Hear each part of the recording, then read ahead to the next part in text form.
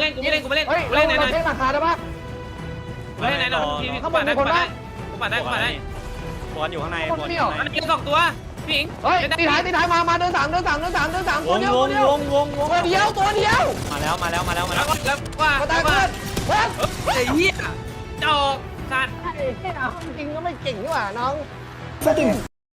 Lepas ni semua. Bonus. Lepas. Bang. Tank reload. Tank habis. mati dapat Last one. ini Masih.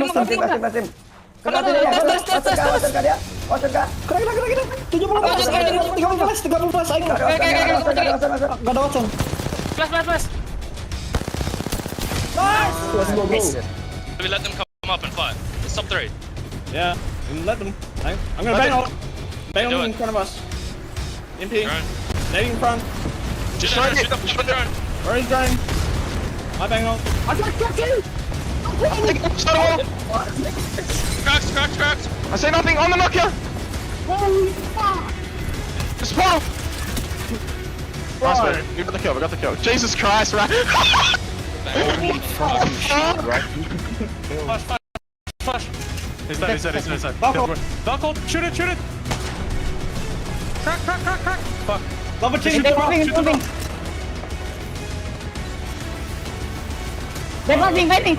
Yeah, one dead. Watson. Just get the kills. Net. Yeah. Flash. They fought. My bang hook. I'm fit. Second No. Good job. Let's go. Let's go. Nice. Swap. Solo. Let me take my one. Let me get 10 kills this game. I'm no ammo. Let me fucking win. Yeah, don't fucking chow me. Let's go. 哎等来一起打三明治来过来一起打三明治过来一起打三明治我推跟你，左边黑墙要下了来给我飞倒三明治我给大跟我丢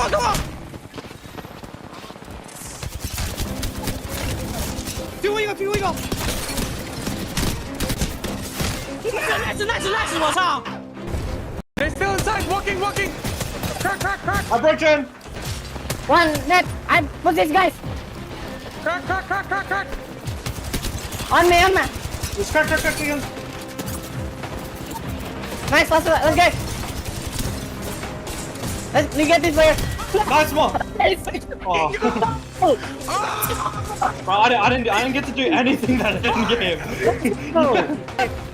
เดี๋ยวครับเป็ดจะจับได้จับเลยกู ตัวนี้ไม่เห็นเพื่อน เลเฟนะกู น้องแม่ ตายโลกแล้ว เฮ้ย หลังรถแจ็คขวา กูขอตัวหนึ่งจักเอฟตัวล่างนี่ น้องหนึ่ง น้องหนึ่งจับ หน้ากูน้องตัวทั้ง ตัว หลังรถแจ็คเล่นหลังกูได้เพื่อนเต่าเล่นหลังกูได้ เหี้ยกูเด็กจัด 他们去爆，打了。我左边贴好吗？我左边贴了，我左边有枪线。他们倒两个。我这边急救了。我脸上攻反击，烟妹好残，这里烟妹好残。这死完了，这里。倒两个，倒3个，倒两个，快！打死打走了兄弟，哎，粉帅，没有。没事，我去他那边，手里右手，打左手，打左手，我给他刀了。我吸到了。烟妹一滴，求你们！走了，这边反斜，我反斜打好多好多头啊！冲！Nice. You don't need to peek it. Don't. I've one cell on the ground. I'm in condo key. I'm morphing. We can play. Use the fucking. They're fighting on the wall. Big for kills. In front. 50 flash from base. What's one dead? Pick the wall. Pick the fucking wall. On the. Crack. I'm pushing. That's fine, mate. Dead. Let's fucking Fucking go. go. Mati Horizon mati. Last team, 3 tim ya. Di atas aja. Angle. Place off. Place lagi balik. Atau tersaing. It's okay, place off. Yo, jangan crack. Hero. Tuh dia. Bos crack. Help. I reload. Knock. I turun. Mati. Nice. Langsung dia in. One. Pakai one. Yes. Let's go. 接到，我看边了，追脚，真了，帮我们了，广告牌上有，左边有个，被我跌了，打倒，闪人头顶，打个链，爆出来，头顶，这，趴了，我能架，你给我倒可以吗？没倒，倒2个了，我觉得可以打了。可以，接打，我打了这个，最后一个，不打。ตรงขวา ไม่ทันก็ตาย1วันสองน็อกเจ็บจอดิโดนงูหลังโลน็อก1กดโดนได้ได้โดนผมโลกขำโลกขำต้องระเบิดมาโรเบิร์ต มันโลกขำเหมือนกันพี่เอายิงกดได้น้ำสวยวันนี้ก่อนวันนี้เฮีย我炸了很多，我往前跳，我求你们！去！准备走，我跟你们，这你面前有个，你面前斜坡，他的头，倒一个，慢慢打，倒2个，牛逼，左边，可以往这贴吗？再跟你，我看不到，倒一个，快打！我操，牛逼！我没干，我操！我2把枪都没子弹了，我操！我可以拿不？เดี๋ยวไอ้ตัวอยู่ข้างมาชุบตัวเดียว1 2 1 คือพวกมันดิก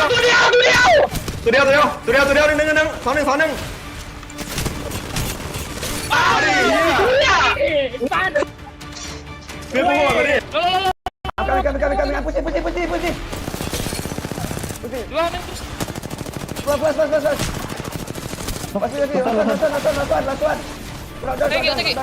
main nonton kit nice Let's fucking go, dude. 准备打。前步，来，跑跑，跟你，慢点，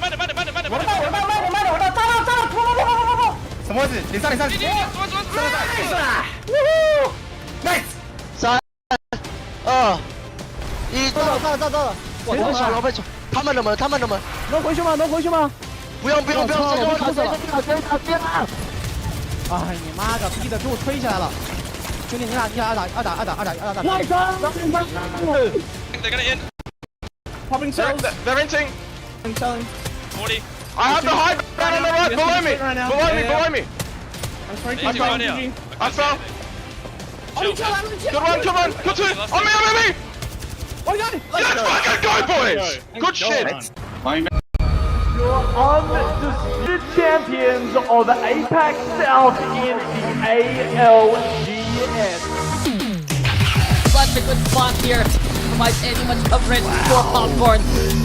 Bradley kicks down and out already. Crystal strike there. Let's go down. 1v1. Oh, what? Oh, Shady finds the target. That's going to be a punishing blow. Tree is covered. Fly high to Senpai. The wraparound is perfect.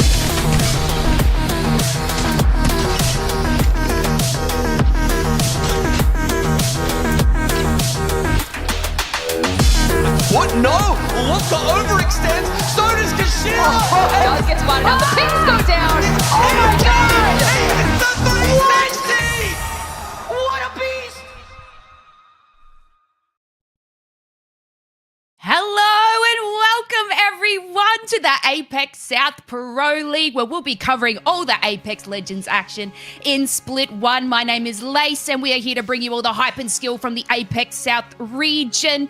And of course, we're the Long Shot production, and it's a blessing to bring you, all the action here on the Play Apex channel once again. Now to introduce the guys who bring the game alive, the world-renowned Apex caster Genome and the ever so exuberant Elfish. Elfish, on a scale of 1 to caffeinated, how fueled are you today heading in today's matches? See, that's a loaded question because I don't actually drink coffee, but I did have a cup of tea this morning, so... I'll drink enough for you. Semi-caffeinated, at least as far as I'm concerned. It's about as 100% caffeinated as I can possibly be. Doesn't get much higher than that for me. So, yeah, 1 cup of tea, that'll do me. That's all good. That's it. I'm a little bit jealous. I know Genome's probably caffeinated like I am too, but you know what? We finally made it, a Genome, 5 weeks of the group stages, and we are now here in the regional finals. Are you excited to find out who will be making LAN? Oh, I'm so excited, Lace. I mean, you know, once upon a time, we didn't get to see this, right? You didn't even get the best 20 teams in the lobby during these splits, and I think it's been a great addition to the split and the schedule in ALGS ever since it was introduced. You know, it's that awesome end to the season where all the best teams get together and you get the highest skilled lobbies that APAC-South has seen. Exactly. You know, just looking at the schedule now, I feel like we've just blinked and we're now in the regional finals. Like, you know, I know the days go long for us playing sometimes 12 matches, but I do, you know, feel like this whole split one has just been, a blink of an eye. So it's been absolutely amazing. But you know what? We're finally here. We finally made it. And you know what? We're going to go and head into the production. But at the end of the day, you know, what are all these teams sort of playing for? But it's, of course, to make it to LAN. That's what we're going to be keeping our eyes on today. But, you know, etched in the back of their minds is some dollar signs. You know, that's on the horizon. It's about $125,000. Not AUD, but USD, spread across the teams. A massive $20,000 going to first place. And even if we look at the, you know, the teams there at 21st and 30th, they'll be walking away with some money as well. So it's an absolute great achievement just for our players to be here. And of course, very exciting as they walk away, you know, with some money too. You know, however, fame and fortune doesn't come easy. The teams will need to dominate, collecting as many points as possible. And here is how the match point scoring will work in the regional finals. So we do still have like traditional ALGS scoring, 12 points for first, etc. But you know, this is where things will change. So make sure you're listening up. Teams who reach 50 points will be eligible for match point. Once a team or, you know, the teams are eligible for match point, all they need to do is win a game to win overall, giving that team a one-way ticket to LAN. Then the top 7 teams with the most series points will join the winners and head through to LAN as well, Genome. Sorry, did you just say that's all? As if I you know, say it's that's as all, if getting to match point and then winning a point in the hardest lobby in the region is that easy? All right, wow, okay. Look, Laces showed up next split apparently to take it all out. That's what I'm hearing here. But yeah, no, it's the most hype format you can have in Apex Legends esports, right? You know, you got to play well to get above that threshold, and then you have to be able to clinch it to take it out. Exactly. You know, our teams have to be on their A game. So, you know, of course, we've got teams that will take out the win as well. You know, and like I said, it's straight through to LAN, but we also have to keep a close eye on the teams that will take the rest of the spots, which, you know, after that, we have about 7 spots. You know, it's tricky as is, but you know what? Like, let's take a look at our scoreboard. Let's have a look at who's playing today, and hopefully we can give a little bit of a further breakdown for you, how match point works. But, you know, having a look at these teams here, you know, we've got, I know it's Legends Gaming up there at the top, Elfish, you know, Boogie Borders in 3rd at the moment. You know, there's going to be a little bit of a tight race. Yeah, there's a few teams that are pretty safe. There's a few teams that are going to have to do a fair chunk of work. And there's also a few teams that basically have to win this lobby if they want to make it through to LAN. In saying that as well, it's also important to mention that there are a couple of teams that are basically locked in. That would be Wonton Dumpling and Legends Gaming based on their regular season performance. It's basically impossible for them to fall outside of the top 8. So congratulations to them. Doesn't necessarily matter how they go today. But of course, you know, there's money involved. There's prize money and stuff like that. So you'd want to be kind of keeping as much on the gas as you possibly can going into this final lobby. You don't necessarily want to rest on your laurels. And you've also got to remember that this will essentially be your best practice going into those international competitions. This is going to be, as Genome said, the best lobby that we get out of this season of APAC-South. So a lot of work to be done, obviously, towards the top end for teams like Wonton Dumpling, for Legends Gaming, thinking forward. But also for teams, as you mentioned, like Boogie Borders, Tom Yum Kung, they're kind of on that cusp. They're definitely teams that we're expecting to make it through. And it just takes, you know, a semi-decent day today to pretty much ensure that is going to be the case. Yeah, exactly right. You know, we've got teams like Boogie Borders all the way down to X and Y in 13th place that really need to make sure that they keep it together to get those series points to stay atop that bracket. But let's head more into it and talking about our teams. So, you know what? Elfish, which team are you hoping to not give the casters curse today going into today's games. Yeah, certainly hoping not. Dreamfire was my pick actually here to talk about going into today's match because, look, I think for me, Dreamfire's always been one of those teams that has been a really strong competitor, and I was a little bit worried about them at the start of this season. I thought things started pretty slow. Their first 2 lobbies were kind of bad, 16th and 15th place respectively, and I was thinking, is this the end of what was a once great team? But as we saw them go through the season, they got better and better. They had a 6th, a 4th, a 7th, then a 1st. And the most important thing to realize out of that is that they have peaked toward the back end, and we're getting some footage of that lobby that they won at the end of last week. It was the final lobby of regular season, and I tell you what, there's no better time to be peaking than basically right now. And I tell you what, they also were able to do really well for themselves in that final lobby, not only just to keep themselves in a position where, you know, they're peaking well, but they also kind of kept their season alive in a way, because the season was looking pretty rough, but they got those 25 points out of the last week, and that shot them right back up into the top 8. Now they're in quite a comfortable position today where they don't necessarily need to, like, for example, win this lobby, which might have been the case had they not performed last week. So they've done enough work last week to make things a little bit easier, but still a lot of work to be done, obviously, going into today, and just ensuring that they at least have a decent day today, that they can keep those scoreboard ticking over and get their spot at LAN. Yeah, exactly right. I know Genome, was having a look at Dreamfire right at the start of this split, and we were a little bit worried for them. So I definitely agree with you there, Elfish. But yeah, they brought it home, which has been absolutely incredible. But you know what? The one team that I want to talk about, I'm going to ride the wave once again into the action, and it's one of our Australian teams, and it's the Boogie Boarders. This team is not new to LAN. They've been on the main stage. They've been in the pressure cooker, so they know that they definitely have what it takes to make it through. And who make up this powerhouse of a team? Well, it's none other than Raki, Fussy, and Panna. I know that this team traditionally plays out of Mirage and Command Center on Storm Point. We've seen an exceptional start to Pro League with the Boogie Boarders.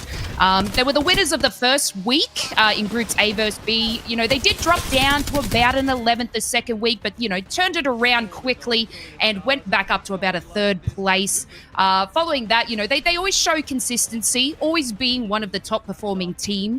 And after, following this team closely over Split 1, they seem to have a bit of a slower start in the first few matches.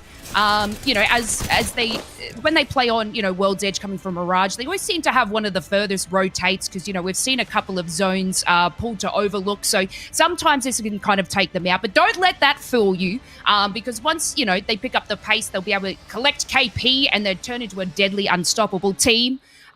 So you know what? I have full faith in them. They're sitting about 3rd place now, so they're definitely contenders for LAN. But Genome, we've had 5 weeks of exhilarating passion from our APAC-South teams. Who do you have your sights set on? I'm going to talk about X and Y today. This team started off the season in shocking fashion, right? I think they were a duo in the first week. I can't remember why, but it meant that they, picked up essentially no points, but then they bounced back with a win the very next week. And since then, it's been a bit middle of the road for them. So they kind of made the job very hard for themselves with that week 1, but I've been really impressed with what we've seen beyond that. And now that we've moved into season 20, X and Y being one of the teams with, in my opinion, one of the better coaches in the region, in Yuri's.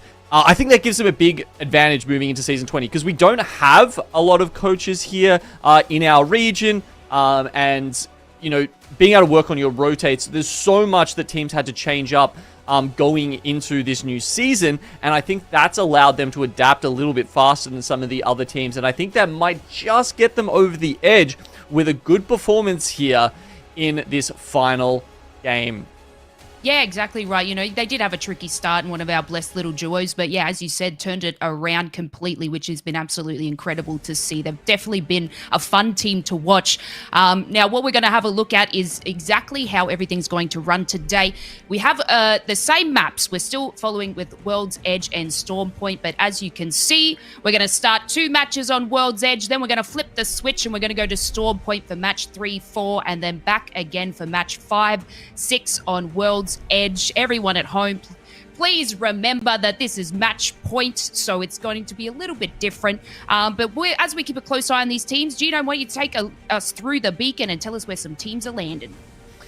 will do. As you can see here, this is, things have changed up, right? So regional finals, it's not those, the groups that these teams had been, playing in for the rest of the split. And so they have to start worrying about where they're landing. Obviously, the stronger teams get to, keep their landing spots, where they're comfortable in. Lightning Unicorn, there's one that's, they're not going to be super comfortable there, having to switch over to Fragment. Team Burger, who played very well from Trials and Skyhook West in some weeks, have actually had to move over to Skyhook East. Had a quick chat to Pricey about it. He said he doesn't think this POI is as bad as it was now that we've taken Armors out of the map pool. So it's a little bit better than it was pre-season 20. Maybe not still the best. Then you got teams like Boogie Borders and Dreamfire playing from Lava Fisher and Countdown. These guys know these POIs so well. They've been landing at them for literally years. Wonton Dumpling, been a powerhouse coming from Thermal Station.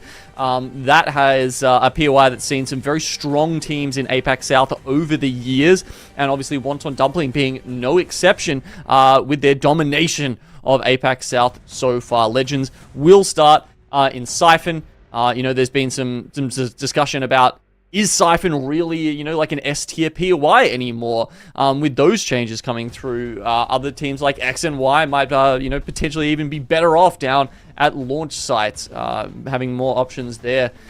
But, that's kind of the beacon of where these teams are going to be landing so far today, at least on World's Edge.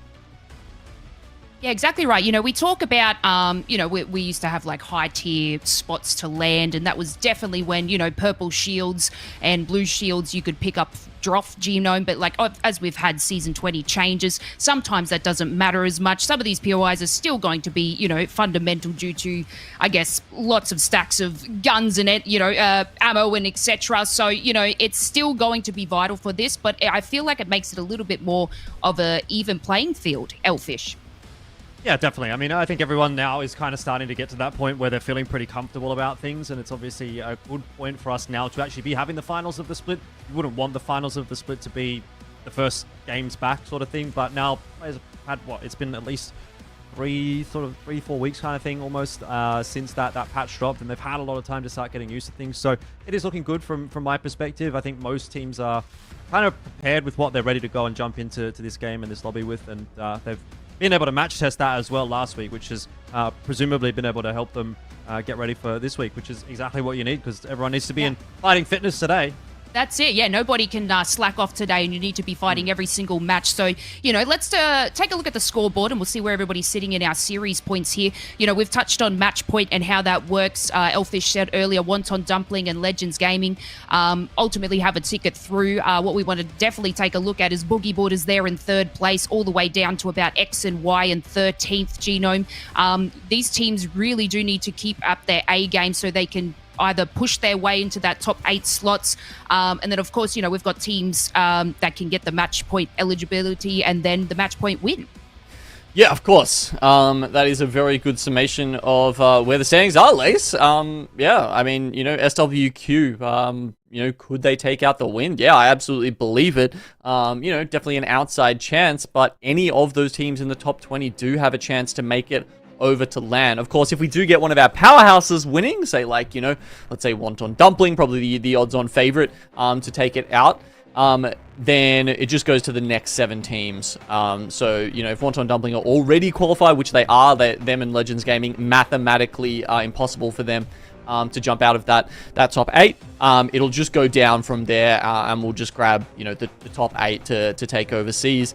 And have that opportunity to, a shot at the best overseas at LAN. Yeah, exactly right. And I do want to ask a quick little question to Elfish and then you, Genome. So, Elfish, any teams here? Obviously, we had a bit of a scouting report today, but any teams you think might take out match point first? You have any sort of, I guess, little insight for us, and maybe how many games they might do it in? I mean, that's the hard thing to really answer, isn't it? Like, that's almost an impossible question, to be quite honest. We love the impossible. Pull a name out the hat. I don't know. Like I said, I've got Dreamfire. I think they're always an explosive team that kind of shows up in the big moments. So I'll kind of keep them as my team to sort of watch. But the thing is going to be, like, first of all, I mean, as far as how long is it going to take, that can range anywhere between 4, realistically. Maybe 4 is about the fastest you're going to get tonight. To anywhere up to, I think 13 is the record that we saw, which was in APAC North back in the day. So there's a huge range. I would say we're probably looking at somewhere around the 7-8 mark as being kind of the average for when that match point will actually be confirmed. But obviously, you know, we'll have to sort of wait and see how things go. Sometimes one team just pops off on a day like today. We saw that back in Split 1 of last year, I think it was, when Moist just won. They got match point in Game 4, and then they won Game 5, and it was like, we're done already. It was the fastest day of Apex Legends I've ever cast. So, you know, I was pretty stoked about it. Thank you very much for that one, Moist. Easy day rate. But look, yeah, it's one of those kind of fluid things when it comes to this kind of a format. It's very hard to call. And really, I think that's the beauty of this format, is that anyone can win on their day, and today could be anyone's day. Yeah, I absolutely love that. Obviously, Gino, you know, we just saw, was the APAC North 4 games, right? So that was something absolutely crazy. You know, do you think X and Y could do this, or what team do you think, you know, might be able to get that match point immediately, and how many games? Look, I think one of the reasons I put X and Y there was because I think they can make it into the top 8. Do I think they'll win the match point today? Oh, yeah, not sure I'd be putting my neck on the line for that one. You know, if I'm making a guess, honestly, I'm probably saying Wonton Dumpling in 6 is what I'd go for. I think Gugu is the best, or I'm not gonna say best, because I think, you know, that starts bringing in conversations about like IGLs and, you know, the other things you can bring to the team. But the most feared, the most damaging, you know, the most dangerous player in APAC-South right now, I would say, is Gugu on the roller from Wonton Dumpling. So, you know, that is the kind of firepower you need to just blast through a final lobby here. And I think Wonton, you know, despite some detractors and people saying, you know, they didn't have the macro to pull through, I've continued to pull ahead of the pack here in APAC-South, and I think they've got a chance to really take it out and cement that first place finish. Yeah, exactly right. You know, we're obviously going to be having a look who's going to sit above that bracket. But yeah, we just can't take out Wonton Dumpling and Legends Gaming. They're sitting at the top there. They're still going to be, you know, huge contenders going into that, you know, so they could still potentially get that eligibility for match point quite quickly. Like you said, Gino, you know, we've seen Wonton Dumpling absolutely steamroll everybody in their path, and winning on top of that. So they're definitely very, you know, I wouldn't say kill hungry. That's what you kind of want to do in Apex Legends, but, you know, they definitely like to pick up KP along the way. So I do have, you know, a large feeling that they might be the ones to get to match point first, shortly, you know, followed by Legends Gaming, obviously our 2 top contenders there. But of course, you know, I just have high hopes for the Boogie Boarders. I did sort of touch on that they do start a little bit slow on World's Edge, but, you know, it's crunch time. They're 3rd place at the moment. They want to stick up against that. If you look at, you know, Tom Young Kun, Team Burger are only 3 points away, so it's very close. But you know what? This is the regional finals. We are here to bring you the hype in the APAC-South. Let's head over to World's Edge for match 1. Oh yes, let's get into it. It is one of how many? We don't know. There could be 14, 15 games tonight. Let's go. That would be an interesting night, that's for sure. And we might be well into the early hours of tomorrow morning. But of course, it is the APAC-South regional final. And we've got 8 spots to give away at LAN. So every team is going to be running and gunning as best as they possibly can coming into this one. And look, one thing that I wanted to highlight there as well, which I don't know that we talked about too much, is just how tight it really is in that middle of the pack. I mean, Dreamfire at 77 points. You go all the way from there in 6th place down to 13th, which is X and Y, and it's only a 5-point gap. So, you know, you look at Dreamfire and you say, well, they're in 6th place. They should be pretty comfortable, pretty okay. But the realistic thing is, like, that gets knocked over in, like, even just one half-decent game from literally any team. And if you have one bad game to start things off, all of a sudden you're outside of that cutoff point. Wow, look at that 100% Bangalore pick rate. There is not a lot of variety in our lobby right now. Teams have been using that regular season split to experiment, and it feels like now that it's the really important time of the season, right? The chips are on the table here. You can't take them back. You know, teams are sticking with the tried and true. That's what we're seeing here. So much blood, bang. Caustic, a sprinkling of Watson, Crypto, and, you know, even one lifeline pick for MDY Black, which I'm very excited about. We certainly saw a lot of that in the EMEA region this morning, and, you know, it's always fun to have on board. It's very interesting to see going week to week how things kind of change up, and what I would say is I feel like just having a quick look at that, it does seem to me that there is a little bit more of a lean towards what would be, I guess, considered the meta composition, the meta trio, which, as you said, that Corsic, Bangalore, and Bloodhound, and a bit of a diversion away from maybe some of those off-meta picks. And whether or not that's because, A, this is a stronger lobby, therefore better teams, therefore teams that realistically probably are following the meta because they consider that to be the best, and it, quote-unquote, is the best.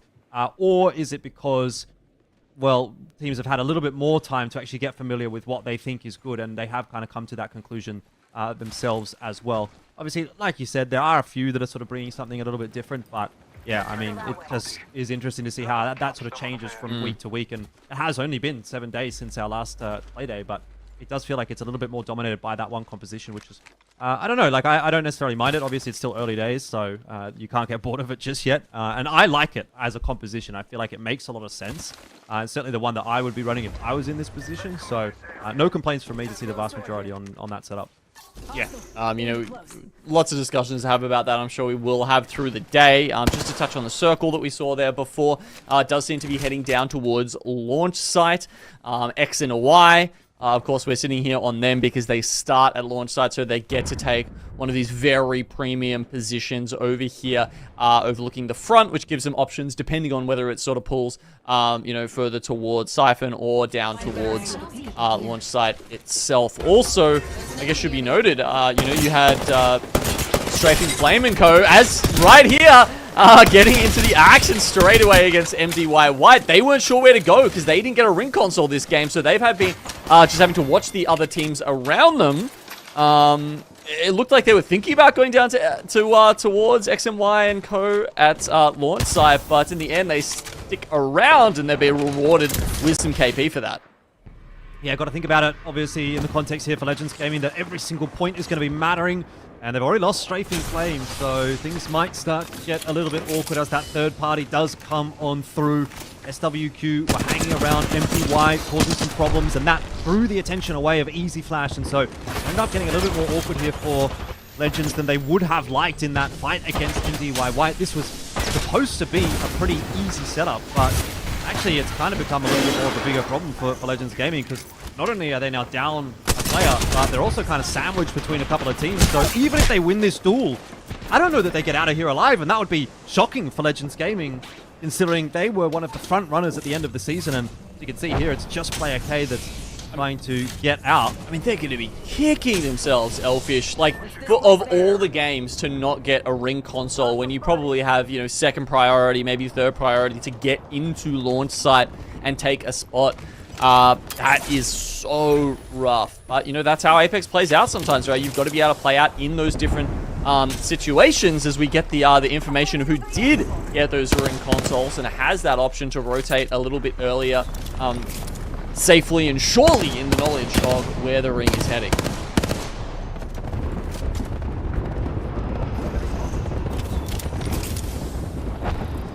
Well, SWQ will be pretty happy with the proceedings because they obviously just able to take up residence in Lava Siphon and grab a couple of pieces of loot out of some of those boxes, get the info off the ring consoles, and continue their way forward relatively unhindered. Keep going gaming. A member there to War Monster Firebird. So it's starting to kick off relatively early. You can kind of get a bit of a sense that maybe this lobby is going to be a little more tightly contested than what we would have expected. A lot of early engagements. And I also think that part of that is just because of the nature of the beast when it comes to this zone. You've got a lot of teams that need to come down, obviously, from the northern side, and there's only so many choke points that they can go through. So kind of bumping shoulders, running into each other. Yeah, unfortunately for Bookie Borders, they are one of those teams that suffered a loss. Yeah, look at this. A lot of teams, you know, taking a casualty on the way in. Just as a little update, Legends Gaming went back to Geyser, where they have actually managed to respawn the teams in. Unfortunately, of course, that's not going to be happening for Boogie Borders as they get taken out completely here. War Monster Firebird and who was that? Wonton Dumpling combining there to finish that one off. Ooh, they've got to worry about this though. Serenity actually coming through the geyser choke. They've noticed this. They can see the smoke there. They know that they're crafting nearby.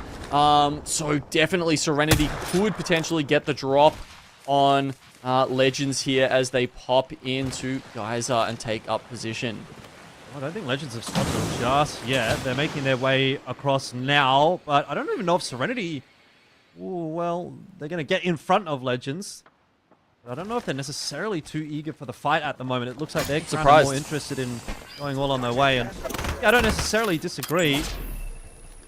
But either way, these teams, I guess they're focusing on the long game, right? It's still pretty early days. You may see that strategic thinking change up as teams start to get a little bit closer to the match point.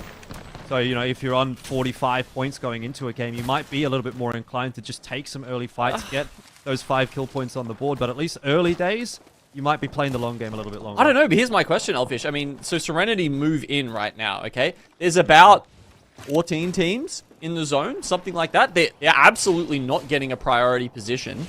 They can stick around and maybe get another scan at Big Maud, and that'll help them make their next decision. But yeah, I find it strange that they had such a good spot to pressure Legends Gaming back into the ring and potentially pick up some KP. There was even an Evo Harvester down there that they could have grabbed. And instead of doing all that, they continue on into a very uncertain future. I don't know. I'm not sure I agree with that decision. Well, either way, we'll get to see whether or not it was going to be worth it for Serenity. If they can, you know, go on to potentially win this game, then I guess who are we to question the method? But obviously, you know, with that, you kind of need some results to actually confirm whether or not it was worth it. Either way, we'll take a departure away from that one and talk about one of my favorite teams, which is Dreamfire. And they've set themselves up sort of halfway into the next ring. They are kind of using that as, I guess, a bit of an information gathering platform, and they'll look to move further forward in just a moment. So they don't have zone really knowledge. Up to a whole lot. Yeah. I think that's one of the big reasons why they're over there. Obviously, they didn't get the ring console down at Countdown, so I think they've kind of hedged their bets to sit up there, thinking, you know, it could potentially pull back there, which it definitely does sometimes. But unfortunately, yeah, they're not able to see that it's definitely going to pull more south of where they are right now. It's a bit of an interesting zone, isn't it? It's not one that we've seen a huge amount this season, but once the Firebird want to get into the thicker things by the looks of it. So the hump was popped. Yeah, it looks like they're shuffling over here. Dreamfire might actually be getting into a fight with Lightning Unicorn, potentially. A lot of these teams sitting around in the buildings this way. You can see they're just trying to take some of the pressure over here, but a lot of ultimates used on the bridge, and Dreamfire have actually been pushed off by that. So Lightning Unicorn shoved them out of position by using all 3 of their ultimates. I think that's fair enough, though, for Dreamfire, right? It's a bit of a push and pull game at this point in time, and they were sitting up there for quite a while, so they would have been doing their scouting. They would have recognized, okay, if we get pushed here, where do we go? What positions are going to be safe? And you could see that they very quickly made that decision. It wasn't any sort of level of hesitation that cost them anything. They just drop off their position, move further forward. They move into the next position, and that's fine. I think that's a good choice from Dreamfire. Lightning Unicorn knew that they had to take a position inside the zone, so it's also okay for them to be dumping their ultimates like that to take positioning. And you know what, Elfish? It might work out for them, because when we look at this next ring position, it continues to pull towards launch site. Dreamfire, I don't know if the balloon sort of south of where their position is safe to take. But if they continue round down that southwest side, they may be able to actually find their way into launch site and get a half-decent spot. KPG, that fight with them and War Monster Firebird did eventually come to fruition there, and they definitely got the better of War Monster Firebird, but they took one casualty. Inberg are fighting pretty hard here. Price is very low indeed, and Sharky, where is Sharky? He's having a bit of a crack at things, and it looks like it might be okay here for Team Burger. Way's been finished off, but the mana will be collected. Getting a little bit chaotic all over the map, actually. Still got 18 teams alive, so lots of moving and shaking to be done, but it doesn't feel like a lot of teams are very healthy at the moment. There's a lot of little small skirmishes going across, and, you know, no big commitments necessarily here and there. But we're listening and ready for Serenity, so we'll see what they're up to and hear how they're going heading into game number 1. Getting her back. Careful no one walks up. We need to play for the fucking, like, down here. Yeah. We can't let anyone play it. They evac. Anyone now? Yeah. Let him evac then. It's your last guy. Yeah. I'm grabbing nades. I can't see him. I'm shooting the last guy. Yep. Hunter on him. He's Dead, really low. Nice. It's fine, he'll die. Bats here. I'm leading quickly. Yeah. We have to be careful no one comes from our right side. That building is a big threat when we play the ditch, okay? Yeah. Careful here. I'm just They're waiting playing here to wide. make sure no one's coming from my building. Oh, good. There was a team that flew down here. People they fighting in the might still be trench over here. there. Okay. Let's slide forward a bit. There's people. Okay, so Bugie and Co there discussing how to make those next rotations. Obviously, there's some nice shots onto the guy on the evac tower here, but all of a sudden, the ground is disappearing underneath their feet. Everyone up the top here in Siphon going to have to move into launch site, and with that next circle having so much of it, essentially in the mountains, there's not a lot of room for these teams.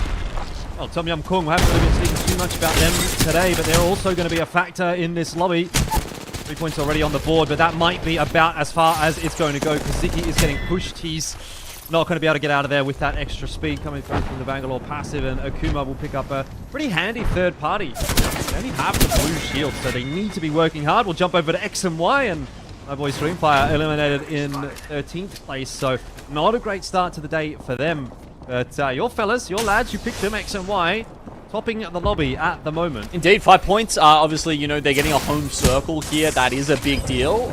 But being able to convert from that is a skill just like anything else in competitive Apex. And X and Y are doing that at the moment. They, you know, when you get one of those circles, because you're probably only going to get one in your entire series, if any, you have to absolutely make that count on the scoreboard. I mean, we saw, you know, we had that famous moment here, this split Elfish, where there was a launch site-ish zone, and on this particular zone close, like we're about to have, the kill feed just lit up, right? There were like 10 teams that died in about 10 seconds, and I think we're about to get one of those situations. Yeah, I mean, there's at least, what, 5, 6 over to the northern side, still just underneath Lava Siphon, and they have got a long way to go. So it should get pretty messy in just a second. I don't know if any of them make it. Well, VK Gaming's kind of the tip of the spear in a sense. They're the first team that's moving. I can see Pricey, Sharky, and Way are flying their way through the air, so they might have a bit of a better chance of at least getting somewhere, but as to whether or not that'll result in much, you can see for yourself, they've just been made mincemeat of. Might have been better off taking the ground route. Aircore Gaming down a member right here, getting harassed by X and Y, who are set up really nicely inside of the command center of launch site, and XD finishing them off with the Mastiff. See 12 points now for X and Y. So look, they get taken out, but hey, at least they picked up a couple of kills on this zone close, which will help them still have a decent game. But they have been usurped by Legends Gaming, who come in and take that spot away from them. Very important. I mean, imagine that they were down to one player, and now they've pretty much got God Spot here with this next circle pull. In terms of how other teams made it out of that situation, there were pretty much only 2 methods that worked. One was an evac around the outside of launch site through the east side. Serenity made that work. They're still safe right now. And then there was the slow walk up as well. So VKG, we saw that do that on one side, and then Lightning Unicorn on the other. This is a tough ask though for Lightning Unicorn, trying to fight an uphill battle in every sense of the word. Metaphorically speaking, it's never going to be easy either. Just trying to sort of jiggle peek that roof and get some information. Sooner or later, they're going to have to push their way in. Serenity don't really have to be moving. They can actually quite happily play the bottom side, and it doesn't seem like anyone's really going to contest them for that. So, can they just keep their heads down for the moment? We might see them in the top few teams. I think that's a fair point in that position. They've got evacs actually, which I think now that they've resupplied, they're actually going to use that to take the high ground. So yep, there we go. They've just moved up onto the bins, as you can see. Lightning Unicorn try and take some space inside. They're actually going to fight Legends Gaming right now, who we said, sure, they were in Godspot, but they have to hold on to it. Well, Gaming, it's a miracle in my mind that they've even gotten to this point, so I'll have to congratulate them on at least salvaging this game. might be able to go one better, as we know Legends generally have been able to do. They've been a very, very strong team this season, so I don't think you can count them out. This is Akuma on the outside. They were the team stopping anyone from rotating through this path. They're struggling to stay alive with Serenity on their outside. As you can see, they're blocking that lane, but they're also shoving VKG in the inside here and pushing them against the gas. So there's a very tenuous position for all of the teams inside this command center. Going to get very messy in a second. One's got their little patch of safety carved out, but eventually as that zone starts to push its way in, that's going to deplete, and outside there with the next ones to go, obviously. Peacock with the 2x Sentinel. I don't know if it's exactly the weapon that you'd want it. Wow. At this point in the fight, you can't doubt it. After the Monsoon show the other week, you just cannot doubt that gun and that sight anymore. He's almost making it meta by himself. Yeah. Certainly some teams picking that up now. And, you know, obviously we haven't had a lot of vision of Wonton Dumpling so far, but they've already picked up 7 points here. And they are in a good spot. It's them and Serenity on the outside with the other 4 teams, saying, hey, you're not, you're locked in there together. Yeah, not the place to be, really. As we said, though, every point matters. How many instances have we cast where we've seen a team go to 49 points? Well, it was maybe even Team Burger. They got to 49, and then they won the next game. And then they got to 50, and they couldn't win a game since that point. So it was, a little painful. So that's where, even one extra placement here or one extra kill would potentially make a massive difference to your fortunes, and potentially can actually be the difference maker between going to land and missing out. So, as I said, every point matters, and it sounds cliche, but it is true, especially so in the match point format. Oh no, it's not coming through. Player K from Legends has found 951 of VK Gaming, and that'll be VK Gaming out of the picture, down to 5 remaining teams. Akuma in the fight right now. That's some good tracking. Not coming back on through. Pulse does go down, but at the end of the day, damage is being done. And Akuma out of the picture as well. Legends felt like mutually assured destruction, really. It was just a bit of a mess. Both teams go down, so final 3 remaining. Lightning Unicorn is the team that does take control of Command Center, and they have time to reset before the zone pushes them out. Yeah, that's so important that, not only have they being left alive as the only squad inside, but as you say, no knocks, no anything. They are all good to go, so now it's actually a pretty fair 3-way fight between Wonton Dumpling, Serenity, and Lightning Unicorn. I mean, we saw Legends Gaming there. They didn't even get the chance to use a lot of their ultimates. We had the Shield Jammers going out there, or should I say stuck, and not being able to be used. Who's in the better position out of these squads? Honestly, very hard to tell. So much caustic gas around. I think I'd like to take the bottom. I think I'd like to take the bottom down there with Wonton Dumpling, because Serenity at the moment fighting up against Lightning Unicorn, and they do win that fight, but they lost a player on their way through, and of course it's Wonton Dumpling to decide, well, now's the time to go, and now is the time to take the victory in the first game of the day, and they do it quite easily as well, it has to be said. A very solid start for Wonton Dumpling today. Incredible! Match 1 done and dusted.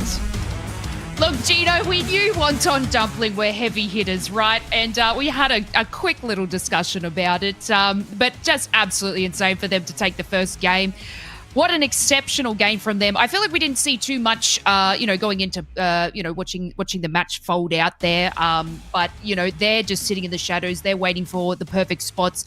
Usually they steamroll and take down, every team in their path with a bit of KP. But I feel like they played this quite intelligently and to get that position. Also, Legends Gaming here, losing player K and Strafing Flame early on in the game, losing, I think it was Easy Flash to try and recover the team. And what a recovery it was. They had a major reset. They claimed a really strong spot there in launch site.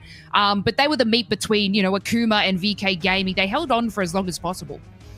Yeah, it was a pretty amazing effort for them to get back into it, as you say. At the start of the game, you wouldn't have expected that they convert into quite a few points, and that's what the top teams do. And I think also, as you said, Wonton Dumpling playing that very intelligently, and that's also something you need to be a top team, and certainly a bow to their string that was probably missing in years past. When, they weren't necessarily competing for land spots. They weren't in that sort of rarefied air, but landing at Thermal Station, it's a shorter walk for them to get over towards launch site where we finish up, and they just sort of, just slowly work their way in from the west. And yeah, oh my god, that final fight didn't even look close, man. Gugu just trained his vault sights on a couple of players, and they were no more. Yeah, the cohesion is exceptional. Like, I feel like every time they take a fight, they win. It's absolutely insane to witness. And, you know, we always touch on that they like to sort of collect kills along the way. But yeah, just the fact that they are now hitting that placement and look at them go there. Again, Wonton Dumpling in the front and the forefront, then Gugu, of course, with the lots of damage. Oh my lordy. I mean, yeah, like, they're a great team. And I think what I was saying before about Gugu is kind of getting proven right here in this stats sheet. He is just looking around. Yeah, like, by far, you know, the player with the most damage here in this entire lobby. Legacy actually picked up more kills than him with 5. But yeah, it's 1,700 damage. Oh, a JR as well. A player I was going to talk about, but, you know, we were sort of pushing through that X and Y scouting report before. He's certainly been amazing for X and Y so far this season, and a breadth of player pool as well. But let's have a look at this this series scoreboard here, Lace. Yeah, so I want to go down to the bottom of the leaderboard there, and a little bit of a difficult start there for the Boogie Boarders, and even Tom Young Kung. They were eliminated quite early on. It was a bit of a tough start for like some of our, you know, top leader teams in the overall series. So, you know, even Team Burger there having it a little bit tough. But you know what? I did say that they start out a little bit slowly, so we'll keep an eye on them. But let's head to the top of the leaderboard. Of course, Wonton Dumpling absolutely smashing that game and securing first place. And like you said, X and Y, what an amazing job they did there. That is exceptional from them. They just... You know, obviously placing in 3rd place there, but collecting that many kills. Obviously, to have that many kills there, they start in launch site. Obviously, we had the zone pull to launch site there. So they were taking names as everyone was rotating in. Yeah, it was really just they had that, you know, like the windows that open out towards the entire field as they push towards you, and clearly getting a lot of last hits there to make that work for them. So even though they do get inted and can't stick it out, still a fantastic game for them. I think the other thing that really interested me about that scoreboard, Lace, was how many teams had 1 and 2 points, right? And that was because we had that situation early on where so many teams were just picking up 1 or 2 kills as other teams were rotating in. There wasn't actually a lot of clean wipes, and, you know, it's hard to say why that is from a macro level. We can only, you know, speculate. Maybe, you know, teams are playing their lives a little bit more because it's regional finals, or, yeah, I don't know, perhaps they're just a little bit scared and not willing to fully commit to the fight, again, because it's regional finals. Yeah, exactly right. You know, I know there was a part where Serenity had the chance to sort of clean up. I think it was the rest of one of the teams there in Lava Siphon. But you know what? Everyone's just taking a little bit slowly, and that is totally fine. We're going to take ourselves a short little break. So we will see you momentarily back for regional finals. 来了，睡一个，兄弟。好，来我这边，来，好，来这进度，好，右边口，等着就行，我们就会去打地，好。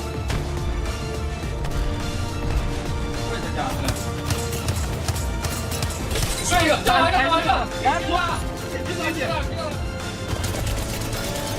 啊，有救啊！继续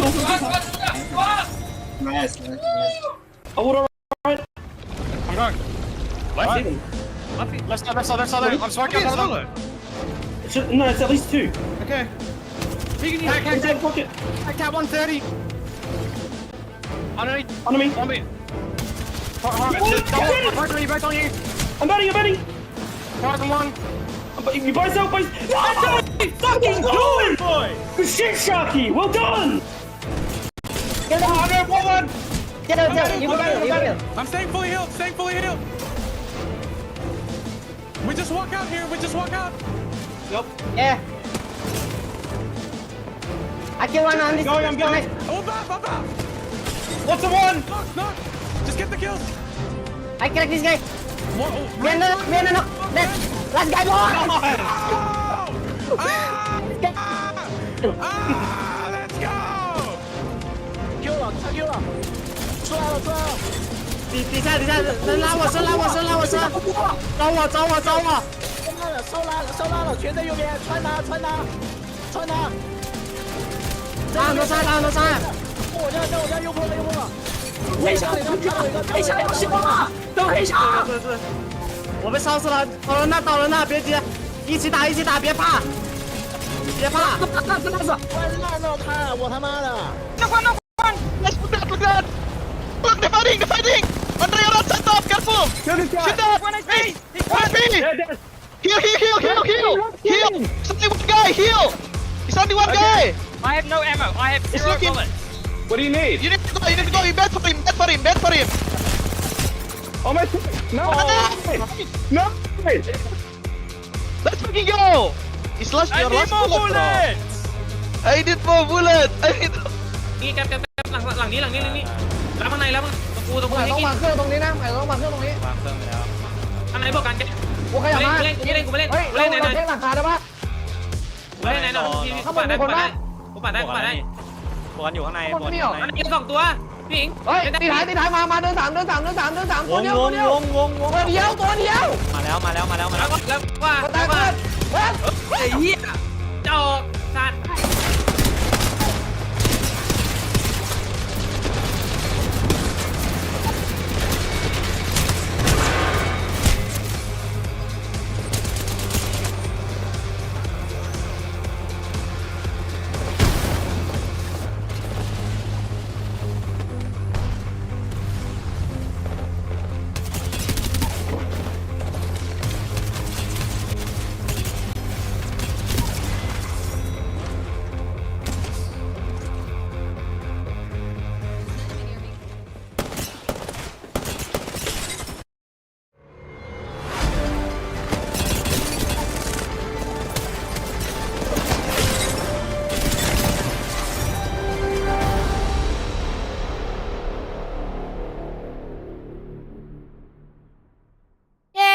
Welcome back, everyone. I hope you're all geared up for a massive day of Apex Legends as we just reached the regional finals here in APAC-South.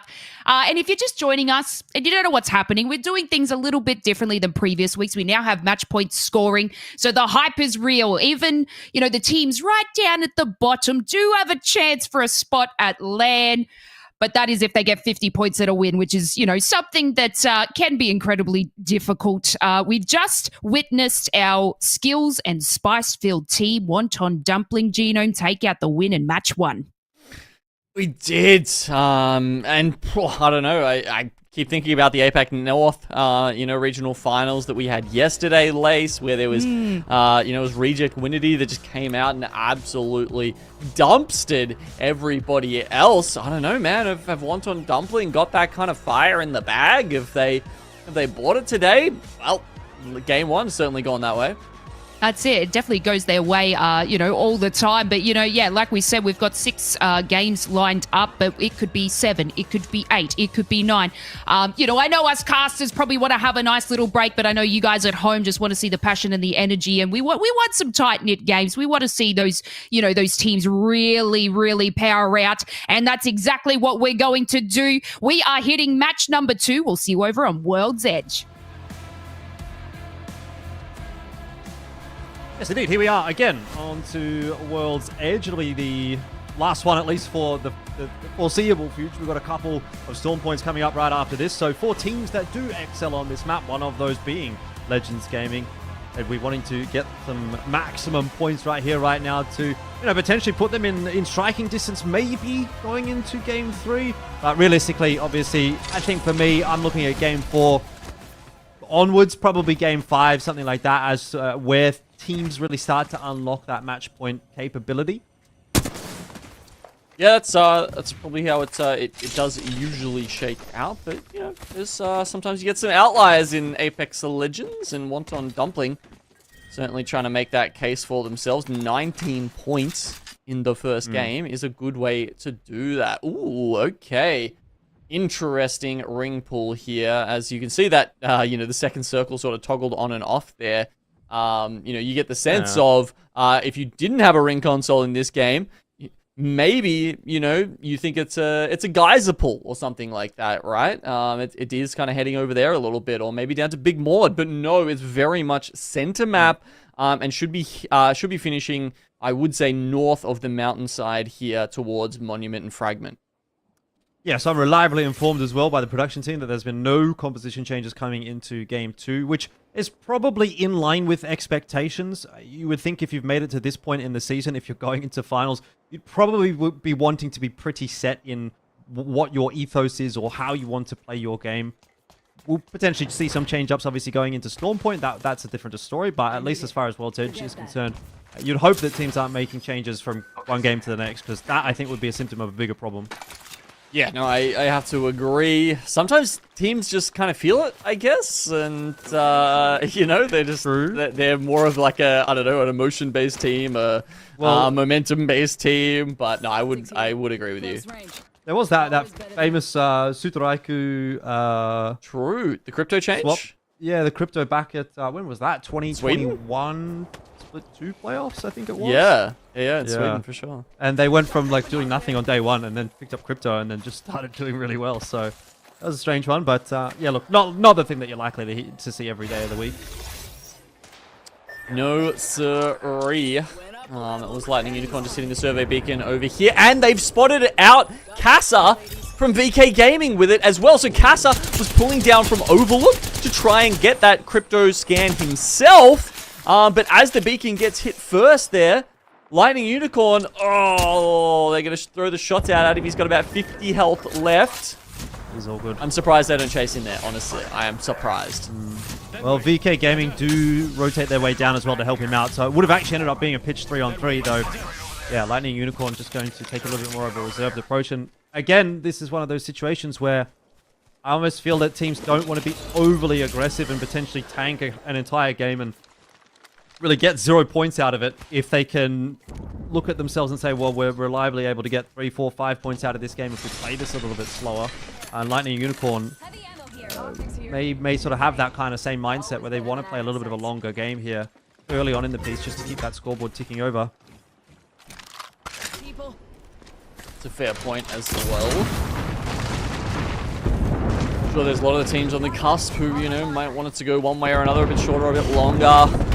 If that means that, you know, the difference between them going to LAN or not, they'd gladly make a deal with the devil for that one. Not Kill Devil, of course. They unfortunately did not make it into our top 20. Let's go this way. Medkit here. Well, Outside had a little bit of a slower start, but we got some points on the board in that first game. Feels as though it is actually just in general a little bit of a slow start to this game. I guess part of that is just because less teams are having to make that early rotate down from the north. There's a much wider portion of the map that's inside of the initial ring, so a lot more room to play. At least in the early stages of this game. I think you see that with central rings sometimes, right? Because if you've got a ring all the way down one end of the map, you tend to be forcing more people through just a few chokes to get to that situation. Whereas if you've got a central ring, the center teams can kind of just sit where they are, and then the teams that are coming from each, you know, end of the map aren't dealing with, you know, as many other teams because they can, at the start at least, rotate just into the fringes of the circle, and then it gets a little more hectic when you're getting around to Zone 3 or Zone 4.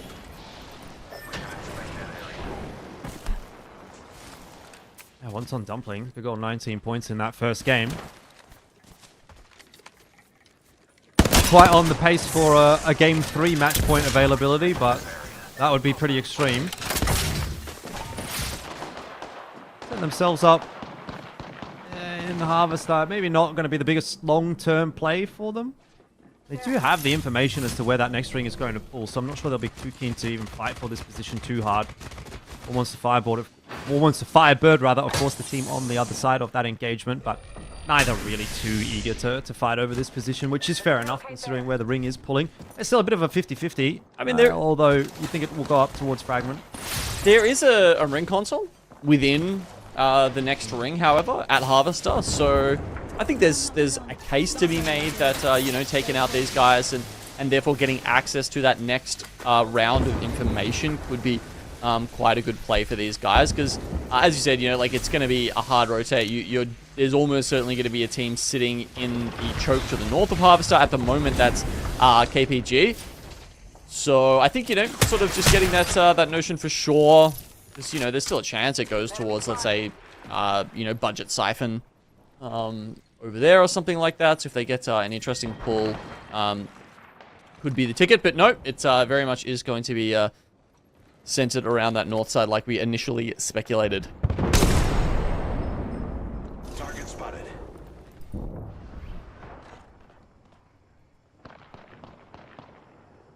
Well, said he wins the race at the moment.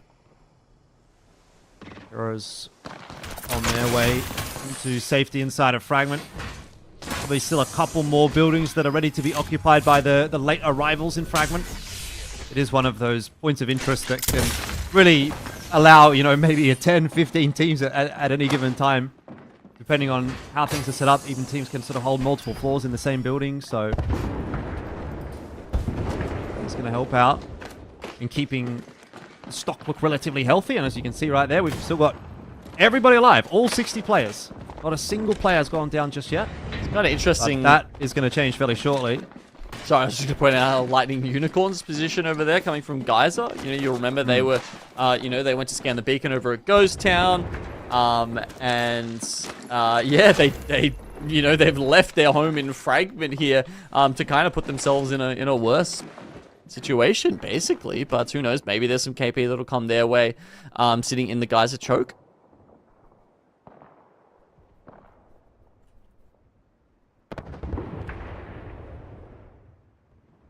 Possible. You have to move on from there, though, at some point. I think it'll be a pretty tough position to move out of. Obviously, there's a lot of open territory in front of them, which a lot of teams are going to be looking at. Oh, that's a good shot onto Pricey. He's very low, but he is at least going to get to the ground safety. And Team Burger, with 3 alive, have made it into Fragment. Hoping to do a little bit of a better job than their first round here of the day, which unfortunately kind of just blew up in their faces as they tried to make that rotation quite late through the air, and it felt like they didn't really leave themselves too many options. So I don't mind that they've gotten in a little bit earlier this time.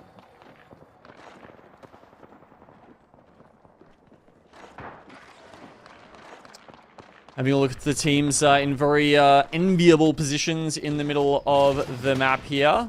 We've got Team Burger, who are, oh, okay, not in the most solid position. Can they stick here for a while? They're forced potentially. But we've got Kong over here at Ghost Town going right at it.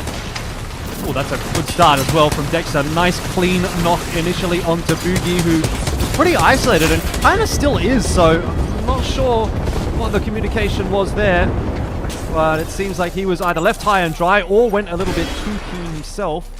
Tom Young Kung more than happy to take that free kill point and actually maybe look for a little bit more. DF also managing to get rid of MDY Black there. Just down to Legacy now for Serenity. Try and move it out.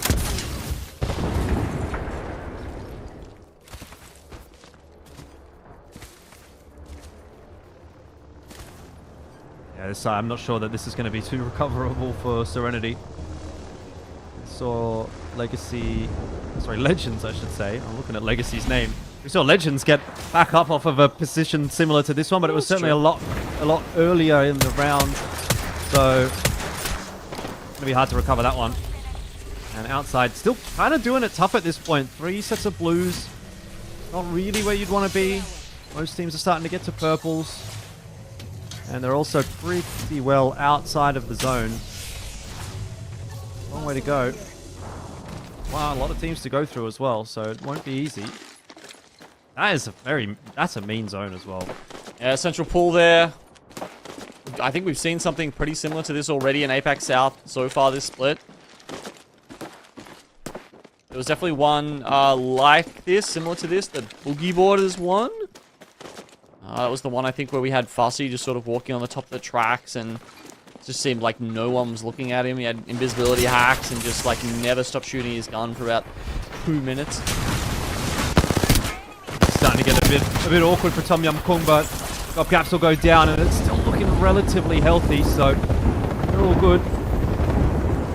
Dexter again on the front foot of it. They're doing a really good job of clearing out their edge of the zone around Ghost Town. There's really not a whole lot going on over there actually anymore for Tom Yum Kung to really be too worried about. I mean, looks like down south here where things get a bit busier. They got 4 kills already, right? So that's a pretty decent start to the game. Legacy did manage to spawn Bugie back in. Didn't get the banner for Jesco, of course. They're not playing, you know, no conduit, no lifeline, so no support class. Therefore, only the 1 banner he's able to get. Now, Wonton Dumpling that we were looking at earlier, they are, looks like, are they trying to take this fight? I think so. They're going around the outside right now of War Monster Firebird. Jackie Chan is trying to get on top of the building, but they're taking shots here from the Sentinel of Tree Cleaner up on the hill. So Wonton Dumpling, for sure they want to take this fight because they're about to move out of zone and be in a really bad spot, but it's kind of hard when you're getting griefed by KPG.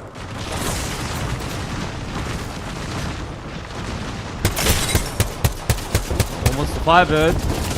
Oh, they're trying to find any possible way to move forward, but there just isn't really a way for them to do that when they've got a team right in front of them. So they're kind of in the damned if you do, damned if you don't type situation. It's like you either have to try to fight and probably die to the zone, or don't try to fight and probably die to the team that you're fighting. So Wonton Dumpling and War Monster Firebird both in an awful position here. I mean, yeah, this is so bad. Wonton Dumpling, oh, they almost make it all back into the zone there, actually. You've got Boring. He's literally just putting his shield up to block nades for Jackie Chan so he can get back on his feet. I don't know if they even want to res at this point, honestly, because the knockdown shield is doing work here, keeping them alive when you've got KPG and Bearclaw Gaming literally just pinging them out, being like, hey, we know there's some spots over here. There you go. Scan goes out. They understand they're doing the res now.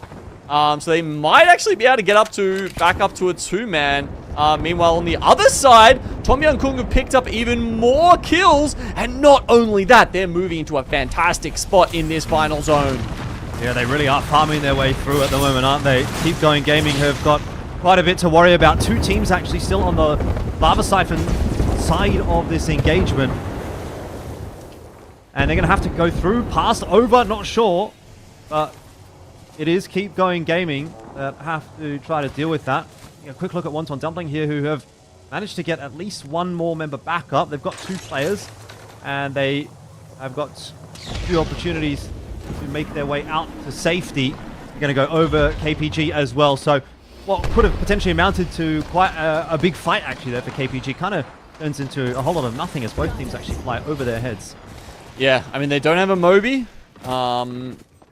They are flying sort of close to a respawn beacon, but the chances of them getting that off, I think, are pretty much nil. So most likely going to have to play out as a duo unless they sort of randomly come across a Moby in a box at some point.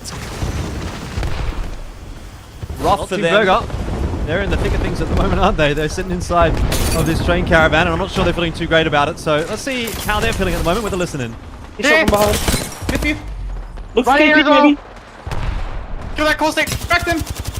Is there 2 teams under? That caustic's 1, literally 1! 1 shot! What's the other one? Wait, what is this? Can we drop one by? Handle! Shoot! Bangs on! The caustic! Go back up! I'm chilling under right now. Yes, it's all you. We're posting ulted. Yeah, heard.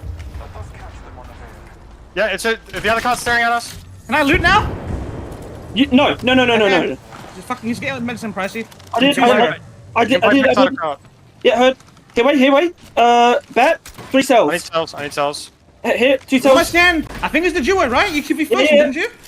Yeah, there's 2 duos in this game. We gotta kill them. We gotta kill them and play for the sledge here. Okay. Yep.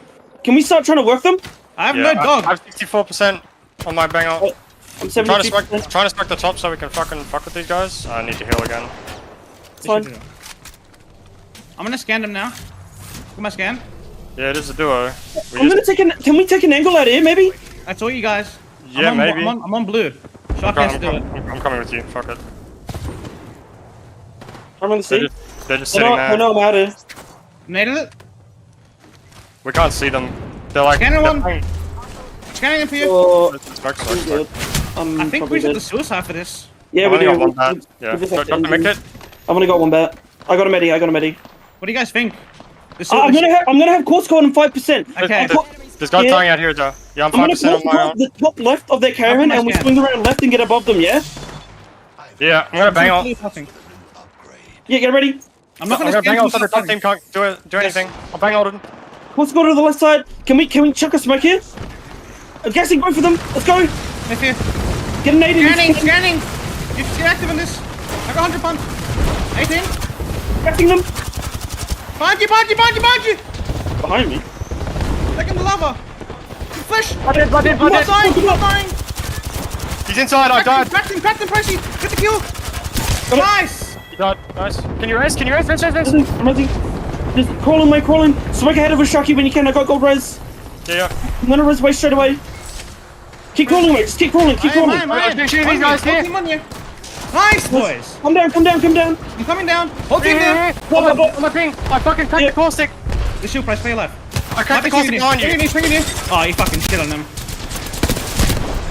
Well, Pricey fighting hard at the moment and keeping his team in the fight. Team Burger somehow are just holding on. Wonton Dumpling has been eliminated. They're inside of the top 3, and I think they actually get a full res here. I don't think anyone's pushing them. No, there's nades coming out, which, could spell trouble. Oh my god, a full kill knocks Pricey Sharky on 1 health after that.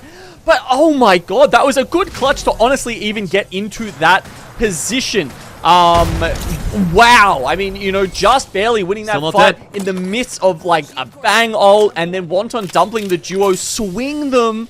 But luckily get caught in the crossfire for Team Burger. So now they survive, but unfortunately, yeah, it's as a duo. Tom Young Kung, they're holding that amazing position that we talked about before on the top of the hill, and then Keep Going Gaming, who are holding the Harvester Choke, our other team in the top 3.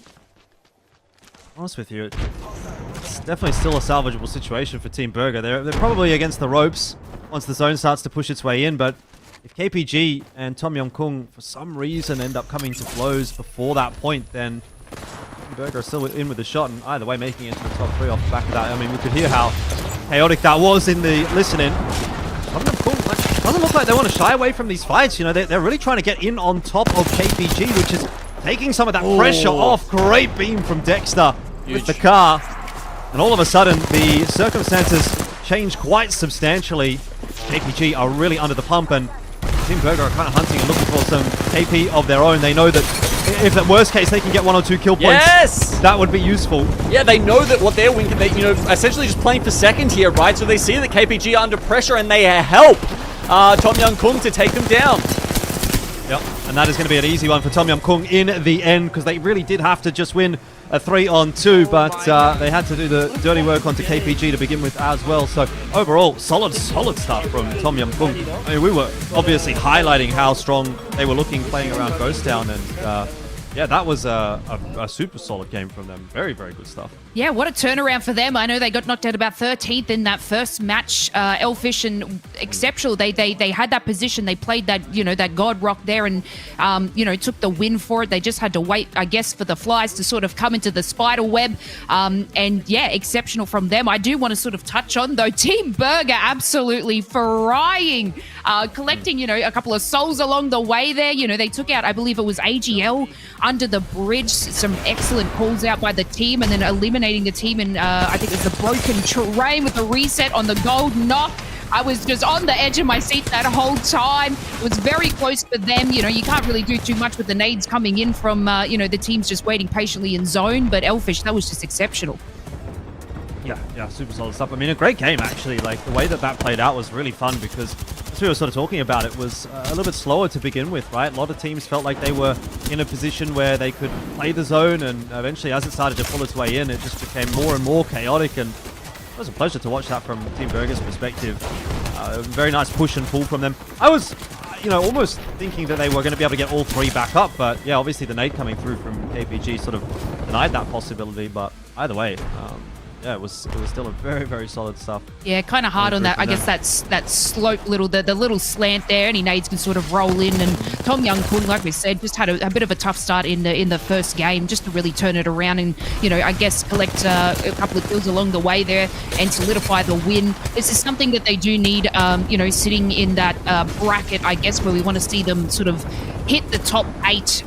You know, no one's really going to take too much over Legends Gaming or Wonton Dumpling at this present time, but teams like Tom Young Kung do really need to perform well, and they did that exactly in that match. And let's take a look. It's 13 kills overall. Elfish, absolutely exceptional from them. Yeah, very, very big game. You got to give them some credit for it. They didn't do it easily, that's for sure. They were fighting their way pretty much around the map and from the middle stages of that, so it was a rough one, but it was a worthwhile one. When you can do that and do it successfully and get 13 kills on your way, then you're more than happy with how things played out there. Obviously, the other big winner out of that round was, of course, Team Burger. Big game from them as well with a 9-kill second place.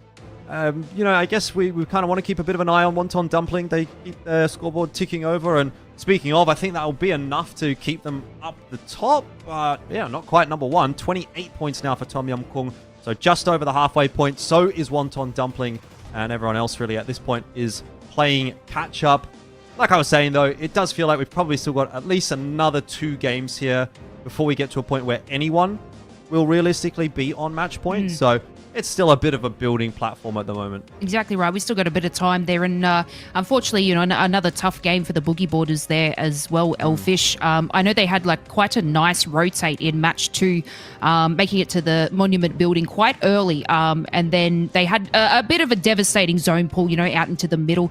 They had to, I believe, cross the likes of Dreamfire, which were just sort of playing out the side there. So unfortunately, I just feel like they couldn't make it just then. But you know what? Hopefully, they can do something when we head over to the Storm Point map.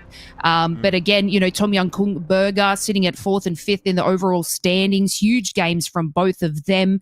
They're definitely here to solidify themselves in those top sorts of spots. Even Dreamfire in that game sort of, I think having about 6 KP overall in 6th place even, are still great contenders. And again, with MDY White too, sitting at 7th, had an exceptional game.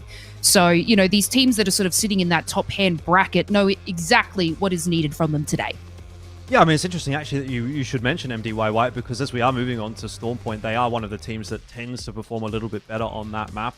As far as the lobby itself is concerned, they're the 3rd highest average placement, or 3rd lowest average placement, depending on which argument, you know, which way you want to say it, but 3rd best average placement. Let's just go with that for that map. So a team that, you know, we haven't really had much to say about so far. They're on World's Edge, but moving into maybe a little bit more of a comfort map, that's where we can see them hopefully accelerate and get back into the discussion.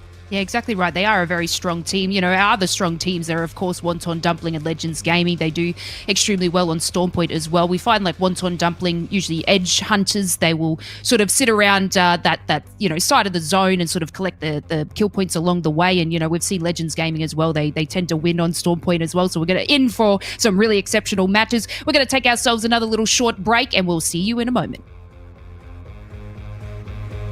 没事，我去他那边，我拖大电，右手，打左手，我给他刀了，我吸到了，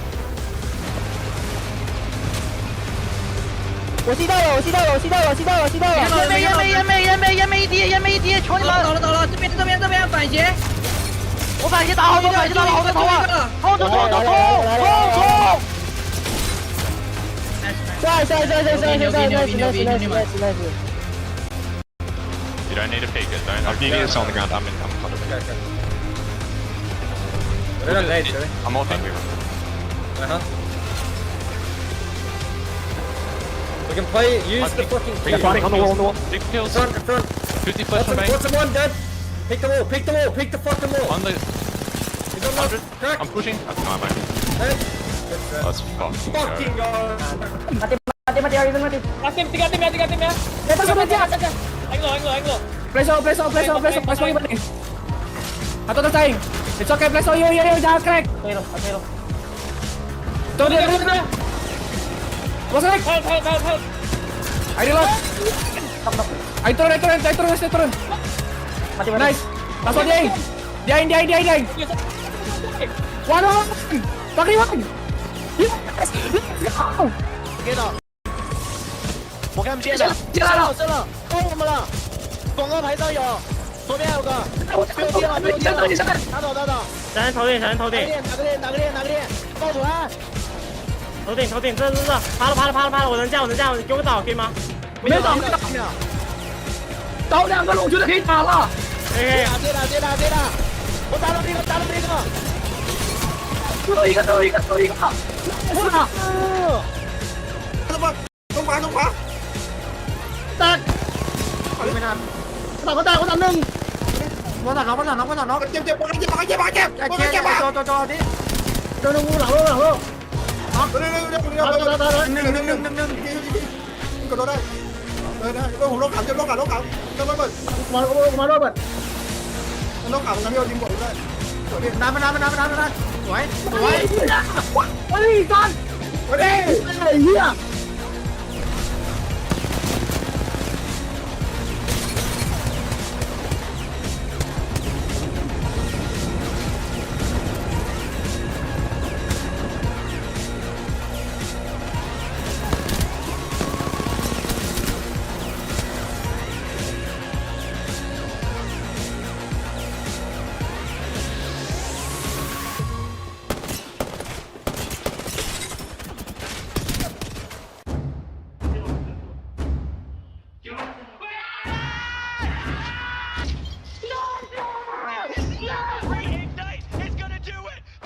Champions! Dark Zero is going to be your champions of the Apex Legends Global Series! Welcome back, everyone. We are here for the regional finals of APAC-South, where a lot is on the line for our 20 teams tonight. Match 2 was taken out by Ziki, Asias and Dexters, but you might know them as Tom Young Kung.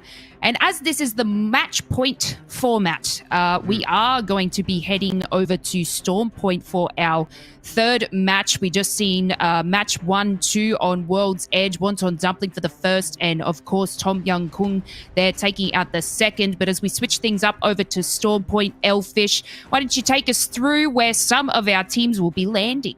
Yeah, big ones, obviously. You know, I'm a big fan of Dreamfire, the Mill. I think a great spot to be dropping still. So they'll be hoping to kind of bounce back. They had a little bit of a slower start when it came to the first map of World's Edge. And hopefully moving on to map 2 will be a little bit of a better one for them. I think the thing to sort of keep an eye on coming into this map of Storm Point is that there is a potential hot drop contest on the cards. And that is going to be Akuma and War Monster Firebird when we do have a look at Checkpoint. You'll see that as Dreamfire at the Mill, like we said. Always going to be a pretty important drop location. Legends Gaming as well, fairly central over towards Sito Station. So these are the teams that are going to be feeling happy and comfortable about going into Storm Point. And in particular, I'd say actually Legends is one of those teams again that, you know, they show an incredible level of consistency. Not only are they the strongest performer, generally speaking, when it comes to World's Edge, but top 2 when it comes to Storm Point. So no real surprise that they will be a big team to watch coming into this map as well. Yeah, they can kind of do it all, can't they? And, you know, we as we sort of swap over to the map, you know, last week we would have seen a couple of, you know, pulls to Devastated Coast. You know, we've seen a couple of down Beast Rings as well, Elfish. I am still very hopeful that there's going to be that zone that pulls in between Zeus Station and Lightning Rod. It's right, they see that tiny little island there, and there's a massive zip going over to Zeus Station's Elfish, and a zone can pull there, and I am hoping so. Whoever sort of gets that little spot on that island generally wins the match. You know, I know the teams are probably not going to want that, but, you know, us at home want to see something as exciting as that, you know, because rotations can matter here. But let's get ourselves into match 3. Take it away. This is Storm Point. This is Storm Point, and it might be one of the only 2 times we get to see it. We'll have to find out. Obviously, we'll just keep going if we don't get to a winner after 6 games, and if after 6 games we are at that point, we'll go back over to Storm Point. But there is a potential for 4 games of World's Edge and then only the 2 of Storm Point. So those Storm Point teams that favor this map a little bit are really going to be looking at this one as a very big point scoring opportunity. And we do indeed get that contest. It is Akuma that are doing well to start things off. War Monster Firebird already losing 1. Yeah, talking about scoring points, they're looking to pick up a couple right here with Akuma, and they've got War Monster Firebird on the run. They will finish off Shark, and Azu is running for it. The remaining 2 members of War Monster Firebird, yeah, they've booked it. They're just looting those buildings down the bottom of Checkpoint, and I think they will be continuing on their merry way. Will Akuma let them? I think so. By the looks of it, they're happy to just loot the rest of checkpoint, get it to themselves. You know, they've got an Evo Harvester that's actually pretty accessible for them, so they're all ready on blues. Oh, 95% Bangalore here for Storm Point. So who's the one? That's the big question, isn't it? We've got one team without, which was not the case on World's Edge. AGL.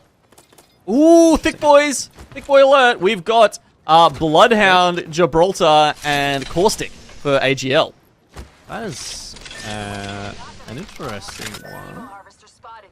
Well, I mean, AGL, they landed down Beast, right? Which means they've got a Trident. As you can see, they're currently in it. They're riding it over the top of the down Beast, Fast and the Furious style, right now. Extra cover. And yeah, I mean, not only do they get the ring, which is obviously a big deal, but I think that is one of the reasons why you picked Gibraltar on Stormpoint, literally just for those bubble rotates. I can't remember who was there. Who was driving the car when we had that mill circle last week? I can't remember who that maybe was. that was AGL, yeah, and they made the rotate like literally into the middle of the mill with the bubble car. That was great. But yeah, so that's one of the reasons why they're picking the Gibraltar. But so yeah, that's amazing. Now they get the spot on top of down Beast, and they can fortify it, right? They've got the bubble to play. I'm going to be keeping my eye on which perks they get, because we haven't seen a lot of Gibbies make it to purple armor and get that level 3 perk choice yet. But yeah, teams already just throwing themselves at the Beast, heading towards that direction. Yeah, I mean, it's a pretty standard down Beast circle, isn't it, right? You see that second zone pull. It really starts to make you think. Strafing Flame. First couple of shots looked really good. Then he started to get peppered back in response, so that didn't help his aim. But either way, Legends in for this one. Easy Flash is having a bit of a look. I don't know whether or not they got the res off. His opponent is really aware of that push, that flank coming through, but Legends, yeah, they recognize their window has closed, and so going to reset. And he's back to full health. Yep, there we go. As you say, the window is closed there. MTY Black will continue making their way towards down Beast. Again, Legends Gaming, not too far from where the zone is, but they don't get a ring console. And yet, they're still sitting towards the top of the leaderboard. They're one of those teams that I think will be happy enough to play the edge and just fight their way in, back themselves in those engagements, because they're generally pretty good at winning them. Don't necessarily need to be crashing for a position in the zone. They're on the move at the moment though, so we'll keep an eye on that. But speaking of, I'm going to rock up nearby Serenity, so Serenity will actually be a little careful about that. Those are the shots that are coming through. That's a great 1-2-3. Legacy is the knock onto War Monster Firebird, but Legends just counting down, and I think it was Bugi that got knocked in that meanwhile. No proper commitment though from Legends Gaming as the Util comes down, the ultimate. Oh! Never mind, don't need it. Bugi finished off, and that's it. That's Legends Gaming. They just 1-2-3'd him. Nice way to do it.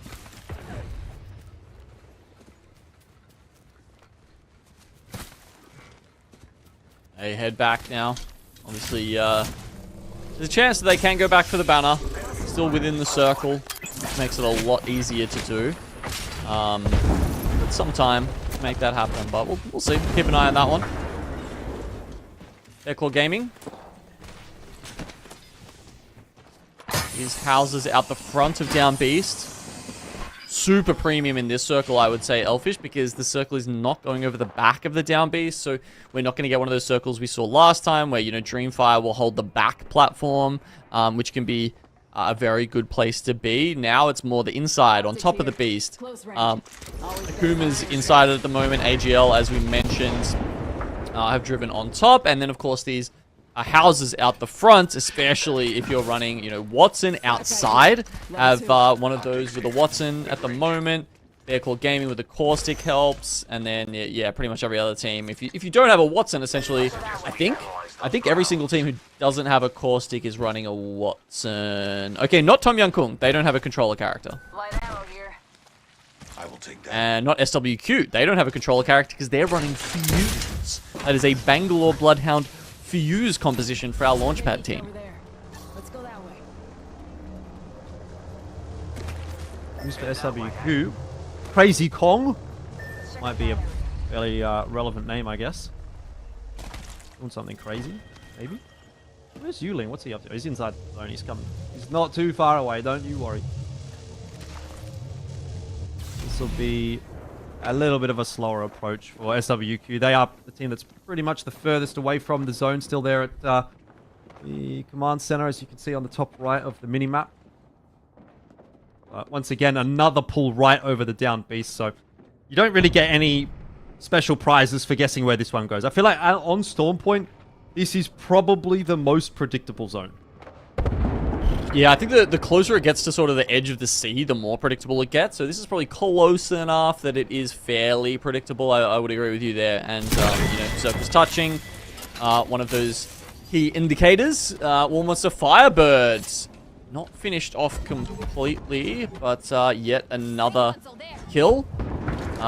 Serenity, by the way, just managed to grab that banner, and they have just respawned down in Barometer. Congrats to them. Welcome back, Bugi. Yeah, they've got a bit of a ways to go now as well, don't they? But hey, I tell you what, it's better to be there with 3 than maybe already knocked out. Plenty of looting to be done on the way through as well. Should set them up nicely for what will ultimately have to be an edge-based style this game.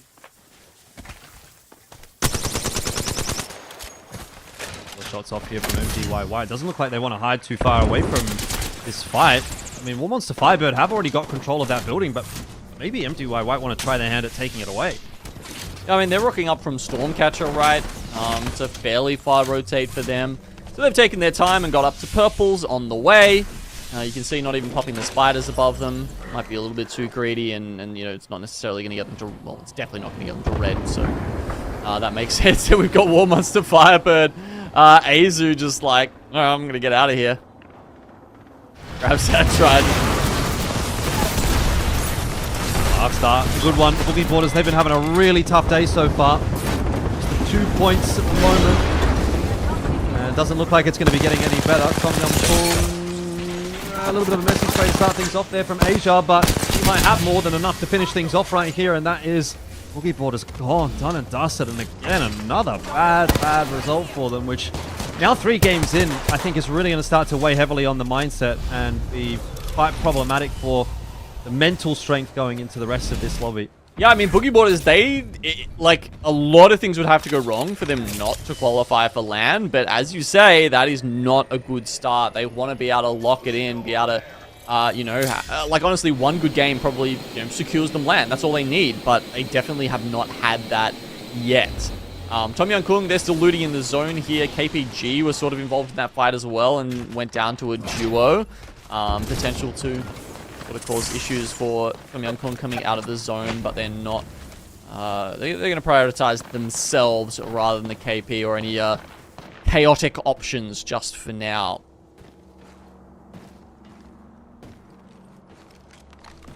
Well, SWQ certainly made a rotate, didn't they? They were the team that we were talking about at Command Center that was the furthest away from the zone. They've gotten all the way into the trenches, just over from down Beast. Not doing too bad for themselves. Outside of the zone, having to move in right on top of SWQ in a moment. I'm not gonna lie, they took their time. That was actually quite a long looting session there from Tong Yang Kung, and now they're walking in on zone close, taking zone damage, and it's going to be really tough for them to get past SWQ, who have just scanned them and worked out there. You know, meanwhile, you've got Pricey and Co, who don't exactly know where this ring is going, but they've taken control of Checkpoint. But yeah, here's that fight coming out from SWQ, and frankly, this was just a little bit of greed coming out from Tong Yang Kung that I think is going to see the end of them. Yeah, SWQ, I mean, they've lost one player, but it's looking okay for them at the moment. Donut's just not shying away from the fight at all, and that kind of tells you that their confidence was there, that the fight was going to be won, and indeed it was. Tom Yum Kung, pretty swift exit after a stellar last game. Don't really manage to add too much to the total. That was kind of a me effort, I'm not gonna lie. Like, that's I am such a loot goblin that I will absolutely stay in zone to grab like every single attachment that's there, but you cannot afford to do that in a lobby like this. Different when you're playing in your plat pubs, isn't it, mate? Oh, shots fired. Yeah, alright, well, heroes happy enough with that result. They don't continue to chase.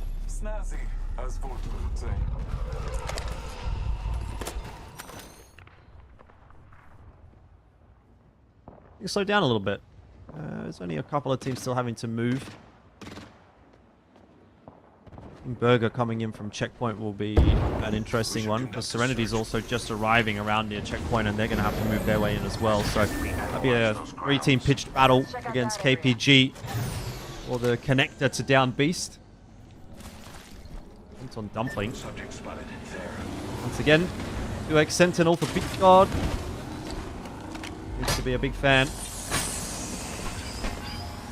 And I guess on a map like this, and especially with a zone like this, it's a great choice. Really, a lot of long-range angles. So, oh man, 4 evacs? Is it someone's birthday? That's a lot of balloons. Oh, one's on Dumpling. They lost all their shields, and they might lose all their players in a second as well. Though Pete God's at least been able to get that battle off and can pop a Beast of the Hunt to try to fight for survival. Not really much of a push coming in just yet. To regroup a little bit with Jackie Chan. Not going to be an option now though. Is the last man standing. Wonton Dumpling. This does look like it might be their first game where they miss out tonight. No doubt about it. MTY around the corner. There goes Pete God. That was too easy. Gugu's good. He's not that good. MTY White. They finish off their fight down the bottom. You got XNY pulling up on them though. I'm sure YC will be coming in with the scam pretty soon. And then JR, the man we were talking about before, very dangerous. He's on the bang. He's got the lock here. That's the last one gone. JR can't even make it there in time. XD is gonna finish it with the Mastiff.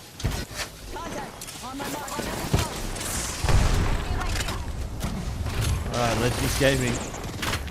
Currently sitting on 14 points. Generally a pretty good Storm Point team. They're being made to work for this game right now by Team Burger, who are essentially gatekeeping them. It is definitely Team Burger that are on the front foot here. They have the positional advantage, and Legends Gaming have to fight their way into Team Burger, though it has to be said, they're doing pretty well about it. Legends Gaming, I think they might win this fight, although the initial knock is going to go back in the opposite direction. They held health advantage for a moment, but now they have the player disadvantage, and Team Burger push them back. And this is such a crazy fight here. You got 3 teams in the middle of all of this. Serenity are a duo. Team Burger have safely navigated it though, and now with the 3 left up and 20 seconds left, they should be able to finish off Serenity, unless Boogie goes crazy with this wingman, but he can only get one down in the end. 4 or 5 death boxes in one spot, so a bit of a dangerous area of the map to be in, unless your name is Team Burger, because there is actually no one else that is headed in their direction. SWQ have heard those shots. They will be aware that there'll be a team coming in from checkpoint, but they didn't want to go and do any exploring of their own. Issue is going to be now for Team Burger that zone is pushing at their back as they move, so this will be potentially quite an ill-fated rotate. Pricey needs to hit a shot with this Kraber to open things up for them, and he misses the first one, so it starts to get a bit awkward. SWQ causing some real problems on this way in, but that smoke was a good one from Team Burger and allows a little bit more progression. They're going to have to leave Sharky for dead, and I'm not even sure that the rest are going to make their way through. SWQ had such an advantage. Now Yuling going low. It's not going to matter. It's Team Burger out of the picture. They had their time in the sun, but it didn't last for very long. As soon as they left checkpoint, they were done. No, I mean, Wei, he had time to pop a medkit when they were resetting there, and he just didn't do it early enough. Had to walk out of the zone with 10 health and gave himself no options. That's crazy that we've seen 2 such, you know, easily fixable loot issues cause some of these big teams and very, you know, amazing teams in APAC-South problems here in this game.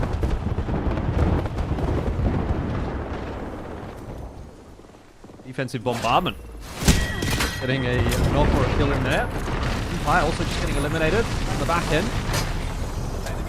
Uma feeling pretty healthy in their position. But X and Y have some fighting to do to get off of this beach. It's never a fun place to be trying to work from. Oh. Actually not with all those Bangalore ultimates tossed around the place, but the Rolling Thunder not going to cause too many problems beyond just wasting a little bit of time, popping a couple more bats. push out, though, from Lahim of Heroes is a big problem indeed. And JR, you could see, just got stuck, or it was YC, or maybe JR. Either way, one of the two. They both got stuck in a huge crossfire. Nothing to be done. I think that was the easy cleanup. It might have been the second Bangalore ult that really came to just put the nail in the coffin there for XNY, and XD's managed to get out. He's got a Kraber, so he's trying to scare people away from that and show some presence here, but obviously, you know, as the only one left in the squad and with a couple of seconds left to make his next move, it's not looking good now for XNY. You know, we touched on Akuma before. They managed to take out Dreamfire. Dreamfire essentially in Godspot in one of those, or, you know, at least in one of the buildings, I should say. Maybe not Godspot, but like obviously a very strong position in this next zone. Akuma able to take that away from them. That is a big deal and a big win for them. Overs haven't exactly been popping off so far today. Yet to come. Rudine on the floor. Could be reasonable for Bedfloor Gaming.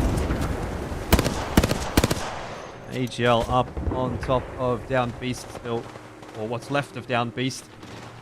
Trying to put some harassment onto Bible of KPG, but they themselves need to be a little bit careful of Akuma, who one might argue are in one of the best positions in the zone right now. Heroes are looking solid. Either 8, long range, distance, works well, love it. Heroes are pretty healthy as well, so quite a few solid looking teams going into this final zone. 5 remaining.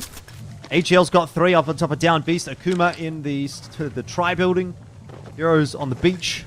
And MDY Black in the other building are the 3 teams that are fully, 4 teams I should say, that are fully healthy. And then you've got Bear Claw Gaming down to just a duo. Come on, XX, don't do this to me. Our Gibraltar is still on blue armor. He's 381 Evo off the next. They don't have a lot of ammo. So I guess that's why they haven't been doing that much poking. As you can see, there's just a couple of clips in, you know, barely any attachments. They've literally just sat up the top of Down Beast for pretty much the entire game. And now they have to make a move. They'll take an isolated fight here with the bubble. Oh, heck. I mean, he's been able to set that crossfire angle up quite nicely. So AGL, they walk straight into it. Bear Claw Gaming, they're not going to go down without a fight. AGL, have they gotten and bit off a little more than they can chew? It certainly seems to be that way. Last man standing, won't salvage it. And Bear Claw Gaming win the 2-on-3. That was expert positioning from Heck. Just sat himself on the other side. And a huge crossfire for Bear Claw Gaming that just tore AGL to shreds. I mean, it was very good nades as well. As soon as they walked out of that bubble, essentially they got hit with a barrage of nades, well-timed nades there from BCG, obviously waiting for that push. But damn, man, my quest for Gibraltar stats continues, apparently. Yep. Maybe you're the problem. Either way, Bear Claw Gaming, they have got problems right now because it is just Heck who's alive. So, look, I mean, you got to be happy with what you've been able to achieve there. They've gotten themselves a little more placement points. They've got some more kill points. They're going for the res behind that smoke. And yeah, he gets it. They've got it. So, maybe there's still another chapter yet untold here for Bear Claw Gaming. The unlikely heroes of match 3 of the night. Yeah, actually, heroes.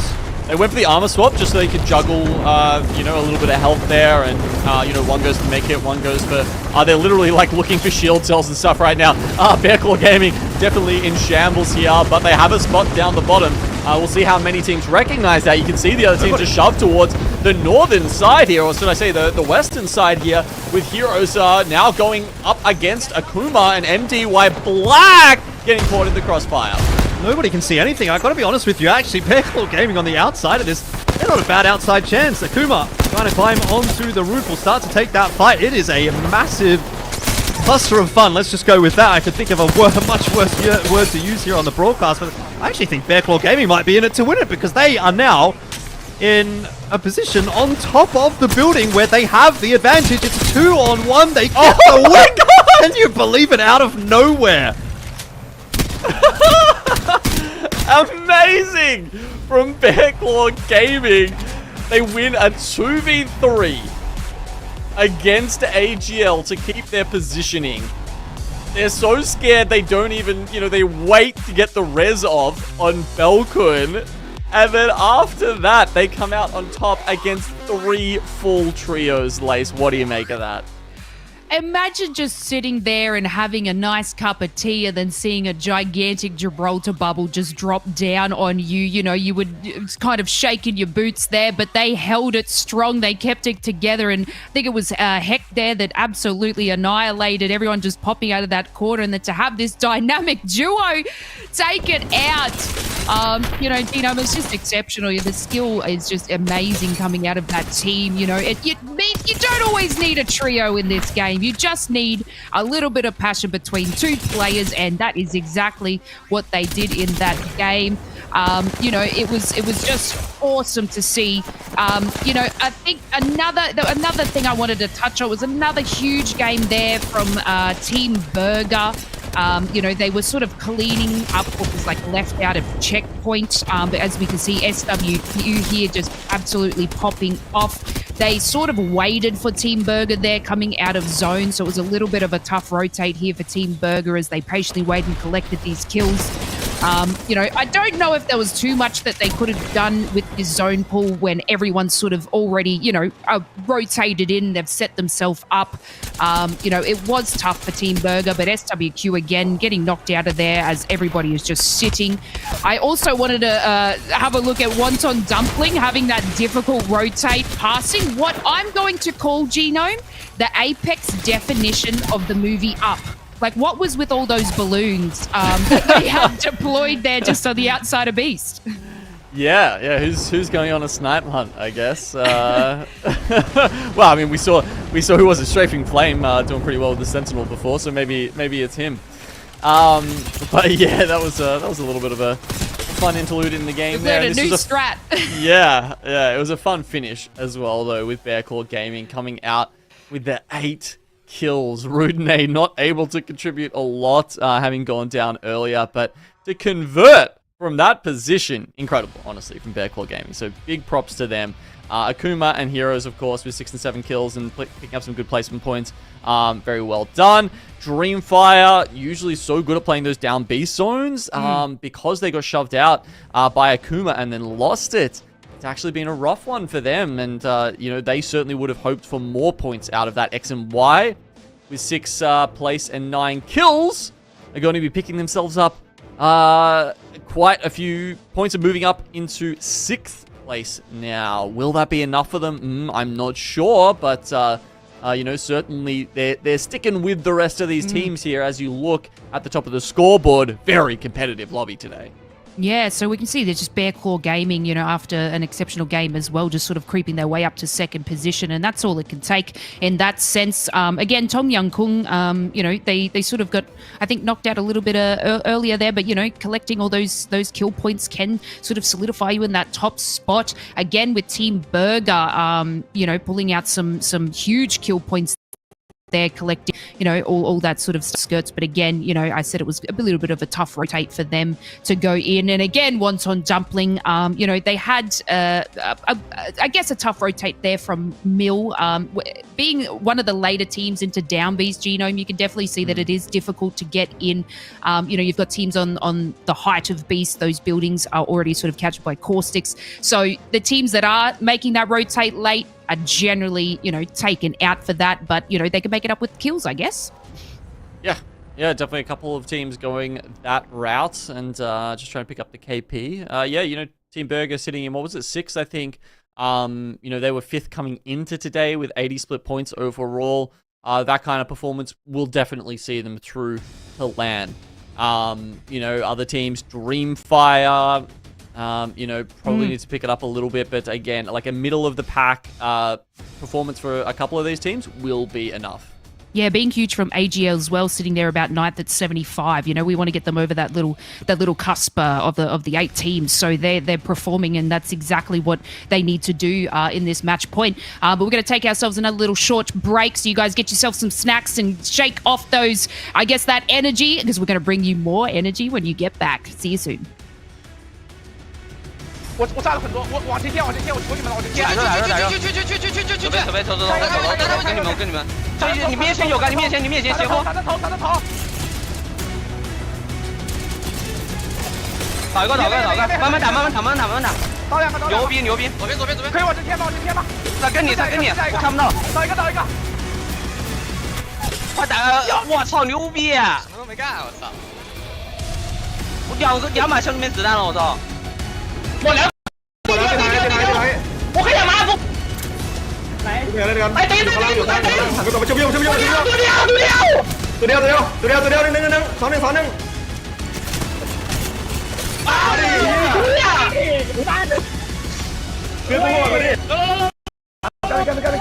過嗰啲，Putih.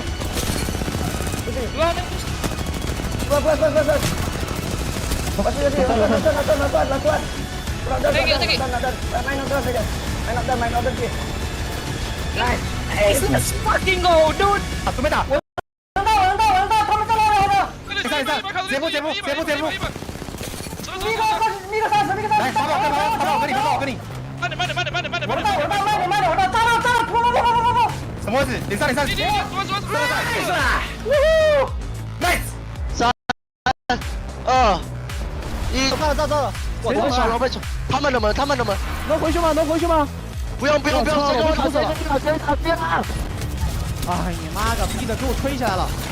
兄弟，你俩二打。They're gonna in. Popping cells. They're inting.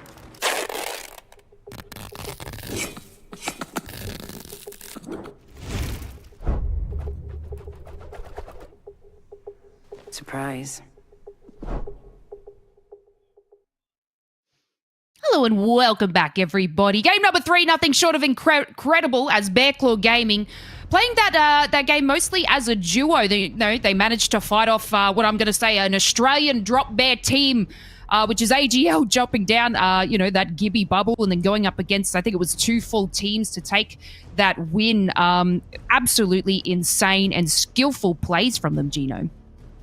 That was crazy. They managed to fight so well there. I mean, I guess the Gibby bubble almost provided a little bit of a, an easier way to get your nades in, because obviously the nades stop at the edge of the bubble. So as soon as they walked out, I think, they just walked straight into this barrage, and that really started the fight off for them. So yeah, look, good one there for Bear Claw Gaming. You don't often see that a duo winning when there's multiple trios alive and ready to go. Exactly right. They're sitting about 16th on the overall leaderboard as well, at 61 points. So if they could do that as a duo, imagine if they, keep this up as a trio. They could potentially even have that chance to sort of jump up that bracket. But, only time will tell in that sense. Obviously, we've got about 7 places to fill here. Wonton Dumpling, Legends Gaming, have kind of solidified the spots. They're still going to perform the way we know they can. They're huge, heavy-hitting teams. We have Tom Young Kung sitting quite high on today's leaderboard. They're sitting about 4th in the overall standings. These teams are they're about 3 points difference if we have a look at the overall standings, Genome. So it's so close that it could potentially shuffle quite a bit on this leaderboard. Yeah, definitely the middle of the leaderboard is quite close. Where you're sitting down with Bear Claw Gaming with 61 points, it is almost impossible for them to win with anything but first, right? They'd have to have, MDY, White, Serenity, Dreamfire, Team Burger, all of these teams would basically have to get, 20th, 19th, 18th in the lobby to sort of make that happen, right? That's when we say, mathematically possible, but realistically probably not going to happen unless they can grab a couple more of those dubs and win the match point day all up. And someone who is, certainly looking okay for that, but as you can see has been on a downward slide since that first game, is Wonton Dumpling. Yeah, exactly right. Now, I guess we'll touch on match point as well. So if you're just joining us halfway here, we have match point format, which is first team to 50 points, and then claiming a win after that can take a one-way ticket to LAN. So even though, we have our brackets here, it's still going to be, anybody can take that. obviously we're seeing some heavy hitting teams, not overly shining, but it still is doable. It is still claimable for these teams in match point. This means we might not even know how many games we're going to play today. We haven't got anyone in match point yet. Obviously, that was just game number 3, Genome. Yeah. We're sort of it's a little. I wouldn't say it's a equal, but it is going. I feel like it's going to be a long one. Yeah, it's definitely shaping up to be that. As you say, no one's there at match point yet, which means we need at least another 2 games to finish this one off. Yeah, exactly right. We've seen APAC North do it in 4 games, but that's fine. We're going to take ourselves into match number 4. This is the next game on Storm Point. Let's take it away. Yeah, still a bit of ways to go. It still feels like early days. Have to wait and see how things shape up in this game. Look, it is possible. It is possible that someone gets there off of this game, but it would have to be a pretty damn big game. So, I guess hold our thoughts back for the moment. Again, things to touch on at the start of this is going to be that contest over checkpoint. I can already see that is occurring. War Monster Firebird and Akuma both keen to take that fight to one another again. I think maybe a bit of a difference this time. We got War Monster Firebird. All 3 of them is are sitting in the one building, whereas we've got Akuma. They've split to get a bunch of the bins, maybe to give themselves, more loot, maybe a higher chance at a weapon and some options over there. But now they'll start collapsing on War Monster Firebird, who is sitting in the building, and they do get the first knock. Oh, Akuma receive one back. It's Killerpulse down. Yukoi quite low as well, but Crusader with this Peacekeeper is looking pretty threatening. He's trying to be patient with his shots, knows that everything really matters at this point, and that's a good one. War Monster Firebird will go down again. So Akuma, twice in a row, essentially win the contest over checkpoint. Yep, that's 2 from 2. I mean, sure, they only got the 1 kill the first time, but if the other team gets completely routed, running out of it, yeah, I think you have to count that one for them, right? So 2-0. Of course, both teams will be happy that they'll head back to World's Edge next, where they have safety in their drop spots and where no one is currently contesting. I mean, you do see that less, right? When you play regional finals, teams are a little more wary of going for the contest because there's so much at stake, and it can be quite risky to take those early fights. Burger have been quietly plugging away. 25 points on the board so far today, so not doing too badly.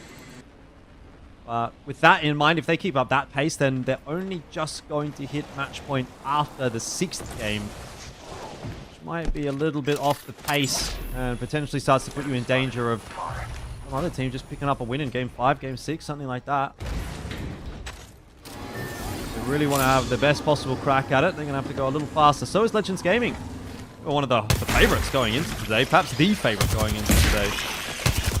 But despite one pretty good game, it's it's been relatively slow going actually.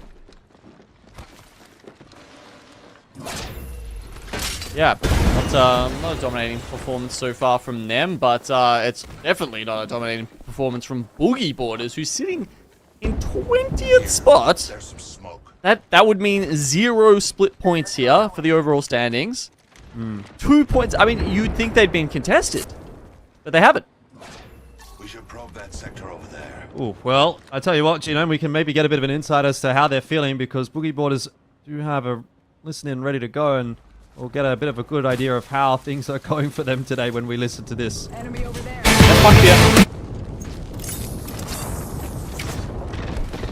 Nice. One more here. 3 team flash, moving forward. That's this guy. That's the guy. Look back. Gotta look back. They're on the roof. Yeah, I'm looking back. I need energy when we're done. Powering away. I'm gonna try loot it. Going for loot. Kid cannon, maybe? What the fuck was that?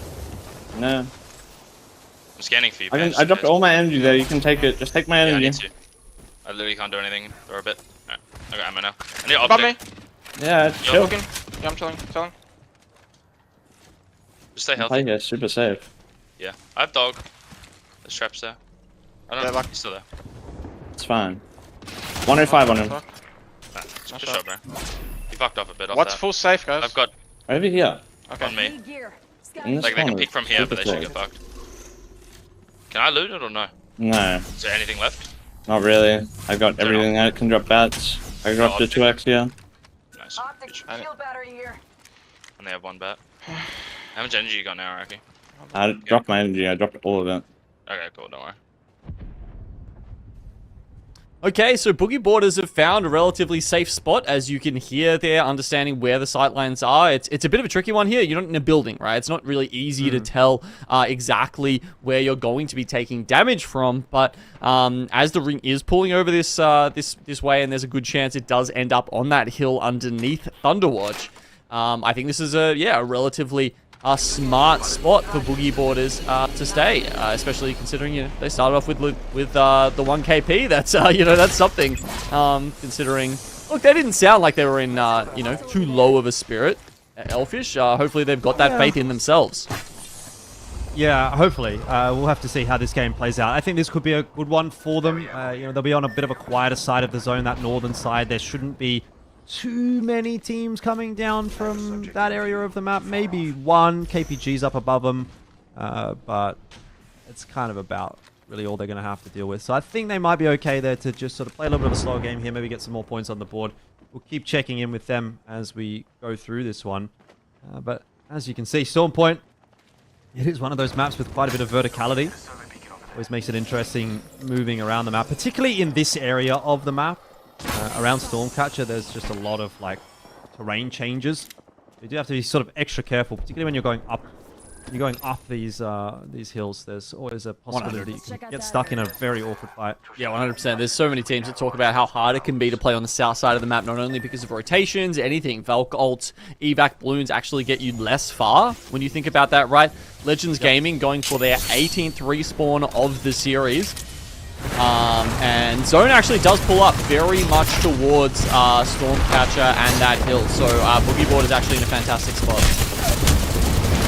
SWQ may not be, though, as they have run into Wonton Dumpling, and they're a little bit isolated from one another. Donut has, though, been able to bring back a knock with the nade. He himself will fall as well. So it's just Crazy Kong who, like I said, a little bit isolated away from this fight, on the outskirts of it. Hasn't really been able to do enough, and yeah, some chip damage is nice, but it is definitely not going to keep his team alive. And Wonton Dumpling. Who's that flying in? It's MDY Black. What are you doing here? Ooh, yeah, that's a good question, actually. That's the steal some kills. That's the edge of the zone, guys. What's going on? Why are you evacuating that way? Opportunity.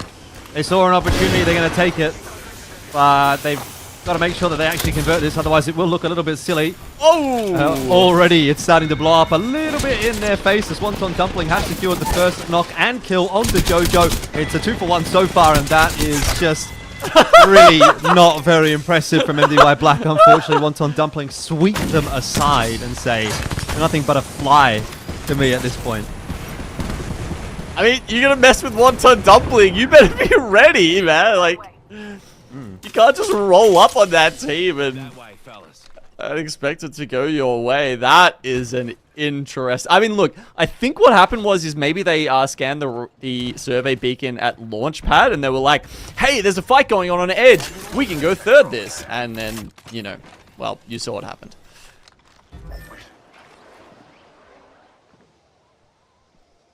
Yeah, well, what it did actually do is allow SWQ to get at least 1 res. You can see them down at Launchpad, so their game's actually been somewhat saved by what you would maybe say is a bit of an int by MDY Black, but by the way, it'll be a slower rotation, obviously, for Wonton Dumpling than they would like, but they don't have too far to go. It's just going to be, obviously, it's uphill that they're going to be having to fight, but okay for the moment. And here's a little bit more of that verticality that we're talking about. Stormcatcher, you can have players down on the ground, you can have players down on the building level, and you can have players on the roof as well. It can occupy a lot of teams. And if you would look at the minimap, or if you would look at the map in general, you would see that there is a lot of teams hanging around in this area. So it will get pretty busy once Stormcatcher starts to get pushed out of zone. Yep, which it will. Can't end on the building in Stormcatcher, of course. That'd be crazy with all the different levels to that particular dwelling.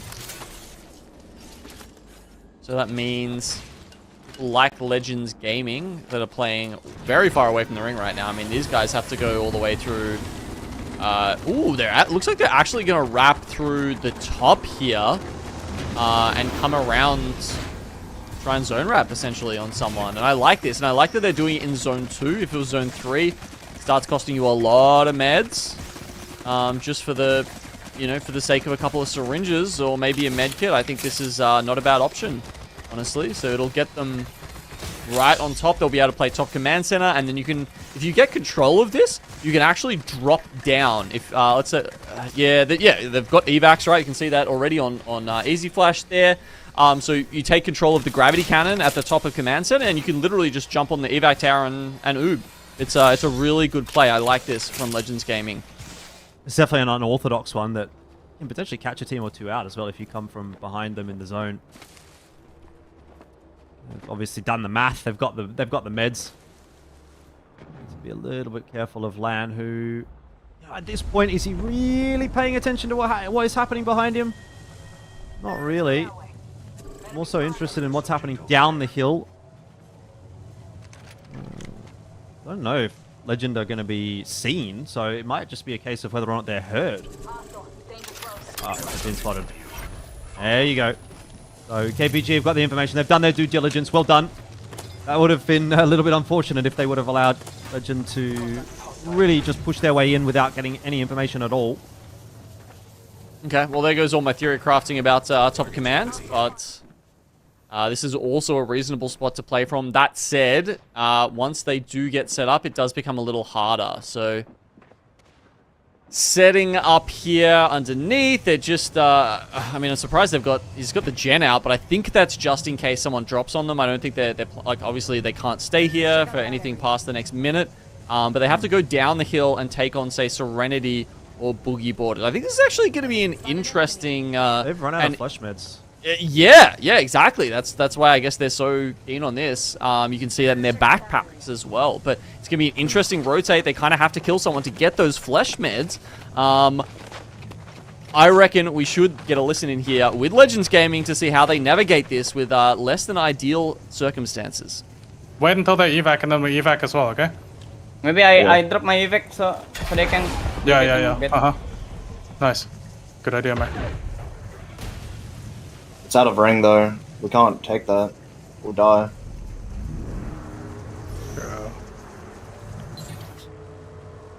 They're gonna fight us.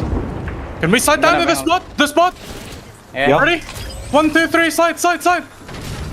There's a spot in the middle somewhere. It's empty, It's right here, no. We got fucked from Stormcatcher, guys. I'm trying to put Jen down. I'm safe on me. I'm safe on me. They're getting shot up there. Just play on me. On mid side. Side down. Maybe... Yeah, I don't know. We die trying to go there. We can maybe go there. Try leg into that. I'm following more. We're safe right here, Mer. I'm safe. Yeah, we're safe more. They're Safe on me also. 110. Nice. Careful Safe on me us, also, Mer. guys. I got the kill. You think you can come to us? They're here. You might have to They're fighting on me. We do. Side down, player. Yeah. It's only one guy. Yeah. It's only caustic. Just myself. Well, Legends Gaming really threading the needle in the haystack at the moment, trying to find every possible little nook and cranny of cover, and they're, to be quite honest with you, doing a decent job given the circumstances, but they might have been given a little too much to do, and Legends will be eliminated. It was some nice map knowledge displayed by Strafing, but at the end of the day, they just had no flesh meds and way too many teams crossfiring them that there was really nowhere to go. Yeah, I'm a little surprised by that, honestly. I mean, I was... I was sort of talking about how I thought it was a good decision, but if you've got that few meds in the backpack, is a zone wrap really the best plan of attack? They had to play the rest of that out as if they had like less than white armors, essentially, right? Like that's how you got to think about it. Then again, some other teams kind of in shambles as well. Fussy's got 8 ammo left. That's 2 bursts of the Nemesis there. for the boogie boarders. His teammates can't help him. None of them running energy weapons. So a little bit suspect there. But as you can see with that zone pull, wow, this is just about the best possible result that Team Burger could ever get. They are holding. Actually, do we have a name for this place yet? The secret facility is what it's called in the game. And yeah, it's like it's unassailable, right? Like you put some caustic barrels up the top there. There is nothing else that the teams can do to take that back. It is so hard. Yeah, I'm not sure what that's going to mean really for everybody else, but for Team Burger at least they're pretty happy. The thing is though, we've only got the blue shields, but we'll talk about that in a moment because AGL a little booked on that rotate through. Currently the lobby leaders, and again from Asia, a nice long range beam. Beto is eliminated. Guess who just went down with blue armor? Who was that? XX. Al Gibraltar. Cursed. Every time, man. Every time. Come on. Just play edge and like hit some Evo harvesters for me, please. No, sir. Well, we'll see what happens here because this is going to get pretty messy pretty fast. PK Gaming have got some level of control over their circumstances, but they will have to move pretty soon. Setting up for that. Arcstars headed in the direction of MDY White. In trouble here. Dexter goes down pretty quickly, but Akuma will be eliminated straight away. Quick trade there from Tom Yum Kung, who looked to be safe for the moment.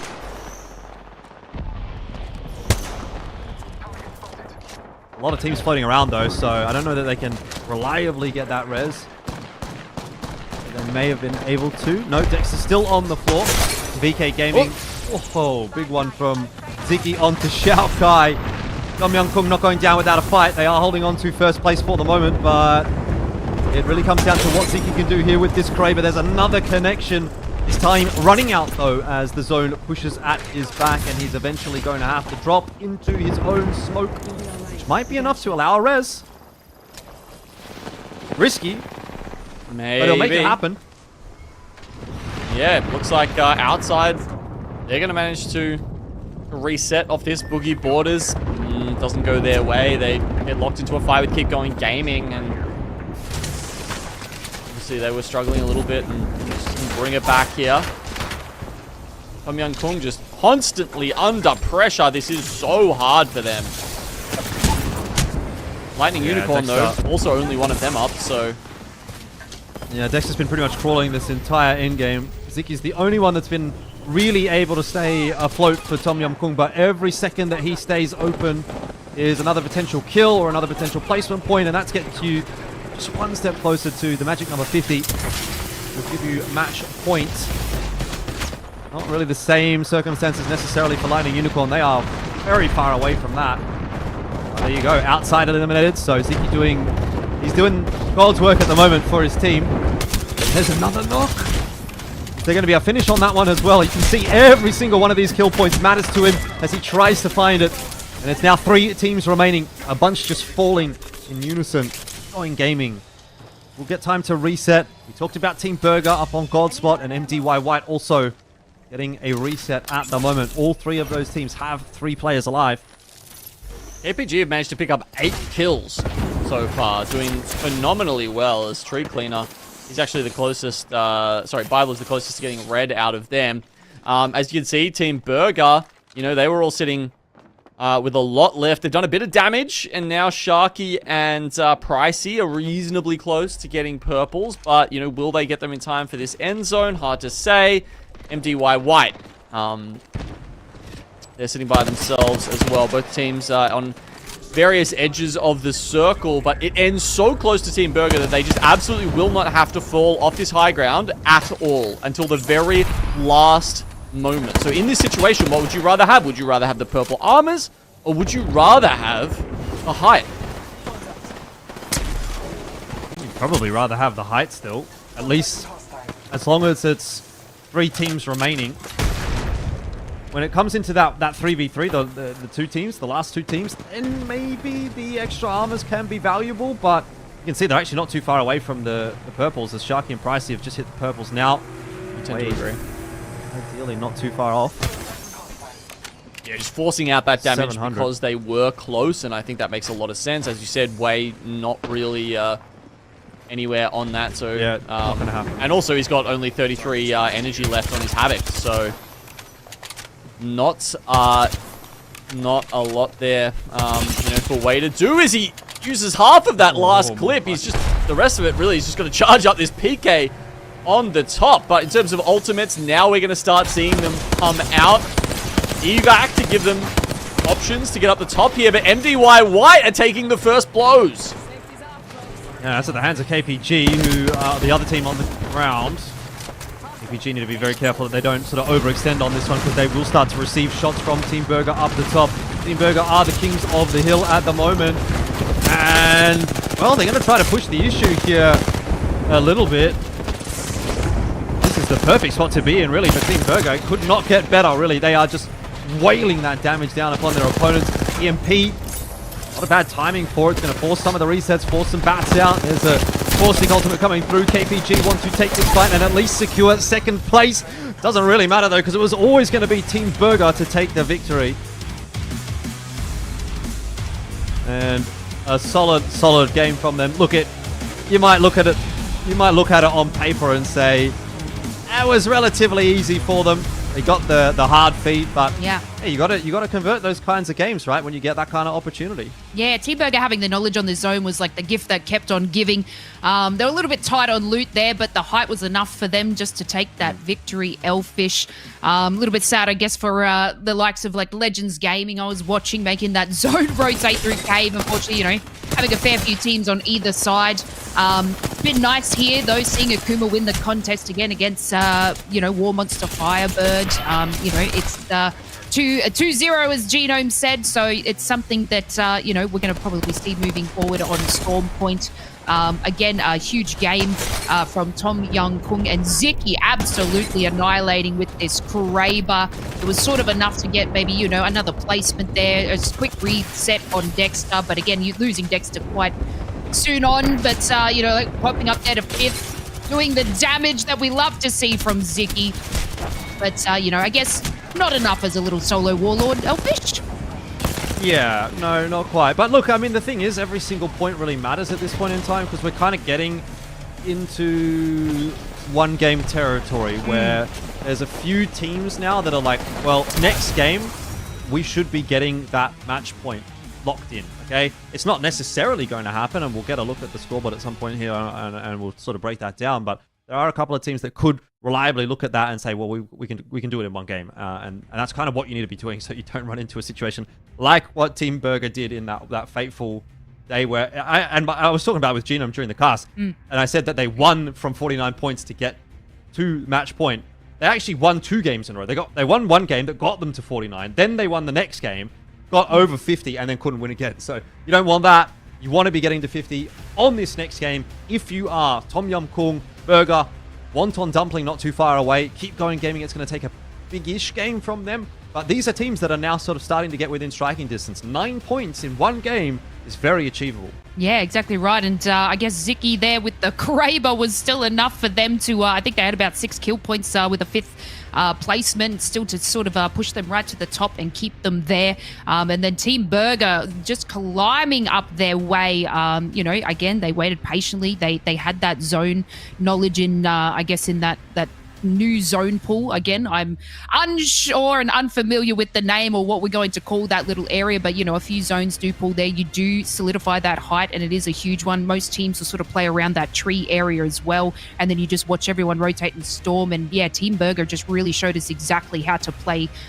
that zone. And again, Wonton Dumpling getting knocked out a little bit early, but again, still collecting a lot of kills. I think it was MDY Black that sort of flew in and just kind of gave them all that KP.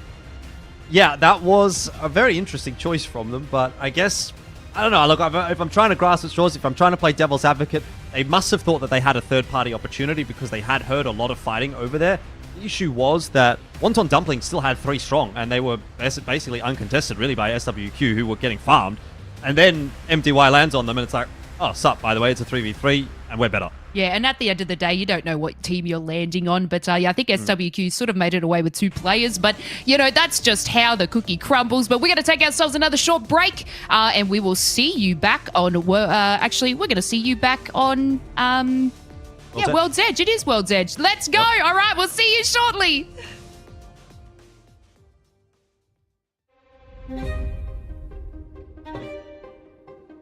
Look, I mean, this has been the most competitive year of Apex. Who is only going to get? Who is going to be the team to challenge the titans of TSM?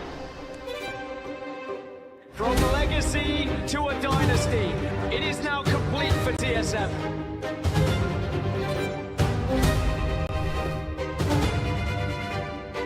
TSM up in the skies, how's look down from the heavens?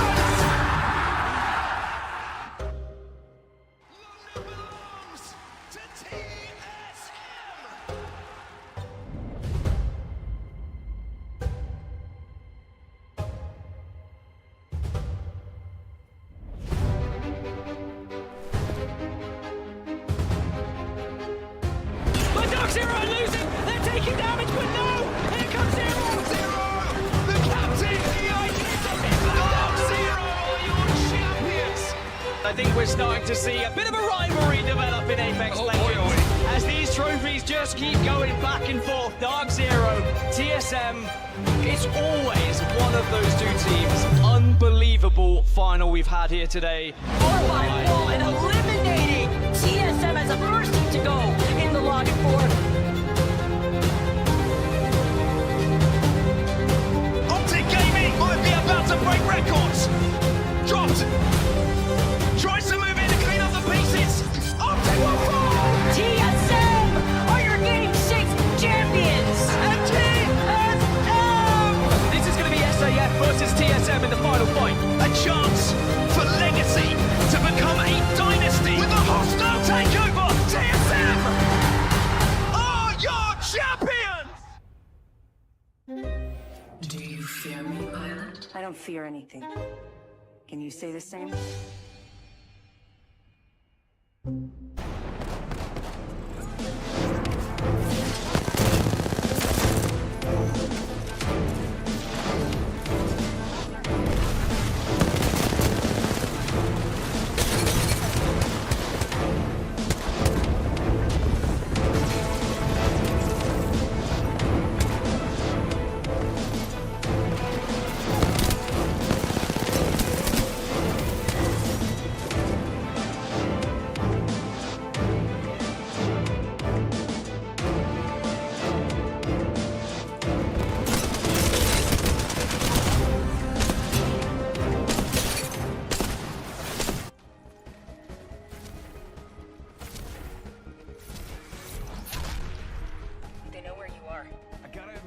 I may have tricked you. Whew. Glad I got that off my chest.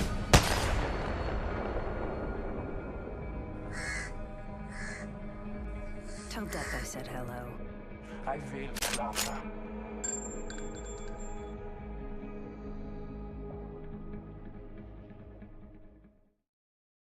Welcome back, everyone. Game number 4 was action-packed with Team Burger taking the win from, from Hype, from the God spot, pushing them up to 2nd place for today. We're here to cover everything APAC-South here in the regional finals. We are obviously having the match point format, so things are a little bit different. We need our teams to hit 50 points to be match point eligible. We have not yet reached that yet, Elfish. Yeah, but we're not too far away. We've got 9 points required for Tom Yum Kung Team Burger, so I think that's very achievable in one game. Wonton Dumpling, the way they've been playing, yeah, I can see them getting that done. I mean, yeah, high placement definitely gets it there. A couple of kill points in there, and you're pretty much set. And for Keep Going Gaming, the job gets a little bit harder. You'd be starting to look at like a top 2 or a top 1 to actually make that happen, plus a decent number of kills coming through as well. So beyond that, like, unless it's a really, really good game from like Akuma, Bearclaw, Serenity, or maybe KPG, I think it's probably the top 3 that we're kind of looking at here and saying, okay, they just need not a middling game. It needs to be like a semi-decent game. But we could reasonably go into the next game with like 2 or 3 teams potentially that are on that match point. Yeah, exactly right. So yeah, we could even just have a win, I guess, from Wonton Dumpling to solidify themselves to hit the 50 points. So we're very much really there, very close. But you know, we know our heavy hitting teams. Now let's take a look at our big damage players. Of course, we've seen that name before. It's Gugu. You know, absolutely an exceptional player there for Wonton Dumpling. Yeah, I guess we could touch on it's the first time we probably haven't seen Easy Flash up in, you know, these high damage things, Elfish. But, you know, Sharky and Pricey for Team Burger, and they've been performing exceptionally well today. Yeah, indeed. Team Burger are having a bit of a day, and that's exactly what you want to be doing, all right? This is the day that you need to be turning up. Now, that last game certainly has helped out. I mean, it's beneficial to them that we look at this graphic after the game, which they just did so well in. But, you know, we'll obviously have to see how things continue to shape up over the next couple of games. Would it have looked exactly that way prior to that game? Maybe not. I think, as we've said, Gugu has been kind of the standout, obviously, for not just today, but really for the entire season, has been one of those players that we've been looking to and saying, wow, that guy is certainly a talent. And Wonton Dumpling already, yeah, like we said, have kind of locked themselves in for an international spot. But tonight they're also doing well for themselves, which is not necessarily something we can say from Legends Gaming. Like that graphic there, you would normally see Legends Gaming players on that graphic. And tonight they're struggling a little bit more. So it's, yeah, once again, I guess that argument between Wonton Dumpling and Legends, who's at the top of APAC-South? Well, right now, I think the argument has to be going to Wonton Dumpling because they are doing well in the strongest lobby that we have. Yeah, you know, Legends Gaming are, you know, still doing, I guess, a little bit of work. But yeah, they're taking more of a backseat because they kind of know that they're going through. But then you look at Wonton Dumpling, you know, being that team that just wants to be able to do it all. You know, I guess at the end of the day, you want to get yourself through the lane. You want to get the prize money as well.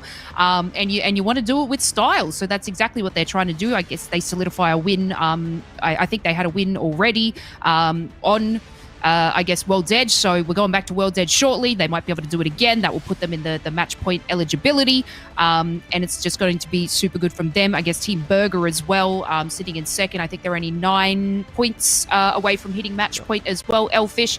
So with their performance today, it is definitely doable. They just took out the win just before, and they have seemed to be sort of collecting the kill points. So 9 I guess points away from match point eligibility is not too difficult, and we will definitely probably see it this game. Yeah, something that I'm looking at as well going into this one is like, where's Boogie Borders, right? Like, when do we get to actually see them pop up? Because that last game, again, they were in a pretty rough spot that we saw them having to push down the hill and sort of play like, I think they ended up being like maybe around 8th, 9th, something like that when they got knocked out. So they got a couple of points on the board at least for that, in comparison to some of the earlier games that we watched where they just got like 1 point or no points. So it's an improvement, but it's not up to scratch for a team like Boogie Borders, who has been one of the best teams in the region so far. Look at this tonight, 19th, 13th, 20th, and 9th. So 2 games they've gone last or second last. Once they've gone 13th, which is nothing to get excited about, and their best game is a 9th with 1 kill. And it's just like, what has happened to this team tonight? Again, they were in such a solid position going into tonight, 86 points on the overall standings, that it's pretty unlikely that they get knocked out of the top 8. But I mean, they're not doing themselves any favors. Like, I haven't done the maths, you know, like, it's kind of hard at this point, like so many teams you have to think about and stuff like that. But I mean, they're not in a position where they're going to get like barely any points out of today. They might have gotten like, they might have got 1 point or something. If the games ended now, they'd get like 1 point. I think they were 19th or something like that. So that's barely anything. So yeah, I mean, it's tough. Yeah, I've sort of touched on, you know, they always have a little bit of a slow start, but you know what? Let's hope they can turn it around in this next game. We're heading back to World's Edge. This is game number 5. Yeah, well, all it takes really is one good game from them, and hopefully that's going to come sooner rather than later. They're probably not the biggest of talking points at the moment, because really what we're focusing on is whether or not those teams toward the top end can now get themselves to match point, and I would hope at least one team is going to be able to do that this game.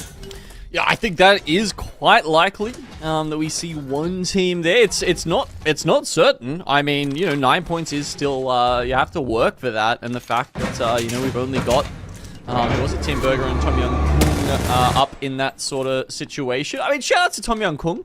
Those guys always show up in regional finals. Like when it comes to the hardest lobbies, you know, those guys are definitely putting in the work, and you know, the harder it gets, it seems like almost the better they will do. And you were having a discussion about boogie borders there, a little bit elfish. I have done the maths, and I can tell you it is not impossible for them to fall out of that top 8, right?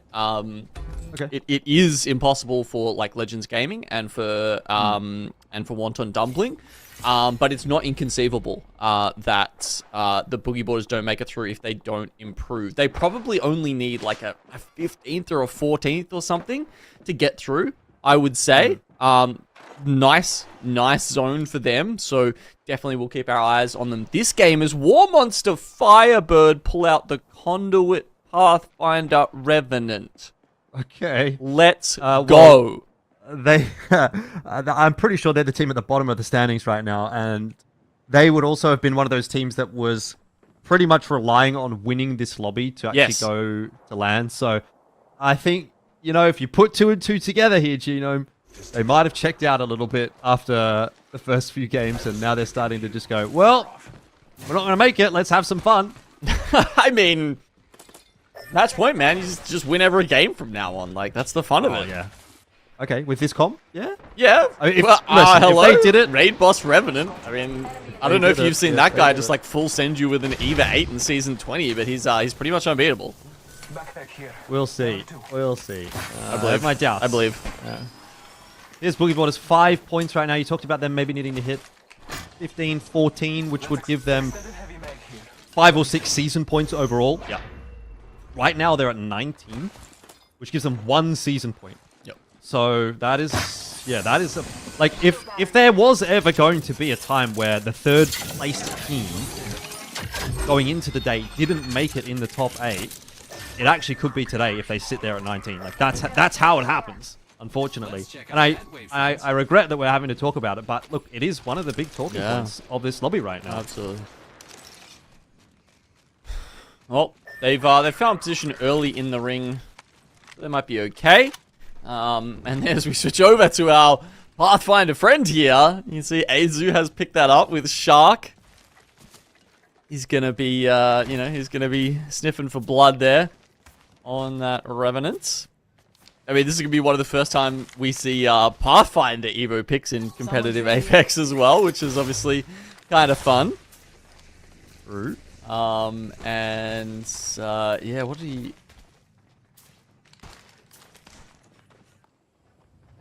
Yeah, so yeah, he'd gone for Survey Beacon, Field Research, and now obviously... you know, so for his level 2 Evo upgrades there for Pathfinder, you can either choose to be able to scan ring consoles or survey beacons, right? And I think that makes a lot of sense there for War Monster Firebird, because they started off at staging, and yeah, they started off with a survey beacon. They didn't have a ring console, right? So it's a bit funny because you have to get the Evo before you can actually scan it. So, you know, you'd like that 200 to upgrade your armor, but you don't actually get that chance. But, you know, they've already picked up 2 survey beacons, and now they're potentially actually moving back to take a fight with Wonton Dumpling because, you know, they're looking for those kill points. But lots of other action going on around the map, so we'll try and follow as much of it as we can as teams just zoom into Skyhook as the zone moves over there. But some of these teams are setting up.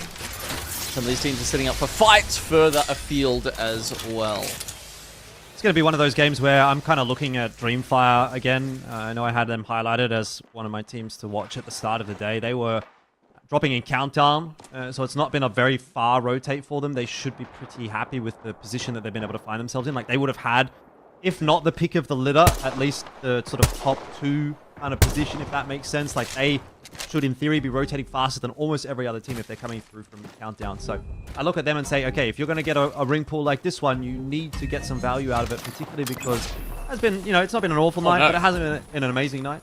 Sorry, I was just watching, yeah, no, you're absolutely right there. I just got a bit of a jump scare as Raki got knocked in that building that we were looking at just before from Boogie Borders. Obviously, we keep talking about how they really just need a...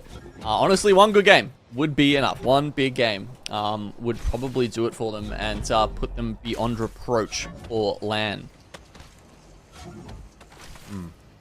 Yeah. Well, keep keep an eye on things.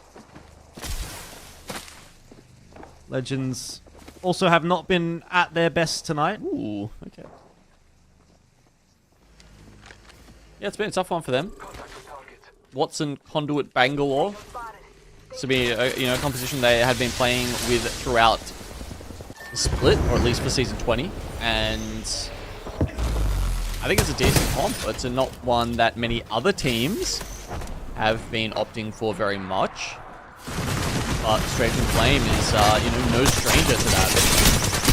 Oh, well, that was a close one, but MDY White, they're taking this fight, and it's not going too well for them. Team Virgo eventually do fall. That'll be their first big exit.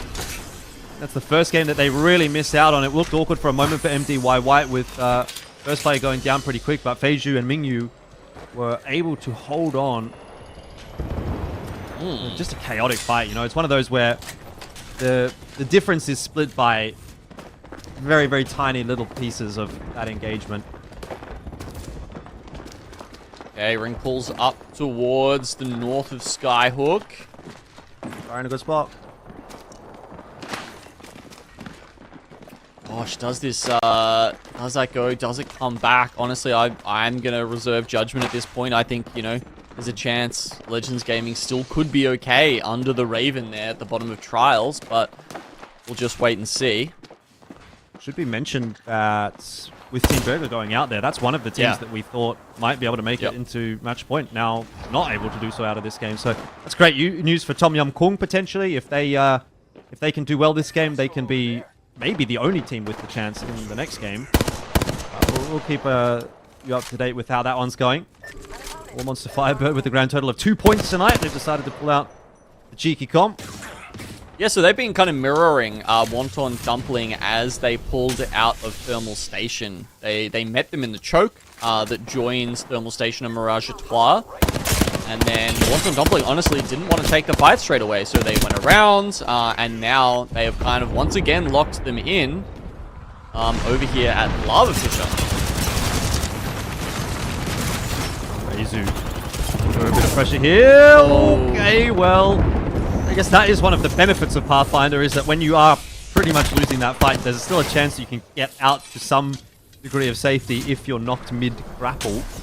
But maybe I'm grasping at straws a little bit here for Azu. I'm not sure that he's going to be getting picked back up. By the way, Wonton Dumpling, they're also in with a chance here. 12 points on the board, required to make it to 50. They get the finish. Yeah, that's one more. All right, so it's 11 required now.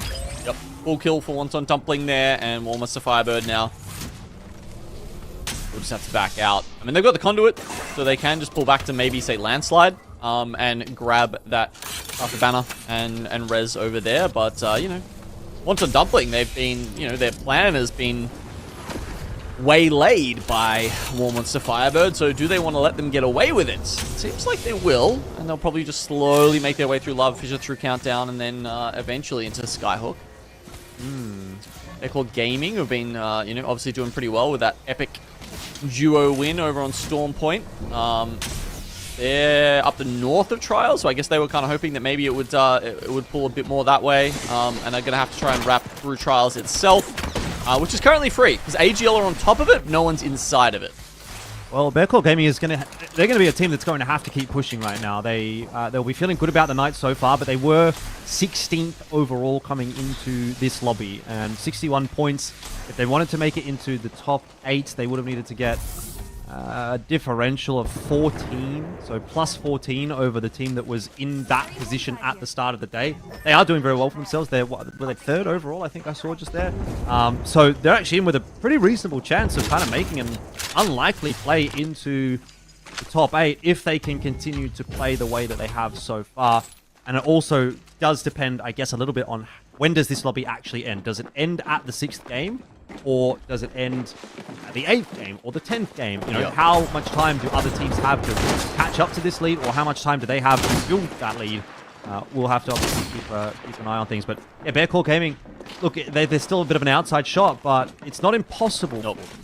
It's been uncharacteristically even so far today, and that's why we're in here in match 5, and no one is at match point, and you know there's still a chance that no one's at match point in match 6, right? And that you know the points have been really evenly spread across the board. Usually you will see one team popping off or one team having, you know, 2 very strong games and therefore just reaching match point a bit earlier than everybody else. It's just kind of out of 20 teams, it's almost like statistically likely that that happens to someone, right? Oh, nice stick there! And there we go. Yuko's down. Yeah, that'll be enough for the knock. MDY Black, they're not out of the hot water just yet, though. They can't really push down the stairs to capitalize on that knock. So really all it does is it kind of buys them a bit of time. Killbot's out. Jojo's going to be getting some value out of that one, and you can hear the Arc Stars getting tossed on in. But it's from Okuma, who is holding the stairs, and oh, there's a push to come through. Solo push really from Beyond. There was a little bit of a follow-up, but oh my it's just God, not going to work for MDY. Well, it was I think it was a bit of an ill-fated push for MDY Black. Yeah, okay. I thought it was the other way around. I thought MDY Black with a... MDY was on top. MDY Black was on the roof. Oh, okay. Sorry, my bad. They pushed down. Yeah. That makes more sense. They were 2 only, and they had that... They sort of... I guess they recognized they had that window where they were like, well, we have to try to push down while they're rezzing so we can take the 2-on-2. Right. But it was always going to be a tough kind of a fight because there was like... There was caustic gas, there was arc stars, everything getting tossed at the bottom of those stairs that they had to push through. Yep. No. You're right. Okay, one wants to Firebird. I haven't managed to recover, actually. In fact, they're in even more dire straits than they were before. Now down to just the 1 member, just the party left alive as Wonton Dumpling taking some shots from our friends over at Legends Gaming and getting helped out by AGL on top as well. RE45 with a DG threat. Okay. Ooh, he's not feeling too happy about things. No. There's a lot of spam going back and forth. Oh, God. God. Not even just spam, because he can see everything. How has this gone so wrong? Oh, it seems like everything's going wrong tonight for Legends, unfortunately. They're the meat in the sandwich between a couple of teams. Wonton Dumpling, just a duo. But again, Wonton Dumpling, they need these points on the board. They're looking for everything they can get. There's another couple, but I'm not sure they're going to make it to match point now because VK Gaming is charging in their direction. Yep, will they get the finish here onto Boring? They do! That's another team who was potentially looking to make it to match point, not going to. So there's pretty much only one left in the lobby now, Tom Young Kung. And if we do get a look at that next zone at some point, we'll be able to see what their chances are of making it there. Because honestly, there is quite a bit of ground for them to cover in the middle of Skyhook, where there's currently a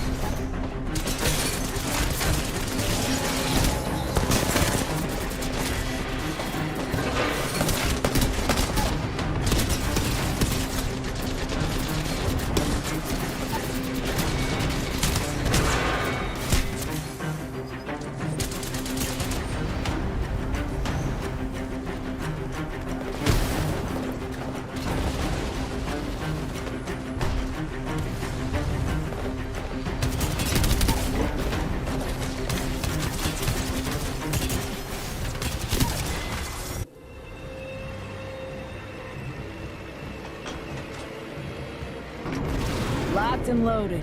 Drop shocked and rocked. Say hello to the 4-0 first.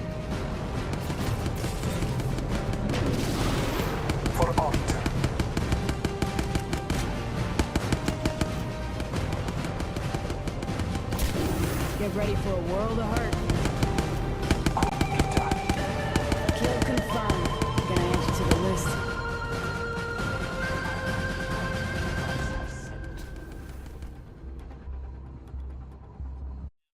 Welcome back, everyone. We are here showcasing the talent in APAC-South. It's regional finals, so that means we're very close to seeing what teams make it through to LAN. Another win was filed away for Bear Claw Gaming. They're sitting quite low on the leaderboard standings, but they're not going to make that their final story, being one of our first teams to hit match point eligibility. Of course, if they win this next game, it's a ticket through to LAN, but if that's easier said than done, Genome. So, we're going to keep a close eye on them, but another team that we want to, I guess, keep a close eye on is like Tom Young Kun and Wonton Dumpling, of course, being, very close as well. I mean, look at that. 4 teams on 41. 2 on 42 points. I mean, I think at the start of that game, it was Burger on 41 and Tom Young Kung on 41. So they've added 1 point between them. And then we've got everyone else just storming up behind them. So, I mean, fantastic effort by Bear Claw to get over the hump there. Yeah, look, sorry if you guys didn't catch that one as we were working through some audio issues in the last game, but it's basically what me and Elfish were saying, right? They're like, they've just got to stand on the hill here and blast for every single KP they can, because they might just grab 50 points. And in the end, they do. They make it. And all of the teams that we thought might get there did not. So now, Lace, we're getting to the situation where over the next couple of games, it's really gonna start filling out that roster, right? Like game 7 and 8, there's probably gonna be a lot of teams on match point. This one, where you're the only team on match point, teams tend to focus on you a little more. And it's kind of harder. It's kind of harder for Bear Claw to take this one out, I would say. But hey, they've done it with a duo so far today, so who knows what they're capable of. That's it. T's going to be out for Bear Claw Gaming. But yeah, like you said, we have, I didn't actually look past the 42 point there, but I saw everyone on 41 points. Not going to lie, I skimmed over that. It's definitely going to see more teams hit that match point. And with those top teams, they seem to always be performing in these matches that we've seen. We've touched on Boogie Borders then being at the lower end and not really doing too much to jeopardize these teams that we haven't seen much of, like Serenity are doing extremely well. I wanted to touch on them too. They've been absolutely annihilating in these last couple of matches. So once, they hit match point, it's going to be tight. Obviously, I think it was Akuma as well. MDY White, I believe, are up there as well, doing lots and lots of things throughout these matches. So it's going to be close. Like we've just seen the same sort of teams in these previous matches sort of take out victories. So once they hit match point, I feel like that top 8 bracket that we did just see on that leaderboard are in contention for match point and taking it out. Yeah, I mean, decent call out on Serenity there. I think 8k damage for the team overall at the moment is at a decent clip. Tom Young Kung, just having a quick look at my stats, the only team to get over 10,000 damage so far in this series, and running out that with 24 kills, which I believe is the most in the lobby, tied with Akuma actually at the moment. So yeah, look, a couple of heavy hitting teams there. I mean, Serenity, they're just they're playing it safe. They're playing the Bang Blood Caustic composition, right? So yeah, look, let's speaking of it, why don't we have a look at what the teams have been picking so far. So this is just for World's Edge, and you can see definitely the most common pick there is, of course, the Bang Blood Caustic, and it dwarfs everything else, right? Next is Crypto Caustic and Bang with 9, and then you've got our favorite comp down the bottom there, courtesy of War Monster Firebird. Yeah, they do love picking a little bit of rev when it comes to crunch time, that team.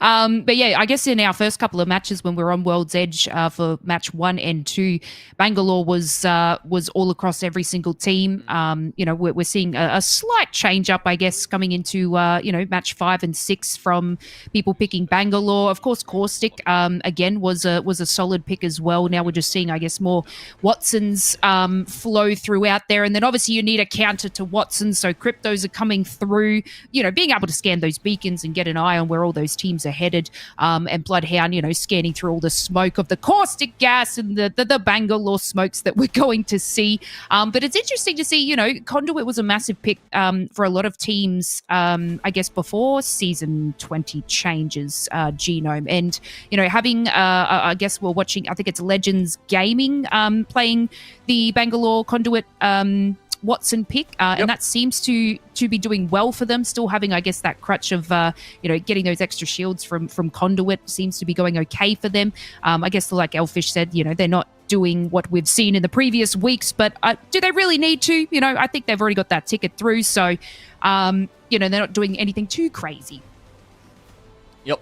A lot of teams playing it safe here, Lace. Only a couple really trying to test the boundaries, like with that lifeline. And as you said, yeah, Crypto sort of being the alternative pick to the Bloodhound there in terms of people wanting to pick up recon characters. Because, you know, it gives you more access to those survey beacons, either when you're on your rotate and you can, you know, fly the drone and grab that 200 Evo XP a little bit more easily, but also when you're stuck in the end zones and you have the opportunity to, you know, wait until you need, you know, the rotate to come through and then be able to ping the survey beacon at a really critical time in the game.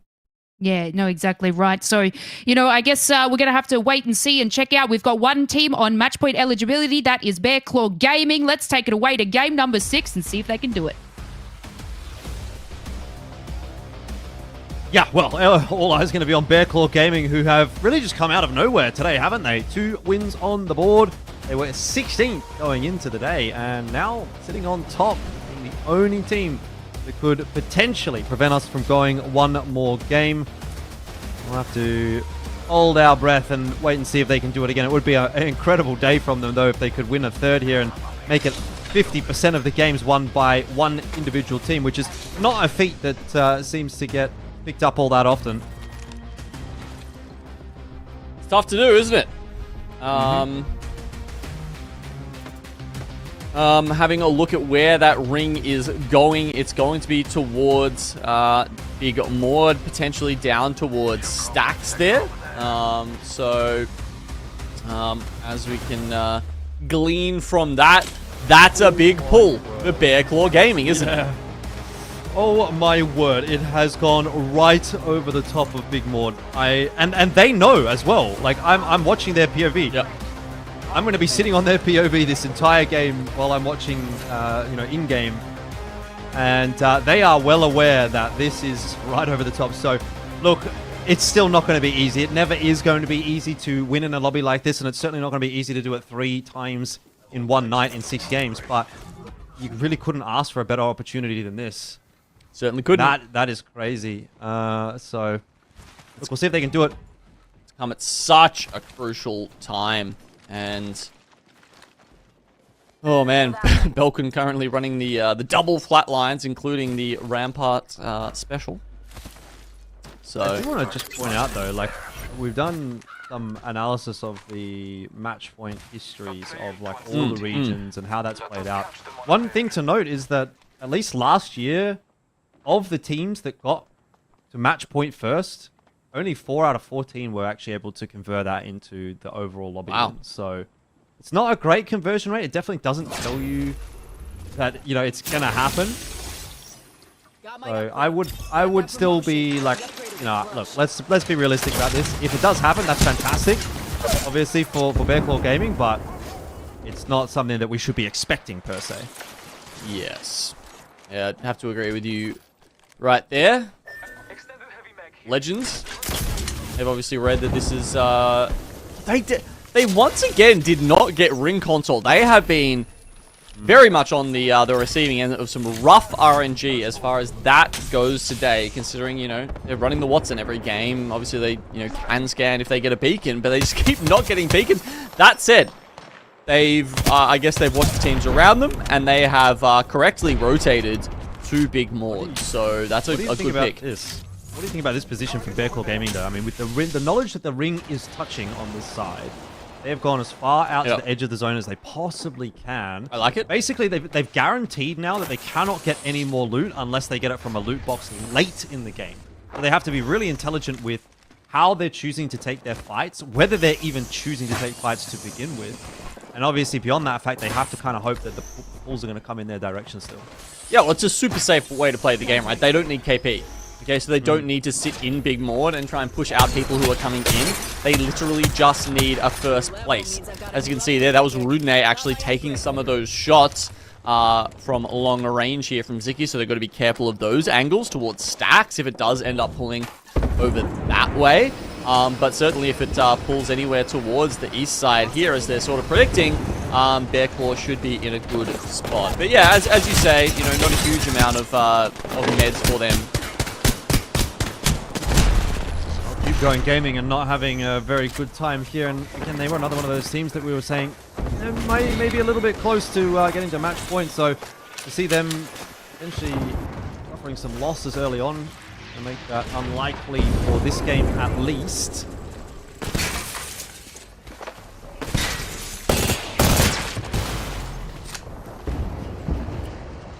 UI Black here. And I almost feel like, oh, keep gaming. There's finished off completely. Kind of sister team actually pushing up near them now. That's MDY, white and black on the ends of those tunnels. I like that. The other game on Storm Point where they landed on Wonton Dumpling. I feel like that's like, it's basically like the dictionary definition of inting. Yeah. Like, I think we should actually just grab that clip. No, I don't disagree. It wasn't anything that inspired a lot of confidence. It's really. They're doing a little okay here though. MDY white at least.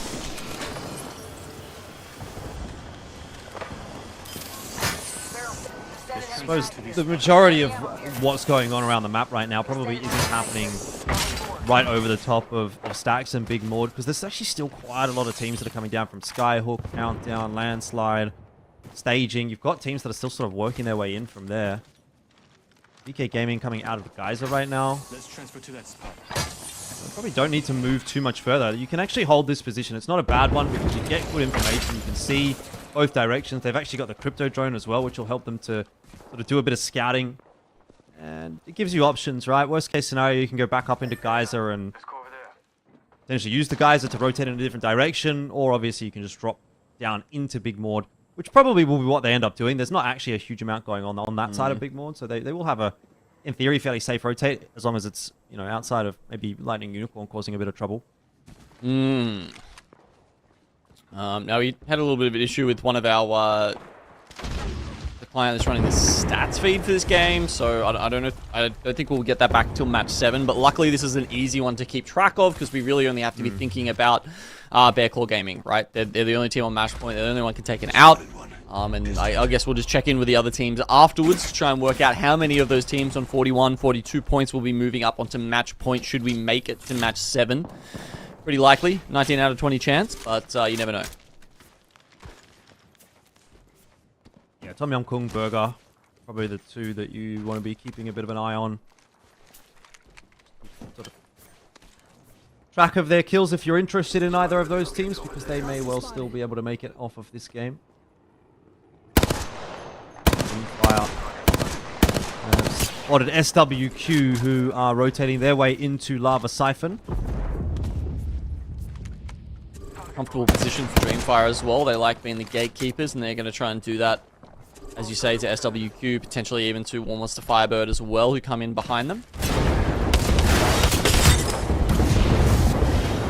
Shots, but Xiaokai's down on the ground, so BK Gaming might have some bigger fish to fry in that they need to sort of focus on themselves before they focus on their opponents. A lot of resources being invested here with the Util getting tossed out. Thermite nades, arc stars, everything. A little bit of a tickle. Scan will open up some info through that smoke, but realistically speaking, not a whole lot should be coming from this fight. Legends will also back away. Player K there, MNK Watson, always nice to have on your team. You can set up those fences so much more quickly, more easily, more accurately with the MNK than you can on Controller. So it's a, you know, a good pick for a triple MNK team like we have in Legends Gaming.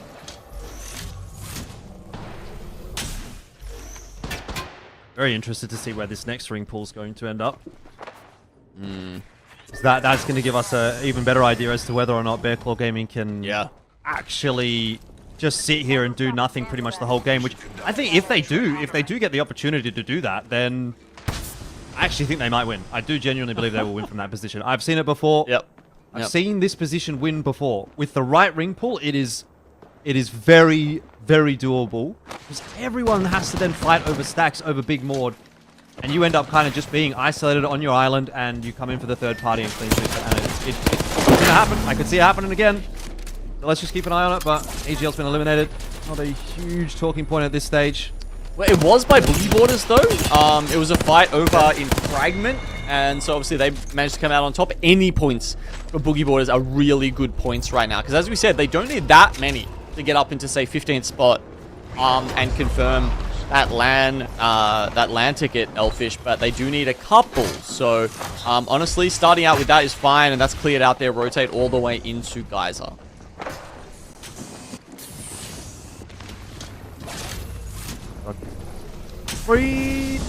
Four teams inside a Big Mord right now. 4 teams. So it's getting pretty busy. One of those was VK Gaming, made their way from Geyser. Team Burger. Well, they will probably be hoping that the game doesn't end right here. They'd like to get their 9 points on the board and make sure that they can make it through to the match point for that contention themselves. Okay, moment of truth. We should inspect that area. Oh, yeah. With that ring pull. Oh my god. Oh my god. Well, all right. Well, maybe if we could pull up the map view. I know we had a little bit of some issues with it before. Hopefully we can get some vision of that, because that is a scripted ring pull if I've ever seen one, my friends. Yeah. One Monster Firebird has been eliminated. Rest in peace to the Pathfinder flying through the air like an angel. Yeah, now he's in heaven, all right. Now he's in heaven, wherever the robot heaven is.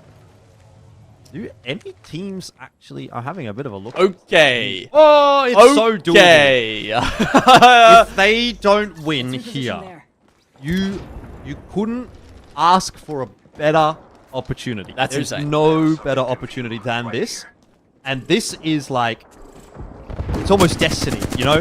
Something about the world, something about the universe wants this team to go to LAN, and it is giving them every possible chance. Someone has put pen to paper for this game.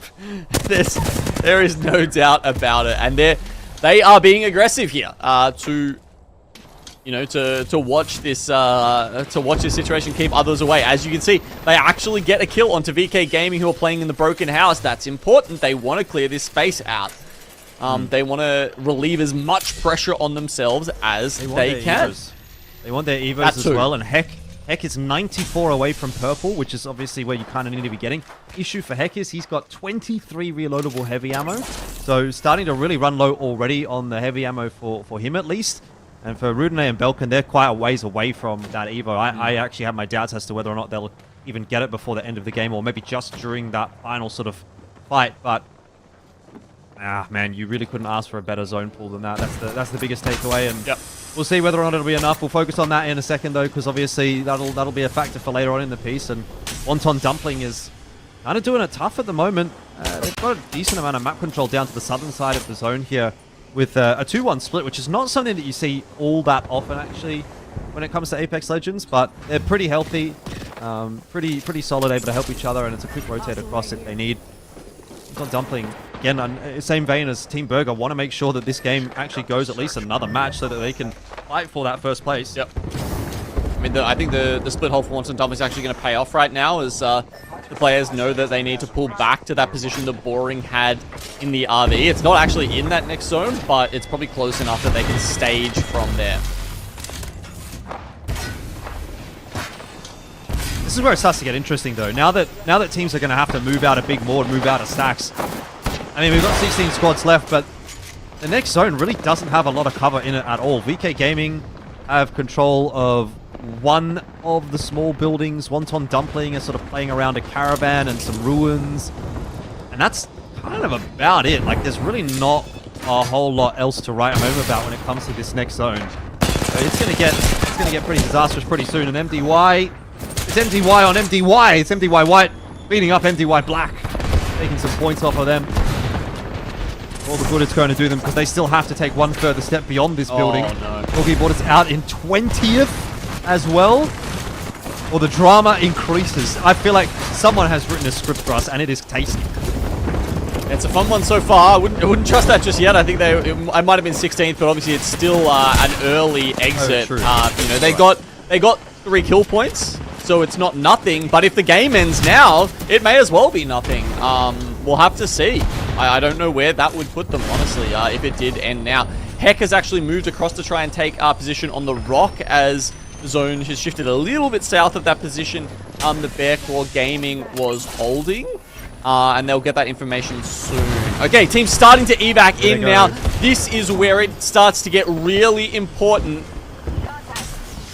Well, they haven't really worried about Tom Yum Kung, who have taken up a residence on the south side of that cliff. Wonton Dumpling are moving their way forward as well. They've got some ruins to play around. SWQ, bit of a mess for them. They've gotten knocked out. MDY Black also lost their lives. And across the kill feed, I'm sure you're going to see some vomit basically at this point. Just get ready, because there's going to be a lot of teams disappearing very, very, very quickly, as they are now having to push their way out from Big Mord as well. There goes MDY White alongside outside. At the very least for Tom Yum Kung, they've put themselves in a good spot, and you can see the minimap pull there. It's actually gone south. Yeah. It's actually gone away from Bear Claw Gaming, so their job actually does get more difficult now. Well, I thought they should have thirded that fight, actually. So Tom Yum Kung took out, I think it was... Well, I can't remember, but either way, they took out that, and there was some knocks going on there. If Bear Claw Gaming had have gone for them at that point, they would have had an advantage. Most likely would have been able to finish off the fight, and then all of a sudden they've got access to a lot of loot. And obviously that is one of the biggest factors that is working against them right now. If they've missed that opportunity, I don't know if there's going to be another one.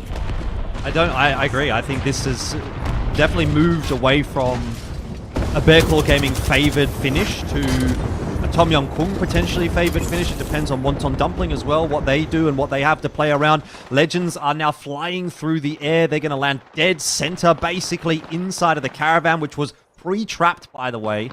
And I think they're probably going to be up the creek without a paddle and unable to do too much. But what I'm worried about, for Bear Claw Gaming at least, is these teams that have to come out of Big Mord and move down from the north, because there's not that much cover for them to play, and one of them might just gamble for a spot on the cliff. Absolutely, yeah.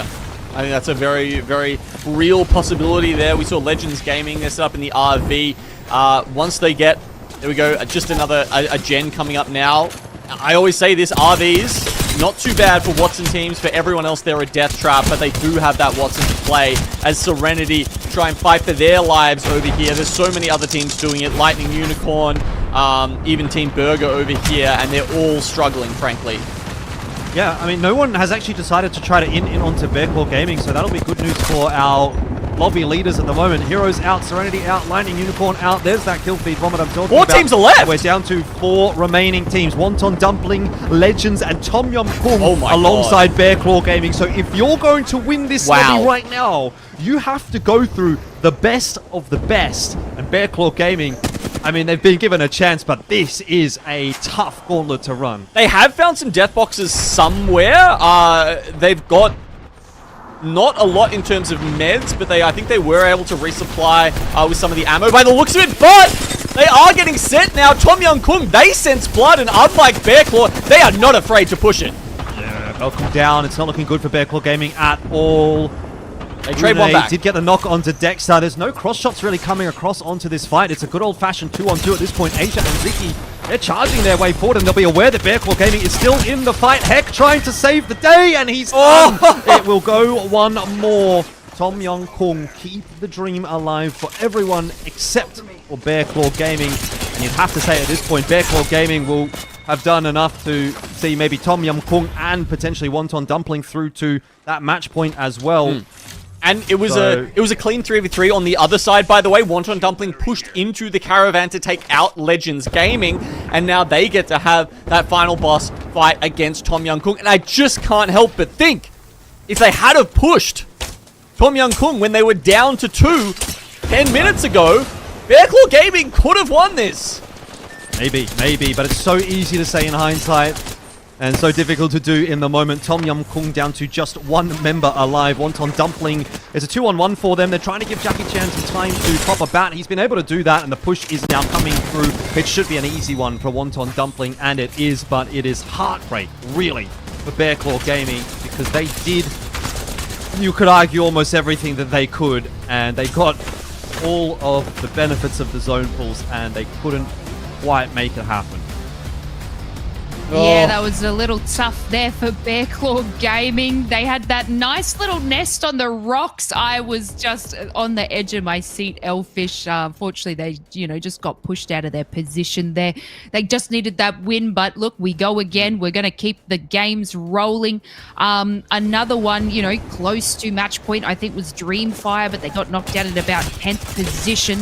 Also Serenity, very close to match point eligibility, but I don't think they made the cut. They didn't really solidify any KP, I don't think, and coming about 8th, so, only getting about 2, and I think they're about 40, 42 points.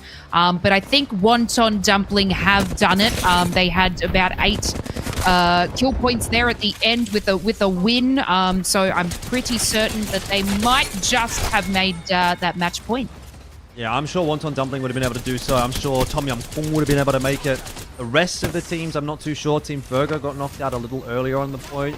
They seem to have been having a couple of issues sort of getting these last couple of points that they need to sort of put it over the line. And beyond that, I'm not sure that there was too many other teams to really touch on. But yeah, that's got to be a painful one for Bearclaw Gaming. And here's the information, right? So we have Wonton Dumpling 65, Bearclaw 63, Tom Yum Kung 58. Those three now can find a win in the next game, end it here and now.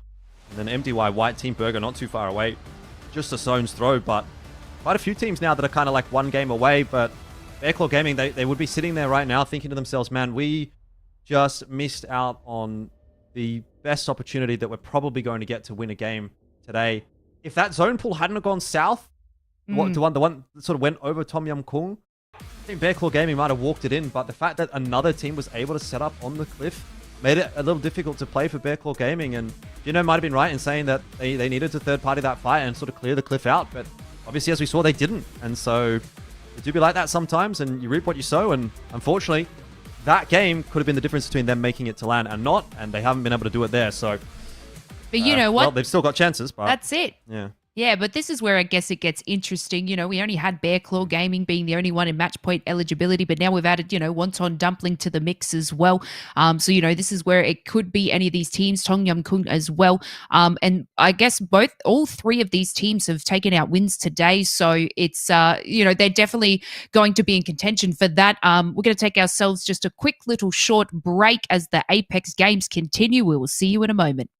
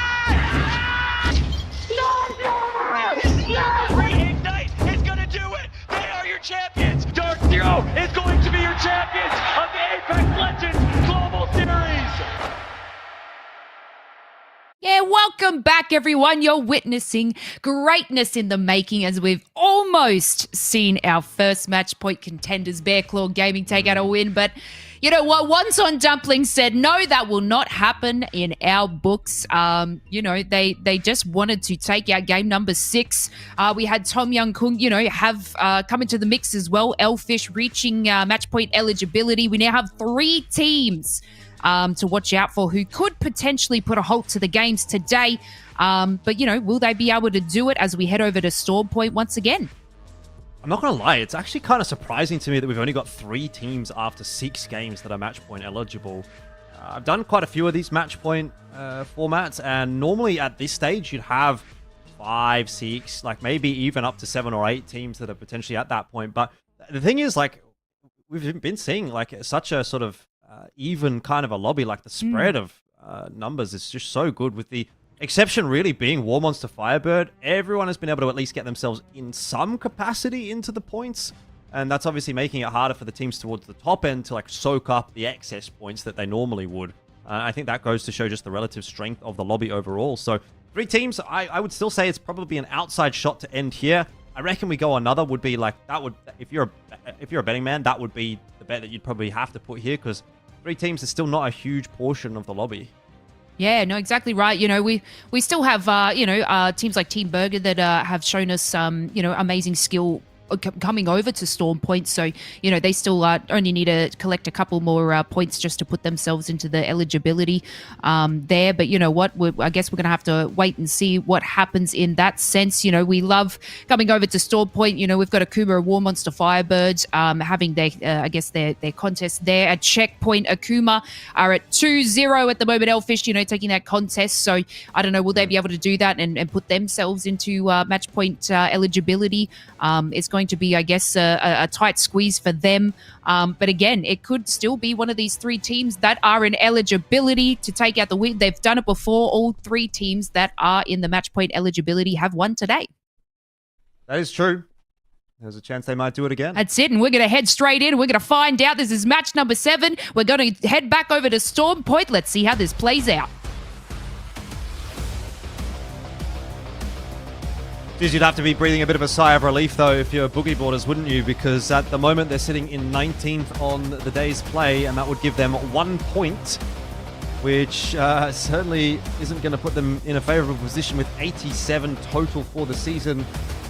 They would maybe even stand in the ways of getting knocked out of the top 8. I don't know what your thoughts are on that, Genome, but at least if I'm Boogie Boarders right here, I'm breathing a sigh of relief that they've got at least another chance to sort of jump up the standings a little bit here. And really all it takes for them is 1 good game, but they haven't been able to conjure any of that tonight. No, I mean, 1 good game will probably get them up a couple of spots, might get them to maybe 16th. There's a couple of, teams that aren't too far ahead of them as we watch this contest play out for the 3rd time today between War Monster Firebird and Akuma. Definitely some, some juking going on depending on how the jump mastering goes. It's a little understood art that matters a lot in these contests, because who manages to get there first and grab one of the tri-bins over on the right hand side. It's a big deal, and this time we actually saw War Monster Firebird, I think, maybe grab one of those, whereas in the previous contest that Akuma has won, they've had control over pretty much all of that. Now Shark quite close to them, playing on the underneath here, and on the Revenant as well. Akuma's certainly having a much better day than War Monster Firebird, so any money on anyone at this point, it's probably them still. Because half shields, Yukoi half HP. So Akuma's doing it tough actually in this initial engagement for the first time. It was 2 from 2 for Akuma on the last couple of contests, but this one might peter out into nothing. What War Monster Firebird want to do. Azu's sort of floating around underneath them. They finally get up and decide to take the roof here. Oh, nice longbow shots here. Kilo hits 2 in a row onto Shark. But still can't find the angle. Azu's tried to find a flank. More interested in going for a bit of extra loot. It's played out in a very different way now that War Monster Firebird have changed up their team composition. But anyway, we're back in action, and it looks like we'll be heading back over to Stormcatcher once again. So somewhat of a similar finish to one we've already seen tonight. Maybe not, you know, going to go exactly where the previous one did, which was a win from Team Burger. Yeah, it may end up a little more to the east there, so maybe teams like MDY Whites in the compound up there might be okay. You can see VK Gaming zooming in at the moment. They've just exited the Trident. Team Burger, of course, won that one, and they are once again heading into Secret. Why not? They won from this position before. Let's give it another crack. I actually did see in the lobby chat after the game they won last time. I know what you're going to say. Yeah, Price. You said Wei sat at our back and scanned behind us for 3 zones in a row. Because that's the only vulnerability, right? Like here where we're looking at, where MDY are pushing up, you pretty much can't lose from that position. Of course, they did not. But yeah, as long as you're watching your back, clearing your back, you are fine. But that, of course, depends on the ring pulling that way, which it may not necessarily do this time. Yeah, I'd be a little surprised if we got an exact of that previous circle. Bearclaw Gaming down on a member. Rune going to try to get raised inside of that smoke. Off straight away. Belkin. This could be Bearclaw Gaming getting knocked out very, very quickly in this subsequent game. Is it Legends that they're fighting? That's not an easy team to go up against. Oh dear. Oh no. It's gone from 100 to 0 really for Bearclaw Gaming. It feels like, you know, they had every possibility in that last game, and now they have to do it as 2. Heck is being chased by Belkin. That's a tough one to win, though. He got the bat off. Yeah, needs to grab another one, though. Oh, they're in the coffin right now, and he might truly be in that before too long with just the duo. I mean, there's so many teams, dude. Like, look how many teams there are around. Like, Belkin and Heck, they get set up, but they're going for the banner. They're just pushing in their direction. Oh, this is so scary. Nice. He grabs it, though. Double time. Sacrifices. Look, 3 of his 7 remaining cells. But I think that's worth the trade-off there. You know, no time to loot, even. Just wanted to grab that banner. Where do you get the res, though? Like, if you don't get it now, you're not going to get it, I don't think, because there's teams that are already pushing their way into this area. This is the sort of the area of the zone that's expected for the final couple of circles. So yeah, it's only going to get busier from here. And if you don't get it done now, it gets harder and harder as the game goes on. I mean, yeah, you either somehow have to take Stormcatcher off Wonton Dumpling, who are literally watching you with a Sentinel. They just hit a shot, bleeding them further dry of their resources. And if not, then you kind of have to go down south, right? There's a respawn beacon near the triple house below this, near the gravity cannon. And there's also one just above Launchpad as well. So they're kind of the only true realistic options, I would say. Even then, still a tough ask. Well, I mean, just to keep everyone up to date with what's happening there, they have dropped off of position they were in, and they are, I think, looking for a spot where they can find a revive. So at least they're attempting to go for it. Oh, Legends Gaming, this has been an uncharacteristic performance from them tonight. Not going to affect their chances of going through to land. And I suppose everyone's allowed to have a rough day. If you're going to have a rough day, would you prefer it to be today after you've already locked things in? Maybe. That's one way to pump your Evo up. Well, they should now be able to get that res, because heading down in the direction of Launchpad, there's not really a whole lot going on there. Serenity, you know, they're down toward Launchpad, so is SWQ, but there is a revive. There's a respawn beacon there right in front of them. It's not even in Launchpad, so I think they'll get this respawn off okay. They're going to have to sort of sack a bit of zone control off of it, though. Obviously, they'll have to take their time to rotate back up, which they may not get a strong position this late. I mean, the answer to, you know, whether it matters to Legend Gaming is basically they can't get third, realistically. They can't drop below second where they are right now, and they would have needed an exceptional performance and for Wonton Dumpling to do badly to get first place. So now that Wonton Dumpling is doing well, it basically just doesn't matter at all for Legends Gaming, honestly. They're probably going to get the same amount of prize money. They're probably going to stay second. Yeah, I think without clinching, I guess they could still clinch a match point win and take it over Wonton Dumpling that way. But even then, that would, you know, Wonton Dumpling would have to slip down further in the standings for that to work.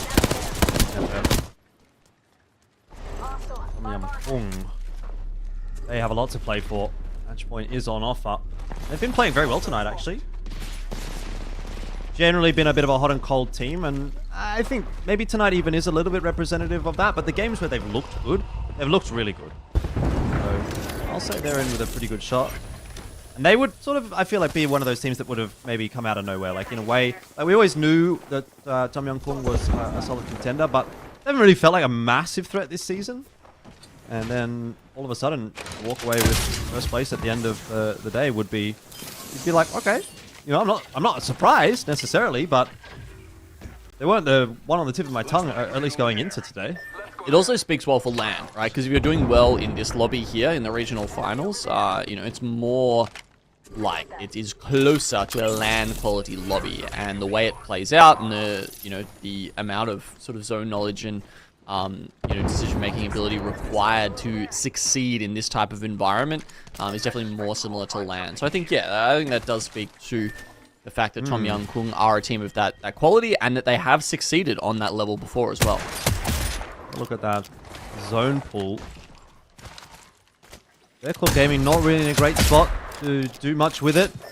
Wonton Dumpling, I think, are going to find it tough as well. They can play Stormcatcher for a little bit longer, but they're going to have a pretty busy side of the zone to fight it out in. And Tom Young-Kung coming in from Command Center right now. I mean, just from what I'm seeing on the minimap here, like, if I had to freeze frame right now and say, do you think the game ends here on match 7? I'm calling no. Yeah, would have to agree. Definitely have to agree.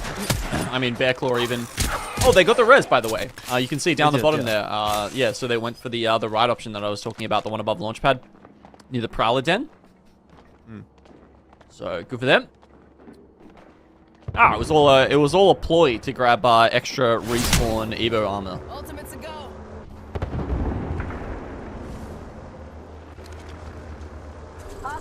X and Y. Quite far north. To see whether or not the zone at their back is going to bring with it any surprises, but it looks okay. Water still yet to get on the board this game. And they're playing the same position that they did the last time we saw this similar zone. So you can tell that they've got those sort of rotation paths down a little bit, but hasn't really been coming together today, so I'm not sure that I'm super sold on it. Yeah. And outside causing problems for them now. And what they don't know is that, yeah, once again, it's not pulling to this hill, therefore it's not going to favor them. But all of a sudden, outside get the drop on them. Yeah, that's a lot of damage to start things off from A-Flow, and there's more to follow where that came from. Oh, the Bangalore straight through is a good couple of shots in from Rakib that he gets eliminated, he gets deleted, and so does Boogie Boarders. They've just had a tragedy of a night, really. I mean, as if it's not bad enough to have, you know, Revenants jumping at you in ranked. Now they have to deal with it in Pro League as well, and I mean, they're going to be furious about this because outside have been immediately taken down. And that, again, you know, we were talking about the definition of inting before.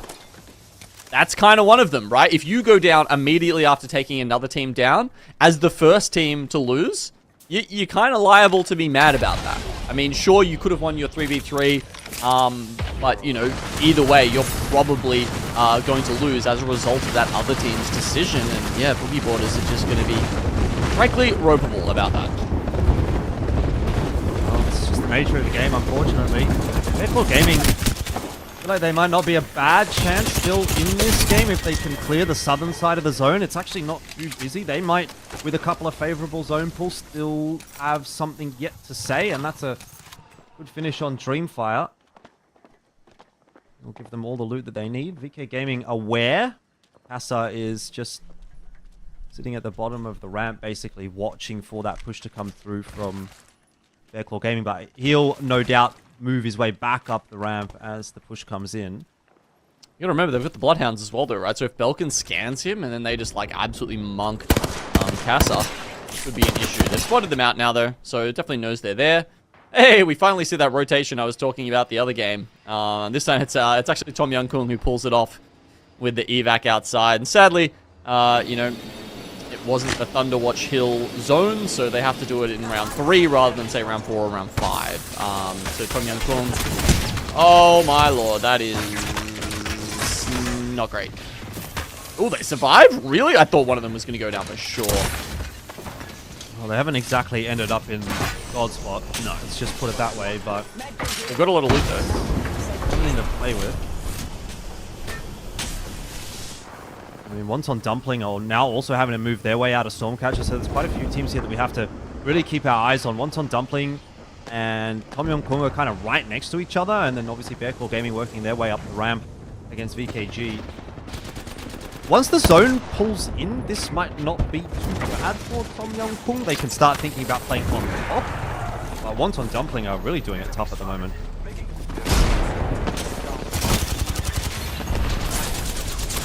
Lobby leaders, as you say, you know, doing it tough. They haven't been able to find purples yet, despite getting a little bit of damage for this team. They're up against War Monster Firebird, a team with nothing to lose, and of course, again, they're going against those forward shadows. Shark on the Revenant has popped the ultimate. Wonton Dumpling, they're ticking away. We may lose another match point lobby leader right here. Yeah, P-God, it's not looking good for Wonton Dumpling, just the one-man standing, and there's just too much to do here. You can never win that fight. You don't have any options, any choices. You don't have any proactive play to make, and it's just impossible to win at that point. Tom Yum Kung, I mean, they're happy with it, obviously. They've got some cross shots actually on that engagement. You can see them coming in on the side of the screen. War Monster Firebird really causing problems for a few teams in the lobby right now, because Akuma also down a player. A couple of players, actually. Tom Yum Kung surprisingly unscathed, and their side of the zone is starting to clear out. All eyes on Tom Yum Kung right now, because Bearclaw Gaming have been eliminated. 2 of them got taken down by VKG when they were pushing up the hill. Heck did manage to make it past the gravity cannon, but they cleaned him up eventually, picking up the scent, picking up the trail with the Bloodhound. And, okay, VK Gaming have eliminated another threat to this game ending, or the series, I should say, ending here on match 7. Only one team left alive that can make that first place a reality, and that is Tom Yum Kung. Well, they have a very rough rotate to make right now, and the zone is at their back, so I'll be very impressed if they can make this one work. Like I said, Genome, I think we're probably going to another one, but let's see what Tom Yum Kung can negotiate. They want to go for the balloon, maybe, but they're going to be one of the last teams to use that, so I'm not sure where they even will end up once they fly their way in. This is going to have to be a huge battle, and that's not going to help. Oh, dear. What has happened to Ziggy? He's landed on top of the orange, which is just in. No, it's not even in. Oh, man, this is a mess. How does he even get to them? He's so far away from his team, but he's actually not being punished for it. The double time kind of working out. He almost makes it there. He may not get finished off. He's been scanned. There are teams that know he's knocked it on the ground right now. Legends Gaming, do they decide to peek over? The other two on the roof. Yep. He's got to try and crawl onto the roof somehow, or just hope no one's going to finish him off. Yeah, I mean, I think it's more likely that they drop down for the res. I mean, ALGS has his ult available. He could try and pop down and just, like, literally ult on top of himself to secure the res. It's possible. They're going to go for it. It's Dexter that's dropped. They're going to get that res by the looks of things. MDY White aren't pushing out of the building. Oh, they've actually managed to get the res there. Tom Yum Kung. Oh my god. Somehow. ALGS went crazy in the building, actually, against MDY White and shredded 2 of them. And that's actually enough for them to get the reset. Are you kidding me? Oh my god, hero play from ALGS. It's not done just yet. They've got to get the meds off as well. They've got to get the bats and the meds off. But Ziki, he was tossing Arc Stars down at the door while that res was happening. There was no way they could have pushed their way out. And somehow, against all the odds, all 3 Tom Yum Kung members get onto the roof. Nuts. Absolutely nuts. All right, so the zone is pulling to the northeast here, okay? That is towards Keep Going Gaming. They have the best spot. Currently, teams like Burger, who have managed to hold on to Secret, but are now going to have to push out, along with all these other teams, are going to keep going. Tom Yum Kung, despite that fantastic reset, don't look like they're going to be making it much further in this game. No, someone had shots on that roof and they were just getting absolutely peppered. I don't see that you're going to get the win as a solo. Of course, it's always possible to drop the Rolling Thunder to try to provide a bit of cover, maybe even just from the smoke that gets tossed on up here, but I think we're going to go one more. And MDY White, well, they'll have to push their way out of the building as well now, down to just a couple. This is a really tough zone to play. No one really expected it to go in this direction, so everyone's having to make concessions. And Tom Yum Kung, they're looking for another res. Oh no! Yeah. Shot through the smoke. Been lucky. Yeah. Telegraphed it a little bit there with the smoke canister, and just up to Ziki now. So unless he can pull off something even more superlative than what we saw from Bearclaw Gaming earlier on, it looks like it may be a game 8 that we go to. At least a game 8. Gaming. In the middle of the zone right there. They've got the alternator pylon up. They've got a couple of fences, and they are 3 strong. Might be one of those games that we are hoping to see from Legends Gaming. That's sort of been missing a little bit tonight. Don't know that it would be enough to get them into match point territory, but it would get them probably into 1 game territory at least. Yeah. AGL playing the wall over here. You know what's crazy? That concrete wall that you see in front of you is just as strong as the tarpaulin that Legends Gaming is sitting behind. Well, Ziki's about to die. There you go. So we will go one more. XXFPS has just dropped the defensive bombardment right on top of that alternator pylon, though, so I'm not sure what that's really going to do to Legend. I don't think they're too concerned about that, but it has allowed AGL to sort of cross, at least. You can see them working their way around the side of that zone. They want to get to the rock, and they had to use the bubble. It's now baited, and it's starting to go wrong for them. Legends Gaming are fighting back. And they're saying, no, thank you. We're not very interested in what you're selling. We just want 11 more points out of this game, and maybe it's possible. Maybe it is possible if they can get most of the kills. All right, Legends Gaming controlling the middle of this circle. Easy flash, always with the damage here. Almost up to reds. A few more Hemlock bursts will get him there. He's got Taste of Blood as well. He's gone for the less picked level 2 upgrade for Bloodhound. Oh, gets a beautiful stick, and that's a celebration to get him to red, but also take down AGL as they're now in the final 2 between Legends Gaming and Keep Going Gaming. Well, you can see Keep Going Gaming have made it to 51 points there. Legends Gaming, I think if they do win this, they actually make it. If they get those 3 kills plus the extra placement points, it's going to convert, but we'll have to check when we get to the standings. Whether or not they even win, I guess, is going to be the next question. Of course they will. Legends Gaming, have they now done enough to make it into match point? Yeah, look, I reckon they have. I think the mass was right there. Probably would have been another 6 points that they pick up, indeed, to move up and into match point eligible status. So congratulations to Legends Gaming, one of our stalwart teams here in APAC-South, and you know, they've got that 3rd place LAN finish that they want to hang their hats on, Lace, but maybe they're looking for more at the Split 1 playoffs. Yeah, this is exactly what we see from Legends Gaming. You know, we just reached game number 7 in our regional finals here in APAC-South. You know, Bearclaw Gaming, Wonton Dumpling being knocked out early there, Genome. You know, it set all eyes on Tom Young Kung as our 3rd, you know, match point team. You know, getting eliminated with poor Ziki hitting such a terrible flight path, you know, landing themselves on the ball, you know, having to fight for the life. So, you know what that means for us? That means the games keep on flowing. And it's going to be exciting to see who sort of hits that next match point eligibility. I do believe that there might be a few teams added in and amongst the midst. Of course, it's going to be Legends Gaming, you know, leading the pack, leading the charge.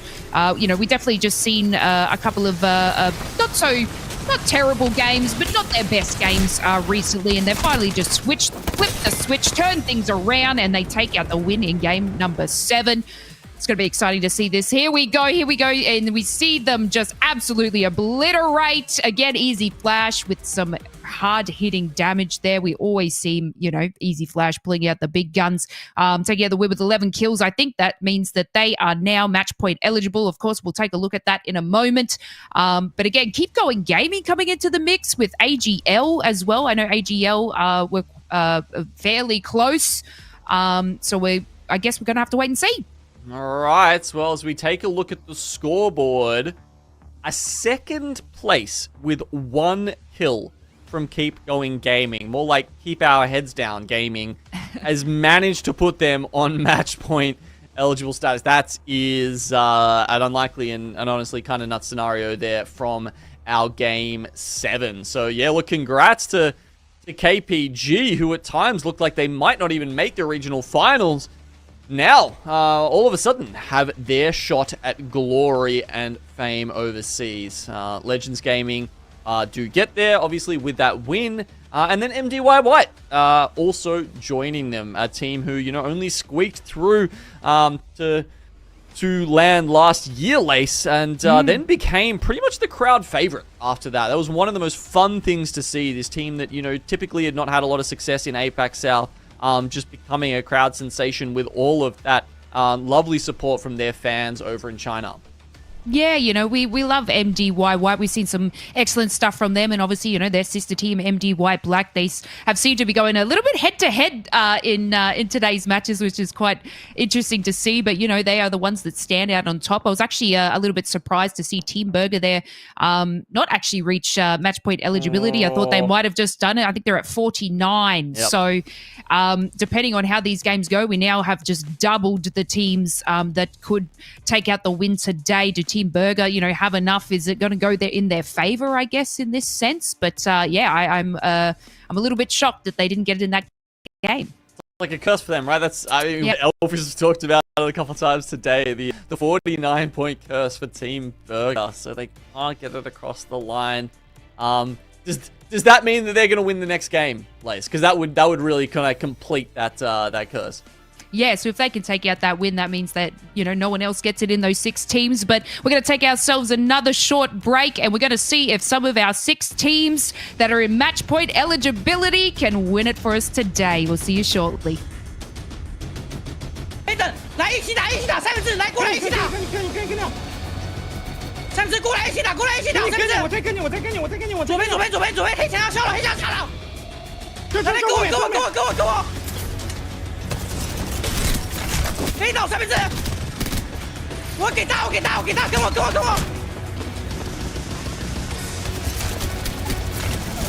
丢我一个。nice，我操！ They're still inside, walking. Crack. I'm breaking. One net. I'm put this guy. Crack. On me. Just crack again. Nice, let's go. Let's get this player. Nice one. Oh. Bro, I didn't get to do anything that I didn't get. They're not. Cái kia chạy ra chậm lên đi, cô. Tôi đến hiện luôn. Về nó cô. Nó mày. Tại luôn đeo. Làm luôn chép phá. Quả tôi đừng chắc em tôi quả lang đi. Nóng đừng gặp. Lang cu. Nó không tôi hóng hệ tôi. Lằng lốt chắc. Lên lẳng ra พื่อน. Tàu lên lẳng ra. Yeah. Ui đi, sạt. 他们去爆了。他们倒了！我左边贴好吗？我左边贴了，我左边有枪线。倒两个。我右边起 Q 了。我脸上有耳机。烟妹好残，这里烟妹好残。死完了。这里。倒两个，倒3个，倒两个，快！打好了吧，兄弟！兄弟们，帅！没事，我去他那边，我拖他那边。右手，打左手，打左手，我给他刀了。我吸到了。烟妹一滴，求你们！倒了，这边反斜。我反斜打好多好多头啊！冲！帅！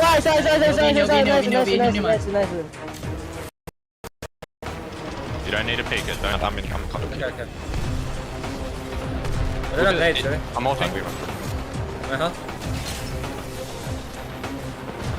We can play. Use the fucking. Running on the wall. Big kills. Front. 50 flash from main. Bottom one dead. Pick the wall, pick the wall, pick the fucking wall. On the 100. I'm pushing. That's my mate. Let's fucking go.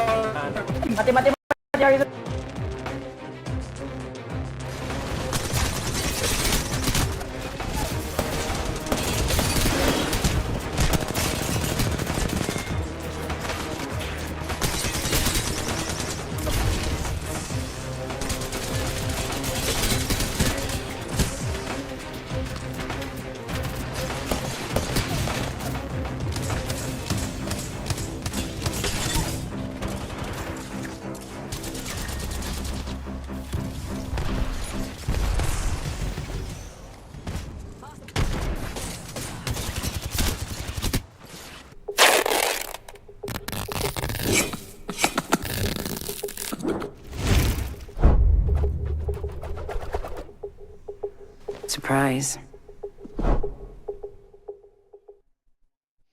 Hello again, everyone. Things are getting serious here in APAC-South. We now have 6 teams in contention for the match point as we are about to head into game number 8.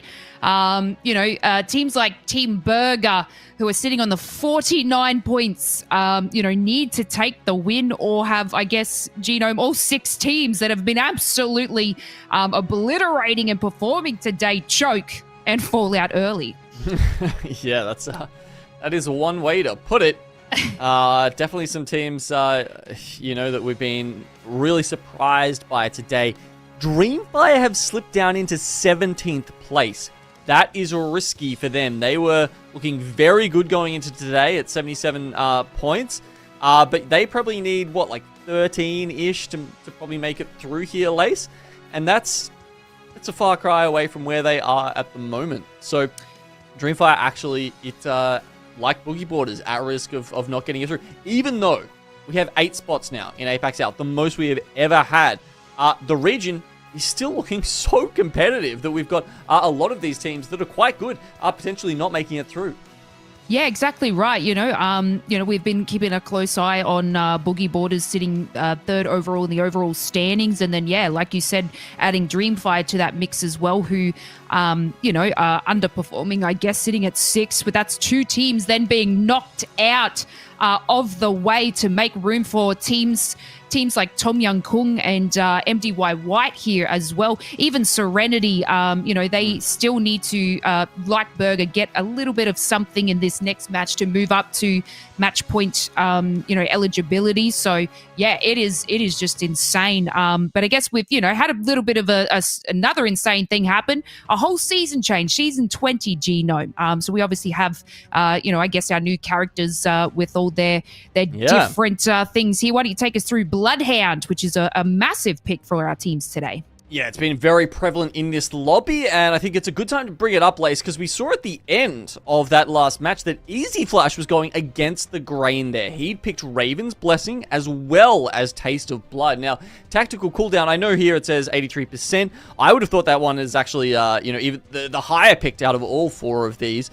With, being able to use that scan and refresh, very, very good, as well as Odin's Glare, as you can see, definitely getting picked up more. But, we see it can definitely work the other way. Easy Flash picking, both of the ones on the right-hand side, because they enable him as a fragger, and he definitely popped off in that last game. 1,800 damage, he picked up a swag of kills, and you saw, with the 6, the wingman, all that sort of stuff coming through in that last circle as well. Easy Flash is definitely putting those perks to work. Yeah, that's exactly right. I guess if we have the Ravens Blessed, we always see, we were talking about teams that had like a longer rotate and that coming into play, being able to scan, I guess, all the Ravens along the way and moving forward. But yeah, to have, I guess, that's a great way of thinking it, to have it as a fragger is something that, is great to see in the mix. Of course, we've got a lot of other characters too that we've been seeing, I guess, like the Bloodhound and, over the Bloodhound, we've had like the Caustic come into play, which has been a huge, I don't know if I throw the word out, crutch coming back into this season. We had Caustic as meta for quite a while. And then, we saw him disappear, which Genome, I was not mad about that. I was not mad that Caustic sort of fell off in meta, but now he's back. And you can see teams, I guess, choosing Particle Diffuser, for example, I guess, over Parabolic Force.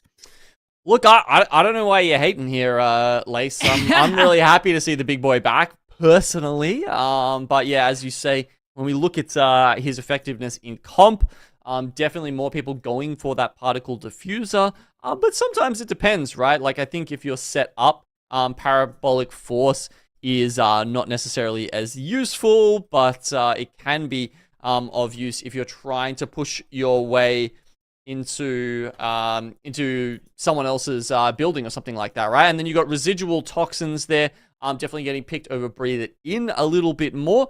And part of that is because of how long that vision lasts for, and just enabling people in the visual clutter, the bang smokes, the caustic ults, all that kind of stuff.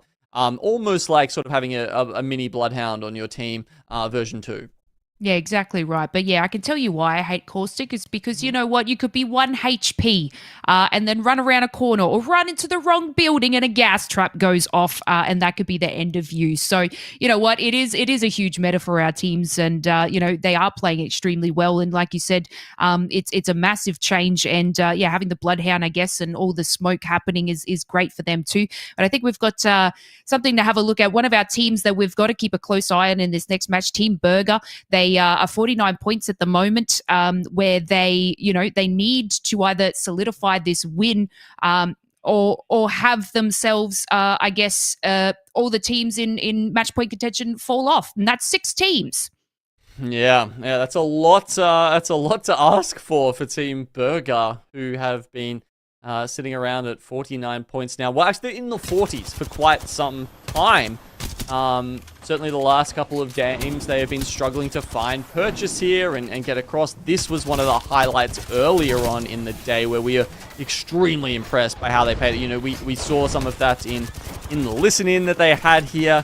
You know, this was actually a 3v2, which they struggled a lot in, but it's kind of hard when you're getting pinged by the stun from Rolling Thunder there. So the fact that they were able to pull it out after that was quite impressive. This was honestly less impressive because it's just a really easy spot to win from, but nonetheless it definitely helps them on their way to trying to take it out today, or at least, you know, put themselves in a good spot, which they've done. So, you know, they, unlike teams like, say, you know, Dreamfire, Lace, who are sitting down in 17th, have done enough to make it through into that top 8 so far.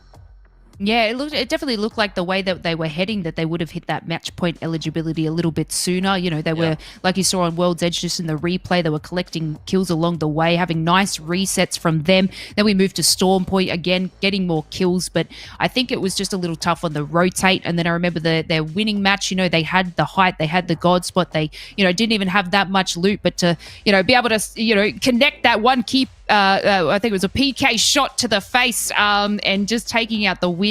I really thought that they might have hit it. So, yeah, let's keep a close eye on them going into match number 8 on Storm Point, because, yeah, they do need to pull out something here and get themselves another win. But, of course, you know, we have Wonton Dumpling, we've got Legends Gaming, Tom Young Kung, and all these exceptional teams in match point eligibility. 6 whole teams that just need to solidify a win and have the potential to take that win as well in the way.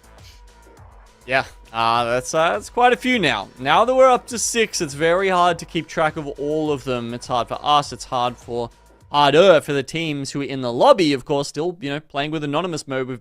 That's been the case for quite some time now in ALGS, but you can see who goes out, but you can't necessarily tell who's still in. Yeah, exactly right. All right, let's take ourselves to match number 8. We got to keep the Apex games going. Let's head over to Storm Point.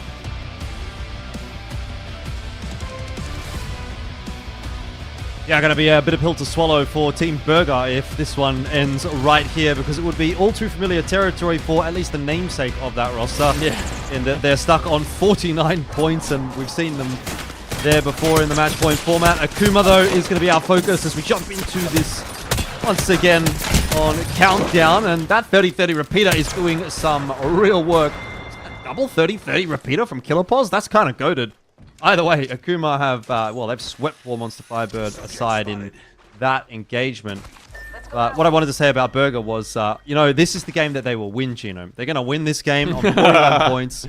And they're going to go well above 50, and then someone else is going to win the next game, and it'll be like bad luck. Oh, gosh. Yeah, they're actually trying to chase down Azu, by the way. The other times, they've left him alone, right? Because they were just like, whatever, we'll play our game. We've won the POI for ourselves. We don't need to keep doing this. But because they're so close, I think, to match points, they were just a couple of points away.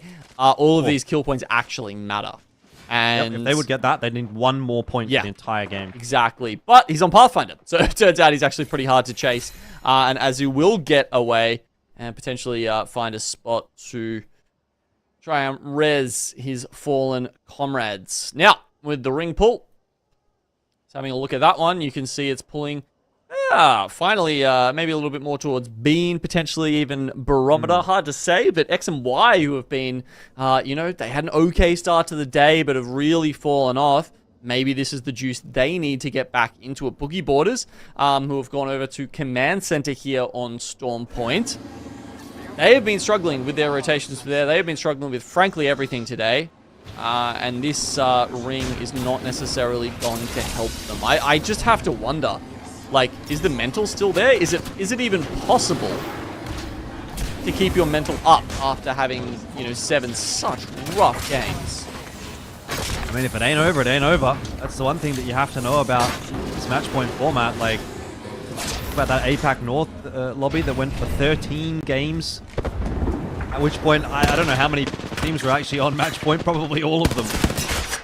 Ooh, okay, so we've got a quick scuffle here. Teams are falling into Cenote Caves. This is Legend Gaming's versus AGL. They find each other in the Spider Cave here. It's already being done, but certainly this fight is not over just yet. But Player K does get the first kill onto Jackie, and now AGL are routed. They're completely gone, in fact, and Gibby once more does not get the level 4 upgrade. I didn't really get time to touch on it because we were in the end circle in the last game, Elfish, but we did finally see it, and he went for Bubble Bunker, the bubble that has the extra 4 seconds of lifetime. So we finally saw the level 3 upgrade. I get to see it in this game. And the important thing to note in that engagement was that Legends did survive. So one of our match point eligible teams still in the mix. Just got some footage of Bearclaw Gaming making their way in, and yeah, Boogie Borders is another pertinent one to focus on here. Again, without having done the math, I can't 100% say that if they stay in this position, they will not make top 8, but it's certainly not doing them any favors if they're going to only get 1 point out of today's lobby. And especially when you look at teams like Bearclaw Gaming, for example, will have definitely overtaken them with the points that they've got today. So it only takes another 1 or 2 of those kinds of teams, and you're in the firing line. But anyway, Dreamfire is not really one of those to speak to at this point in time, and they're just trying to trap up their building. They know that they've got a pretty good chance that maybe this zone's going to pull further in their direction, because Circle's touching the edge again. Well, look, talking of trapping up there, Elfish, I was just having a look at teams that have changed their compositions from Game 7 on Storm Point to Game 8 on Storm Point. There's actually 2. Outside have switched over the Caustic. They've dropped that for... they've dropped the Conduit and picked up Caustic. And then kind of the opposite. Tom Young Kung, one of our match point teams, have dropped Caustic and picked up Horizon. So they're now playing Bangalore, Bloodhound, Horizon. Fascinating choice here when you think it doesn't give them priority. Well, it makes it harder for them to work out where the ring and the circle is ending in this game. It gives them more fighting power, but they don't need KP. They need a win here. Must be a method to the madness.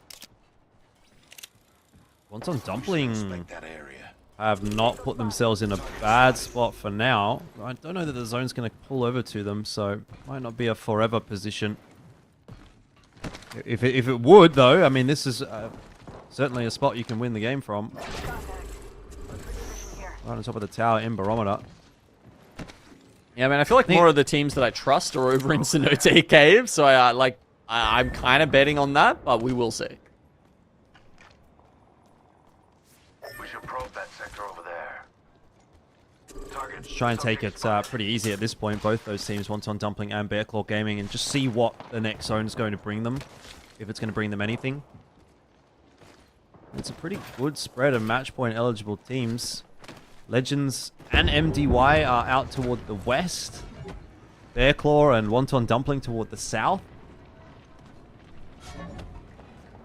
And Tom Yum Kung will be coming in from the north, so sort of wherever this zone actually ends up going, one of the teams that's match point eligible, you'll think will be probably pretty happy with it, unless it just goes dead center.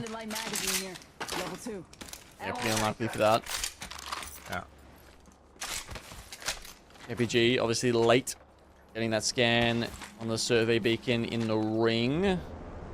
Makes it harder for them as a match point eligible team, but you can see 6 teams there that are eligible, and it goes quite south. So this is... okay. I guess it's... yeah, it's probably going to finish somewhere in between Barrow and Cenote Caves, but like, you know, is it maybe on the bridge between them? It's kind of... it's a little too north for that house that's that Heroes are holding, sort of down the southwest there. We do see some that finish like sort of just on the eastern edge of Cenote Caves. This is actually genuinely a hard one to call though. Tends to be that way, doesn't it, when you're getting into these match point games? It's always a little bit... you feel... I find like you get some weird zones. I don't know if it's just me. Just raise the stakes, you know? The game knows how important this lobby is. It's like, no one! I throw something weird in the mix. Have you got the Ouija board out? See if I can find it. What's it telling you? Telling me that this is the game. Okay. Telling me this is the game. What's happening? the little tokens moving towards the 8 on the board. Maybe not for SWQ. Maybe for SWQ, but hopefully they can get some more points on the board here just to keep that ticking over. Lightning Unicorn just trying to escape, really. They're not interested in taking this fight, so they'll drop Rolling Thunder and they're on their merry way. Lots of teams in front of them that they're going to have to deal with. But not in the orange at the very least, which can be a staging platform of sorts.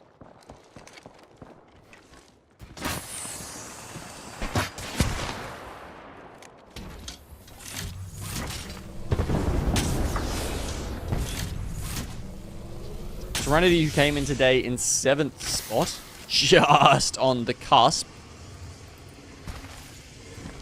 They'll need to have a good day, and at the moment they're in 7th spots. Sorry, no, they moved down into 9th spot after that last game. That honestly could be like the difference between 7th and 9th for them may actually be enough to knock them out of contention. Maybe it even comes down to whether one of those top 7 teams takes the golden ticket or not. Really tough. And they're a little bit off the pace as well. It's actually a bit of a jump. From them up to Akum is 5 points. And then another 3 points up to Team Burger. So they've actually got some work cut out for them here to make up that ground.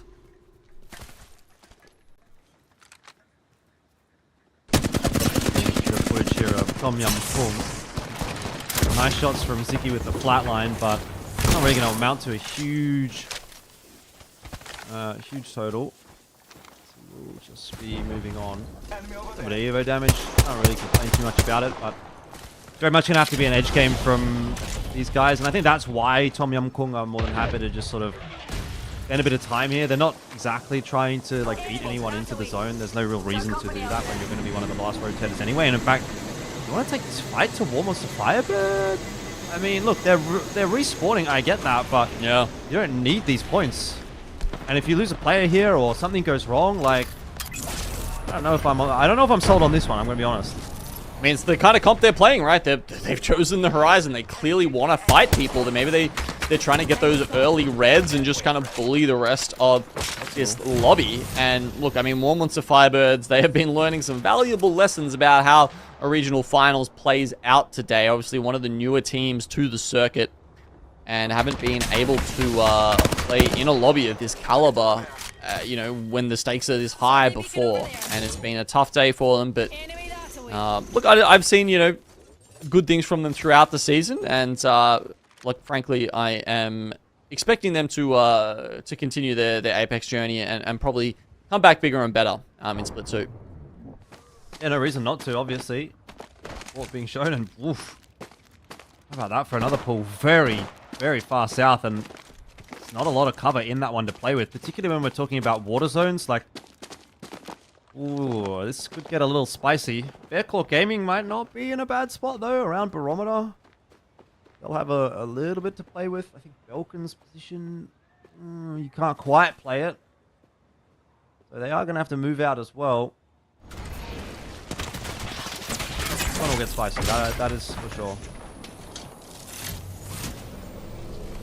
Sure, we'll see some Tridents blocking a few shots at some point. There's some teams fighting over Barrow. Hard to see what's going on over here with all the smoke, but the Bloodhound will help us see through that. Well, help along. Easy Kong. He's not going to be lasting very long, one would think. SWQ eliminated as the 19th team in this lobby. Lightning Unicorn will take the spoils of war. They're not going to get jumped on by either Wonton Dumpling or Bearclaw Gaming. It's too dangerous for either of those two teams to jump into that tunnel. Both are playing for their positioning and playing for the chance to win this game, rather than those kill points that are just going to keep the scoreboard ticking over.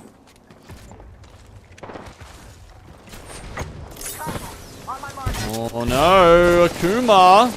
We talked about them creeping up on match point, but they need 2 more kills. Placement points, whatever it is, will do it, and they fall just short. Painfully short. May not matter in the end, though. We'll see how the rest of this game plays out, because there's every possibility that one of the teams that's on match point can finish it off right here. They've all been surviving pretty okay thus far. A lot of congregation around Barometer, at least for this next zone, but ooh, Tom Yum Kung down a couple of members. Might not be their night. Don't see how you get out of this one, Aziki. It's just too impossible. And you just get so few opportunities when you're on match point to really clutch a game out. And that's, you know, I know that's still hurting Bearclaw Gaming, who we saw fall at one of the last hurdles there. And once again, Tom Young Kung will be removed too early, and now it's all up to the other teams that have got there later. Bearclaw keeps going gaming. Bearclaw's about to go down, I think, and it's just Heck that's going to be lasting there. It's Bearclaw Gaming that's eliminated, I believe, at the hands of MDY White, yeah. So, I mean, 2 teams already on that match point that are now out of the picture in the blink of an eye. And that's actually fantastic for MDY White, because, again, they are one of the teams that's match point eligible, and they are taking out their direct competition. It's exactly what you'd want to be doing. We have 14 squads left alive, and there's currently 1 in the circle, in the next circle. So the next 30 seconds are going to see some real chaos here. VK Gaming have the most southern building in Barometer. That is the only real cover left alive in this next circle, Elfish. As MDY White, one of our other match point teams, is suffering. Wonton Dumpling still in this. Legends Gaming, I think, if I saw that correctly, are the only match point eligible team with all 3 members left alive at this point. Well, MDY White did just get that res for both players that were knocked, so technically they're still got 3, but they're a bit worse for wear, and they're on a very busy side of the zone. I like the move, actually, that's being made here by Legends Gaming. They're trying to take positioning early, if that pays out for them. X and Y over towards Cenote Cave. In a bit of a tough fight, but they're winning it okay, and that's Dreamfire out of the picture again, who continue to have a rough night. I mean, 3MZ was leading a lot of the stats for them. Roy has really fallen off for Dreamfire in this finals when they need him the most. Team Burger apparently hit 50 points if this goes to another game. God forbid they win this game and then lose the next one. That would be just way too sad of a story for me, having seen that before. I'm not sure that they're going to win it from here, to be honest, because it is looking not so good with Pricey getting knocked. Wayron is pretty unhealthy as well, and so is Sharky, but they're still fighting hard, and Boogie Borders gets eliminated again, but they get at least some points out. Legends have now been eliminated. Wonton Dumpling gone. It might just come down to MDY White. Is that the only team left? I think so. Yeah, I think so. Only team left alive on match point. And I mean, if anyone's on our multi-view right now and they're watching the map feed, you would see a very interesting situation. Every team just scattered around the edge of the circle. No one really occupying space within it because there is no cover there. There is nothing to play. And that's why we're seeing so many teams fall here at this hurdle. But definitely eyes on MDY White, who have found a position up the top. They're just above outside now. They have reset and they're on triple reds. This is doable. Oh, it's so hard, though, to guarantee anything. This surely has to be Heroes as the favored team. They're the only team on the opposite side of the lake or the water, whatever it is. That nade and EMP and Pulsing Ult combo is going to just devastate the team down the bottom below. But MDY White, it means they're going to be fighting their way in. That's a very clean fight. It has to be said until the knock comes through from the nade. And now they might not have time for the res. Gonna go for it. No pushes coming through. VK Gaming thought about it for a second. They've been forced away. It's one step of the way, but oh, he can't even walk it out through the gas. And Mingyue has just got there with a sliver of a health. But unless someone really special is shining down and watching over him, he's not going to make it. That's a match 9, ladies and gentlemen. Watch Team Burger win this game. Just watch. Just watch. I've seen the story. I've seen it too many times. I've watched this movie before. I don't want to watch it again. Look, they don't have sorry, they don't have Pricey.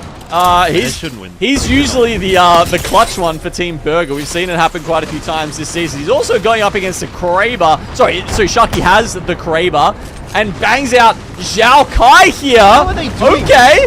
They grabbed them, but Heroes, who were playing the building on the Cenote Cave side for the longest time, they managed to walk it in, stunned by the bang ult, and they'll take out the win. Oh, okay. Well, we're going to game 9. Couple more teams locking in their 50 points there and getting themselves up to match point. I mean, look, Team Burger, they didn't win. They took a second. So I guess the storyline, it's not quite being fulfilled, but another one. Another one. Bit of an anticlimax, really. I guess we just have to, you know, take a step back. It felt like, listen, I listened to the Ouija board and it said this was the game, but I didn't realize when it said this was the game, it meant this was the game before the game. Like, this was the penultimate game. That's what they were trying to tell me, I think. I see. I'm sure it's called the it next there. game. Exactly. You know, our match point teams dropping like flies. And like you said, did our prayers for Team Burger become a reality? Because, you know, usually we have like the caster's curse. But I'm going to be calling it the caster's crutch. Because, you know what, that's what Team Burger needed. They didn't take out the win, but, you know, that puts them into match point eligibility. It might even be enough for Heroes. They were sitting around 32. They're going to be itching a little bit closer. Maybe not, you know, they didn't really get too many kill points there, but it is something insane, you know, from them. They've sort of been a little bit quiet playing in these recent matches. We haven't seen too much from Heroes, but, you know, taking out that win is something. And they just did it, actually, Elfish. Look at them, 53 there, Heroes in at 7, so they just made it over there. Team Burger, of course, who we were praying for, have just, you know, pushed themselves further as well, just to add in amongst the mix. Yeah, KPG, Heroes, and Team Burger joining the pack after that game. I don't even know if Heroes might not have actually got that if they didn't win, so it's a good thing for them at least that they were able to win. Akuma, VK Gaming, just missing out. Serenity not too far away either, so if it goes one more, we can reasonably expect probably at least half of our lobby if we go into 10 maps. But, I mean, 8 teams with a chance to win.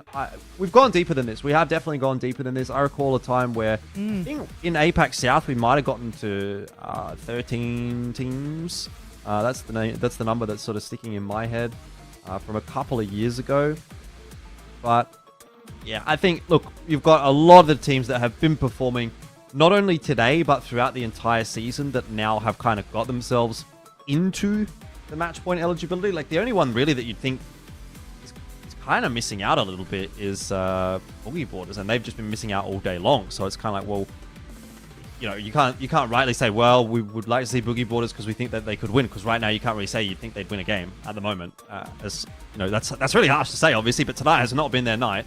But any team right here that, like, if I was to ask you which team's going to win the next game and you were just going to take a punt on any team, it would be realistically one of those teams. So, you know, it's going to happen eventually. I have a feeling it'll probably be next game. We're already sort of getting past the average number of games now. Like, once you get to about 7, 8, that's kind of when you're starting to expect to see that match point win. So going into 9, it's starting to go toward the longer side of a match point format than what you would say is the average. Yeah, you know, I'm a little bit happy that I'm just glad I made myself another coffee. I had a feeling that we were going to head into another match, so I'm just getting myself fueled with caffeine. But what makes me a little bit happy is that, you know, Team Burger are now in and amongst the mix. You know, they had a little rocky start to, you know, the split. And we didn't see too much from them, but something has just flipped the switch in their mind, and they have just been excelling throughout the split, and obviously today, you know, taking out a win there. What an exceptional win, and, you know, a good call for the zone rotation for them. Now like a second place as well. So it is definitely in the cards. You know, we've seen Wonton Dumpling and I think it's Bear Claw Gaming have, you know, 2 wins today. So why not Team Burger? You know, they could itch close to that win, and that would be, you know, the match point for them. So I guess yeah, it's kind of nice having all these teams sort of in and amongst. What that makes it about 8 teams, I think, now in contention, 8 or 9. So yeah, why not half the lobby? Our region deserves to have that chance, you know, to win and go through to LAN. But we're going to take another short break, guys. It's been a long goddamn journey, but we're going to head into match number 9 shortly, and we'll see you soon. Last tim, 3 tim ya. Di atas sama dia. Aing lo. Place out. Place lagi balik. Atau tersaing. It's okay, place out. Yo, jangan crack. Oke lo. Turun dia. Bos crack. Help. Ayo reload. Ayo turun. Mati. Nice. Langsung dia. Dia. One. Pakai one. Yes. Let's go. Get up. 我看不见了，我们了。广告牌上有，左边有个，被我跌了，打倒。闪人头顶，哪个链？爆土啊！头顶，这，趴了，我能架，你给我倒可以吗？没倒。倒2个了，我觉得可以打了。可以，接打，我打了一个。最后一个。我打。东华。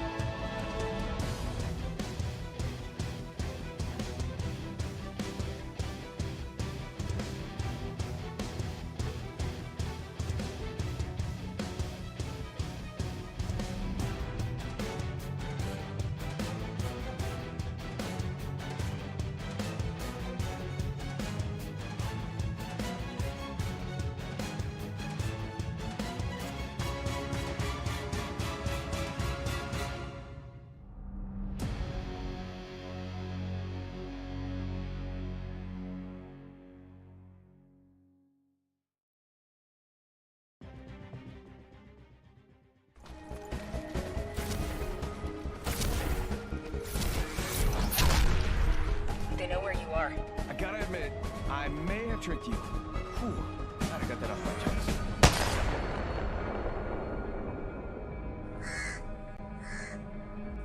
Tell Death I said hello. I feel stronger.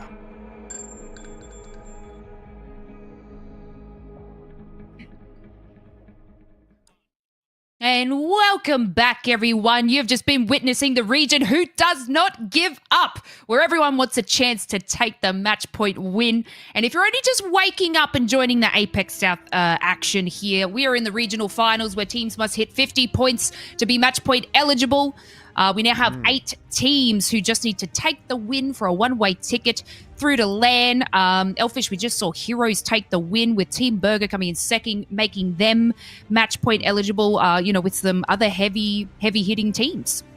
Yeah, I mean, the heavy hitting teams is one thing, and I think we've talked about them quite a bit because they were obviously some of the teams that were kind of quick to make it to that match point eligibility. Everyone knows Wonton Dumpling, Tom Yum Kung, Burger, Legends, etc. These are the kinds of teams that we expect to be going through pretty much regardless of whether they win or not. The teams that I actually want to focus on now are the ones that actually there are a couple that you think, well, maybe they wouldn't have even made it, wouldn't have even had a chance. I mean, obviously one was Bear Claw Gamer. We've talked about them extensively because they were the first team to match point tonight. They weren't able to capitalize on that still yet. May still happen. But now they've been joined by KPG, Keep Going Gaming, who were 17th going into today. So Bear Claw Gaming 16th, KPG going 17th going into today. Both those teams now match point eligible. And if you have a look at it here, if you would have had to pick which teams were going to go through to LAN, 16, 17, Bear Claw Gaming, Keep Going Gaming, they were not on your list, and they're probably still not on your list because the way that they do that is literally to win this lobby. There's the only way, pretty much, that these guys make it. You can do the math, and I think for Bear Claw Gaming, it might technically be possible if some weird shenanigans go on, but realistically speaking, you have to win this lobby. And now we've got 2 of those teams that might be able to make that Cinderella run, and I think that's really cool. Yeah, they've absolutely climbed their way up that ladder. Like you said, Bear Claw Gaming were one of the first teams to hit the match point eligibility, and they took out a win as a little duo. I remember that game and having the Gibby drop down, and you thought it was all over for them, but they've just been absolutely fighting today, no matter what they have had thrown at them. Obviously, Heroes as well, joining in the mix of the match eligible teams too. They're sitting about 9th overall in the leaderboard, so this is massive for them also. To get above and hit, one of those 8 spots. We're going to head ourselves back to World's Edge for our, I think it's game number 9. We're going to see, I guess, a little bit more action from them, potentially. We've obviously been keeping a close eye on poor Boogie Borders as well. They've been having such a tough time through this. I'm hoping or praying that something happens for them in this game because, a lot of other teams are creeping up. Well, yeah, exactly. It's like you said, if Boogie Borders don't get anything done, there's a chance they miss out. We haven't, again, we've got to reiterate, we haven't done the math. We can't 100% clarify that until the results at the end of the day. But if you're only getting 1 point for the day, it's not really looking too good. So they are running out of time because at some point, someone's going to win something. That's it. Well, we have 8 teams ready to go. We're going to be keeping a close eye on them as we hit match number 9. Let's head back over to World's Edge. Right back into it indeed. Ain't no rest for the wicked. And how long is it going to take, Genome? What's your bets? I said last game I thought it was going to happen, but what I really meant was I thought it was going to happen this game. What do you think? I guess at the start of the day I said Wonton Dumpling in 6, but clearly I misspoke as wait. Whoa! We've got some fun going on. Let's worry about that later. Wonton Dumpling are taking on Legends Gaming, and by that I mean Legends Gaming have surprise dropped. I gotcha. What? On Wonton Dumpling? Why? Well, I guess we sort of talked about this scenario before, right? It was like the only way for Legends Gaming to get first is if they can do significantly better than Wonton Dumpling. I mean, I guess it's kind of weird. Like Team Burger straight into Lava Siphon as well. So yeah, I don't know, like if there was like some kind of conversation that happened in the lobby chat, because that sometimes does happen. Yeah, true. That's that's a good Legends point. Legends was like, we're just gonna hot drop you guys because that's our only win con. And look, I can't necessarily blame them. It's kind of a weird thing to do, I guess. But like you can't. Like you can see the justification basically. Yeah, but you're right. So I mean, some sort of conversation must have happened, right? Because Burger aren't dropping in Skyhook. I'm just trying to think. Where did the? Actually, no. The ship went from south to north, I think, right? So I guess there's a tiny possibility that Burger could have seen that, no one dropped Siphon and said, "Hey, look, if you guys don't want to take it, we will." But yeah, either way, that's massive for a couple of reasons, right? One, because the ring is pulling south, and Wonton Dumpling now actually have a great chance to grab this. They do not get actually wait, is there even a ring console thermal station?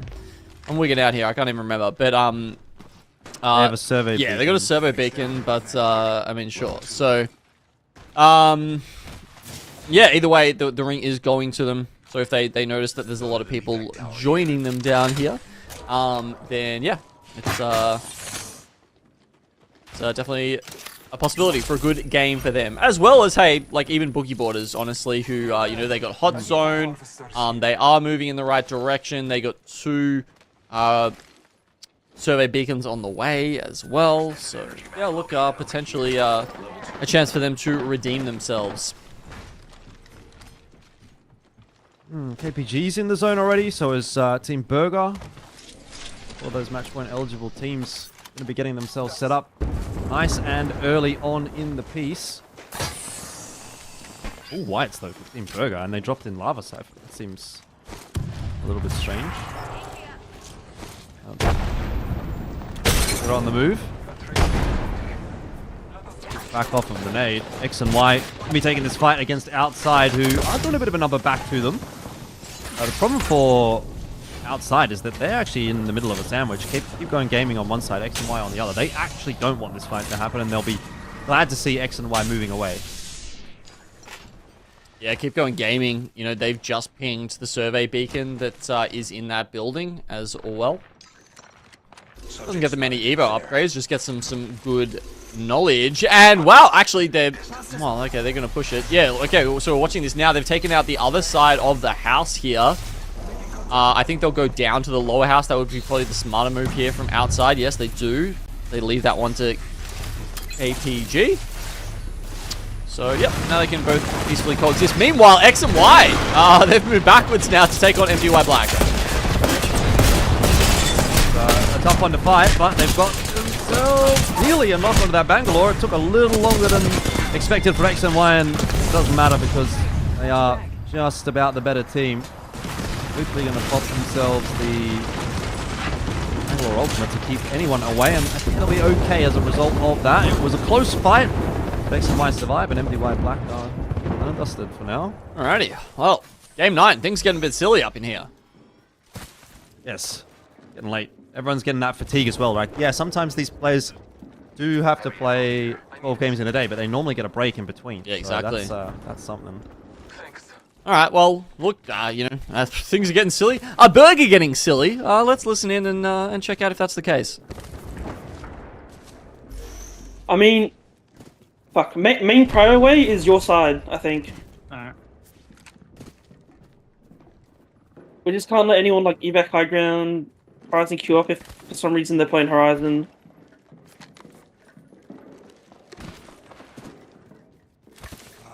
Not an actual side. So the 2x. I wish I had a site, Sharky. You're privileged, bro. Nah. Team flying in? Where? They're flying to bleachers? You mean trade building? Yeah, they're flying to bleachers. I'm 7-1. What are we? 19-2. 12-4 and a Phoenix. Fuck. I Tell me what's elsewhere. I can't hold that much way. Sharky? I can't hold them too. What? This house. Can I have a bat, Sharky? No. Oh, that's fucked up. Drop it now. I'm told to. I mean, I think he's gonna be this zone. It's like, I mean, I don't know. The thermal pools are weird. Worst case scenario, it pulls up here, and we just have to slide down towards these buildings. Okay, well, there you go. Alright, they're getting a little bit silly. Yeah, having fun. Not much happening really for Team Burger at the moment. I guess that's fair. Acknowledging their privilege at least. Yeah, they're just making sure that they're locking things down, which is all good. Standing right on top of Bear Claw Gaming, who are in the train tunnel underneath them, and a real surprise to see that that zone is going to continue to shrink over the top of Thermal Station. Look, I think if it doesn't happen here, I'm going to be a little bit surprised. MDY White are inside of Thermal Station. You've got Wonton Dumpling already across as well. Like, if it pulls back down south for whatever reason, KPG are going to be in a good spot to play from. So, sort of feels like wherever we end up going, we do have at least one team that's got that win potential. Okay. What's happened to Tom Unicorn? Yeah, indeed. What has happened? They X maybe and ran into Y. X and Y, I think. Yeah. Who've actually picked up 4 kills so far this game. Double start for them. I guess we saw the first 3. Maybe doing some gatekeeping over here, but now they've got VK Gaming on their case as well. Who obviously want to find a team and want to beat them because that means they're on match point. Of course, they've got bigger fish to fry as well. Can't just rely on that anymore. You kind of need to make sure you win the game yourself, because otherwise there's every chance one of those... there's 6 now. How many are we up to after this game? 8 or something? 8. Yeah, 8 match point teams are up there. Yeah, if we get to another game, it's probably likely to be 10 or 11. Damn. So it's, yeah, it's certainly getting there. There was a lobby, I remember, that we did. Was it last year? It must have been last year. I think we got to 13. Is that right? Does that sound right to you? I feel like we got to one where we had more than half the lobby. Really? Sounds like too many, Yeah. but you could be right. Well, I wouldn't be surprised if it happened again, to be honest with you. It feels like one of those kinds of nights. We should inspect that area. Raver in the hands of Lightning Unicorn might assist in that. Those heads down. It's going to be Serenity trying to push their way forward against Akuma, who have at least one member at the bottom of the bridge. It's Crusader that's isolated away from this fight. I don't actually think that Serenity were aware of that, and they did not push their way forward. Interesting to hear, though, how Serenity go about this one, so we've got to listen in prep for them, and we'll see what they're thinking. My next scan I might be able to drop. I can Be careful, Harvester. Yeah. We're getting flown. No, they're flying back. Okay. Underneath me. Behind me, walking up. Okay. That's a new team. Yeah, new team. Can we go green? Can we go fence? I'm batting first. Yeah. They're gonna peek you maybe. I'm running. Smokes, please. Ready. On you. They're peeking. I'm running close. I'm nading them. I'm going fence. I'm going fence. I might die. Yep. Turning around. I'm batting. Weird scan. I'm getting. I'm just getting there. In my gas up top on cart. The other teams ran. There's 2 teams. Yeah. They're stuck in this corner fresh. On my peak. I can't peek my side. It's okay. They're dying. Yeah. 2 died. You look over it. Guys on bridge. Oh, no, it's still Guys there, on bridge never still. Yeah. We might get pushed from here. There's a smoke there. Yeah, I'm looking at that. Looking off. Might be AGL pushing us from that side, yeah? Team on car looking at us now. Uh-huh.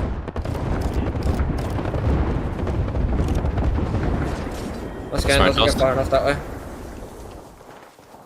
That team should go left.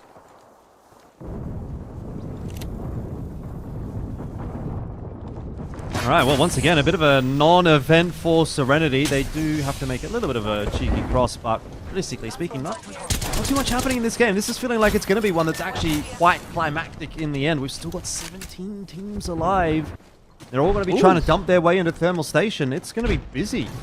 Yeah, actually, just after you say that, AGL actually pop dog and start pushing up onto Serenity, but there's I think it's just about the time where we're gonna start kicking off here, because as you can see, X and Y are also getting into it with VK Gaming, seemingly getting the better of them. Serenity do eventually finish off AGL, but do they reset in time for Akuma, who are coming at them next? Guess we'll see that one. Happy days for VK Gaming at the moment. Zone shift is not going to be too far away. 20 seconds left to go. And VK Gaming are really out against the wall. They're going to have a long run to make with lots of teams looking at them and not a lot of cover. It's a bad spot to be in. I think VK Gaming might be on their last legs for this one. We're pulling down to back thermal, by the way. Heroes, another match point eligible team, down and out. So Wonton Dumpling, who are occupying that back village, pretty much all by themselves at the moment. Great spot. Outside, they're looking like the team to beat. Also pretty good. Boogie Borders, anybody's riding the wave in chat? In a decent spot. They're in Dorito House. Yeah, tough day for Boogie Borders, that's for sure. Hasn't been much swell. Looks like that sometimes. Gotta make your own fun. Team Burger have been doing that. A little bit busier than when we had that listen in with Team Burger now. We're taking it pretty chill earlier on, but we're going to have to fight for their territory at this point. Still feels like we're in a bit of a holding pattern, as pretty much every team has now made their rotation into that next zone, and as you can hear, there's not really a whole lot of fighting going on around the map, so we'll have to wait for that next ring pull for us to really go anywhere. But as you said, we're going toward back thermal, and that is Wonton Dumpling. They're the only team really that have any sizable control of that next zone. They have just been gifted. Yeah, Wonton Dumpling have just been gifted. I mean, they've put themselves in this position, obviously, to you know, to be on match point. They've played very well today. They're at the top of the leaderboard, but it's kind of up to the other teams now to really push in and take this game away from them, and that's pretty hard to do when you've got someone the skill of Gugu holding that down. Becklaw, they had their chance and didn't quite take it here, and now Rudine, a good gas grenade out of the core stick, but you know, barely any time to try and pop this Phoenix. You can see in the back of his kit here. He needs to pull it off because he's pretty damn low, but finding a spot, well, that's another. Even if he does get it off, he's going to be solo, and he is being shot at right now. I can see from Wonton Dumpling's POV. It'll be tough for him to do anything in the rest of this game. He will be dealt with by Donut, and VK Gaming want to take the fight forward. Not exactly the greatest of fights to be taking. That low ground position causing them problems. Casa dropping dangerously low, in fact, and the ALGS heading in their direction. And this is now where I'm talking about. It's going to start to get a little bit chaotic because 15 teams, there's just a little bit too little room to play. Yes, this next circle close is going to be crazy. Keep Going Gaming as a duo. Again, they're MP eligible. They have moved right into the middle of this this next zone, setting up with Watson actually, but they are only a duo. Team Burger now making their move. This is such an important rotation. They're going to try and play under. Oh, I don't know if I love this. It can be a good spot, but you're also very vulnerable if people pick the right angles out against you. Well, they've got the smokes down. No one's really shooting at them at the moment. Might be a genius play. We'll have to wait and see whether or not that Galaxy Brain is going to pay off. SW2 dropping their alternator pylon, but I'm not sure that's going to keep them alive here. Zone's pushing its way in, and so are teams. Have a look at that kill feed. SWQ outlining Unicorn as well as Springfire all gone, and there's going to be more to follow as the dominoes will continue to fall. Teams still have to make their way in and have now started to do so. MDY White, a little worse for wear, but surviving. Oh! And that is the important thing right now. So Boogie Boarders go down. They were challenging Wonton Dumpling. They were pretty much the, maybe the best chance this lobby had to continue to a match record 10 games. 9, we're at 9 here. That's equaling the record of the most we've ever had in a match point series in APAC-South. Yeah, as you say. Serenity now. Serenity's the only team. Only team left. And they're in, you would have to say, the worst position of any team as well. They're still out on the eastern side of the zone. They have to cross the lava. I mean, they've got good loot. They're probably checking for some survival items at the moment in these boxes. There are none. They have not picked up an evac tower. So as you say, yes, they probably have to cross the lava. Not fun. I think this is where it ends. It has to end here, surely. I mean, it would be an absolute miracle for Serenity to win the game from this position. So, who's it going to be based on the positionings that we've got? I mean, right now, you might even be able to argue Team Burger if they can keep their head underwater, but that is something that will remain to be seen. First of all, let's focus on whether or not Serenity can get across and keep this lobby potentially still alive. They're going to go for it. They're going to jump, and they've got no other choices. They aren't actually copying any shots, so wow. Okay. As far as crosses go, that's not too bad. They go early. They're underneath KPG. This is important because remember, KPG are a duo. If they work this out, and of course they should, they've got the scans from Bugi. They take that spot off, then maybe they can even steal the gen away. This could be huge for Serenity. This would be insane if they win this game.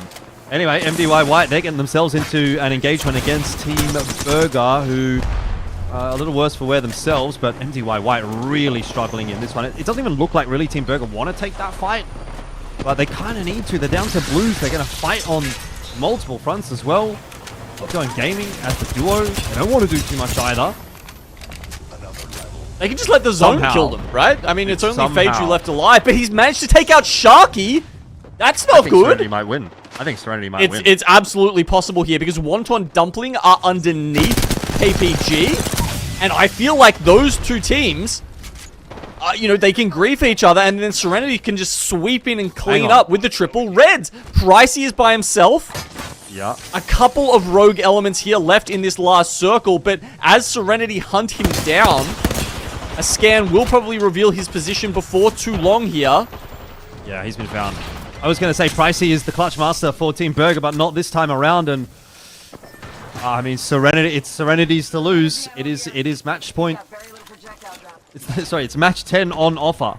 Okay, they're the only match point non-eligible team, and they are in the best spot possible. They're inching closer towards this end circle here. You can see there, they've got a lot of space to play, walls, they've got, you know, plenty of death boxes if there was anything that they needed. They've also got 2 ultimates. I don't think they've been able to find another ult Excel to get the bang ult back online, sadly. But there's potentially time for that to come up as well, because he's got the gold helm. They have shuffled that across to Legacy to try and speed that process up, but they do have the gas grenade. They do have Blood. Oh, the Bloodhound ultimate here. So much going Serenity's way. Yeah, I'm not sure what the end game really is for Wonton Dumpling and KPG right now. KPG just want to hold on to the high ground.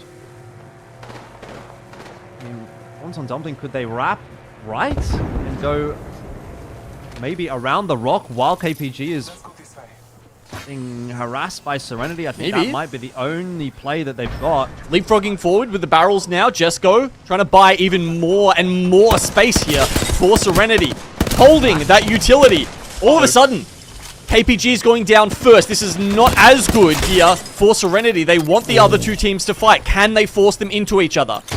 Great damage, though, from Serenity onto Wonton Dumpling. Both of the members that tried to peek their head up just straight away losing all of their shields, and the zone pushing at their back. Serenity, I think they're going to do it. Wonton Dumpling, they have to climb, and they're climbing into a choke point, but they're doing it together. It's one player left. Jackie Chan, can he pull off a miracle? No! Serenity get the job done, and we go another. Okay, that's history. That is history being made here. A 10th game. I mean, I feel like you maybe could have predicted this just off the start alone, Lace, because it took so long for anyone to even get to match point that we've had less chances than you would usually have in this situation, right? So yeah, I was just looking at the stats before. Game 9 is the most we've ever had in APAC-South. We have now officially hit a Game 10 and the longest running match point series we've seen down under.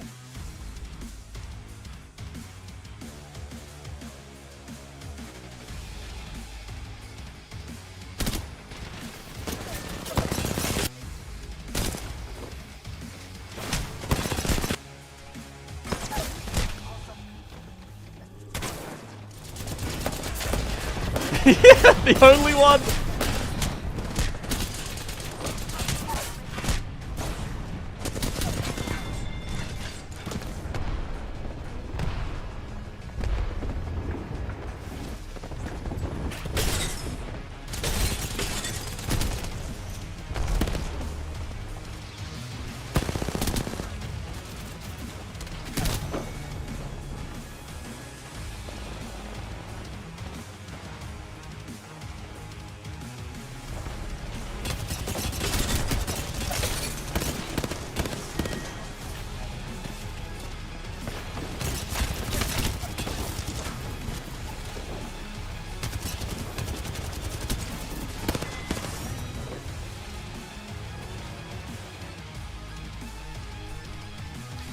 No, I mean, yeah, it was hard. They were on the low ground. They basically had to climb. They probably would have got shut down by KPG if they tried to do that, honestly. And as we have a look at the scoreboard here, 11 teams on match point. Akuma just make it in. VK behind. The other thing I think that really hits me about this scoreboard, Lace, is that the longer the series goes on, the harder it is to change your fate, right? The further apart these scores will get, and the harder it is to actually jump up spots on the leaderboard, right? So you look at a team like Boogie Boarders, they are now 10 points behind just getting 1 extra point, right? Like a huge game, 20 points, might actually do it for them. They would literally need to like drop a nuke just to last 1 more game here and maybe increase their chances of going to LAN. But yeah, it's even towards the middle of that scoreboard, there's still a lot of people who, you know, aren't that close together anymore because we've had so many games played.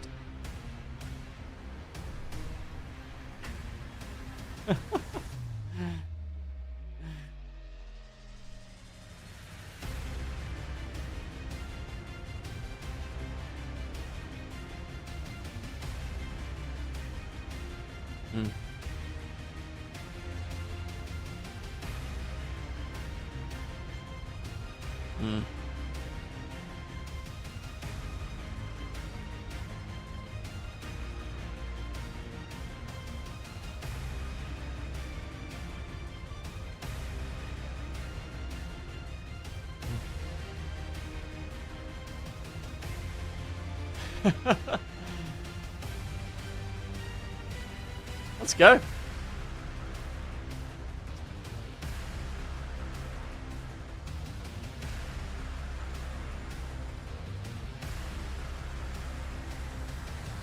Yeah, you think we should go for the record? Should we take that off APAC North? We usually beat them in FFL. Maybe we can, you know, maybe we can take them out in a number of match point final games as well.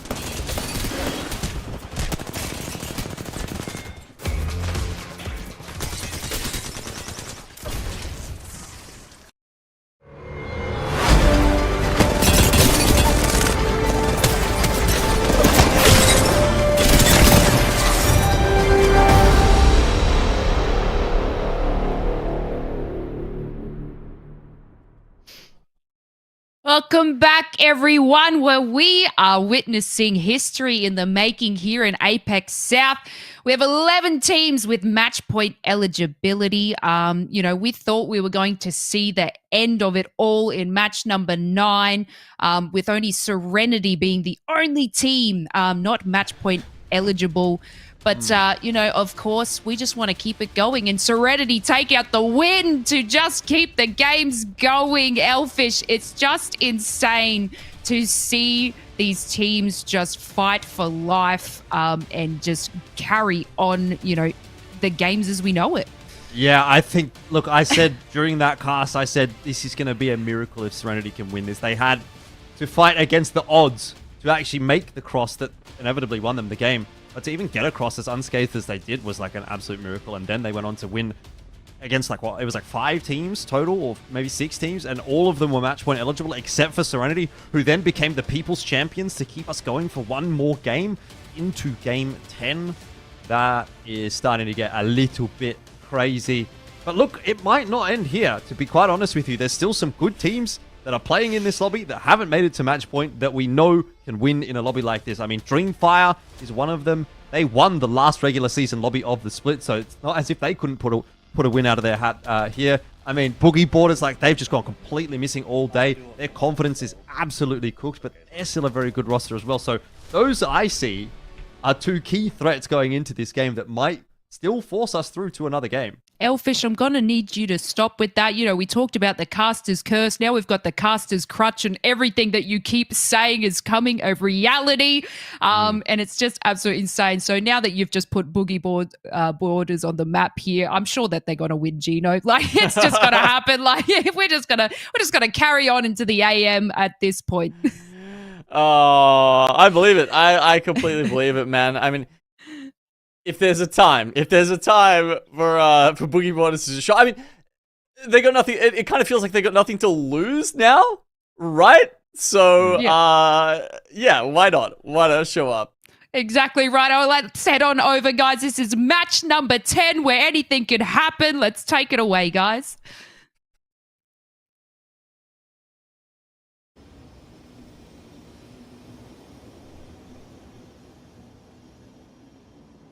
All right, well, straight into things, and it is game number 10. I'm going to be honest, I didn't think we would be at this point today.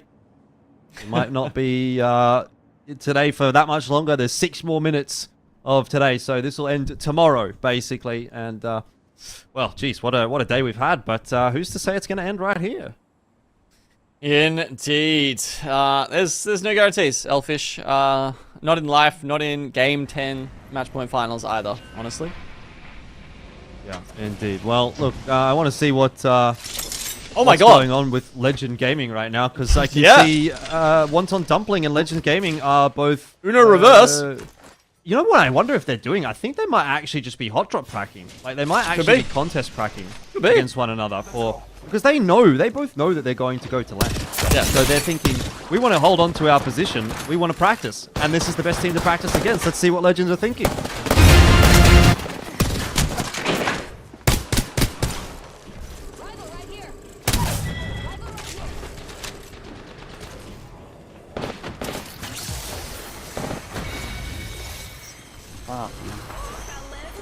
I think third. That's just to see how that contest was going at the start. We didn't quite get it.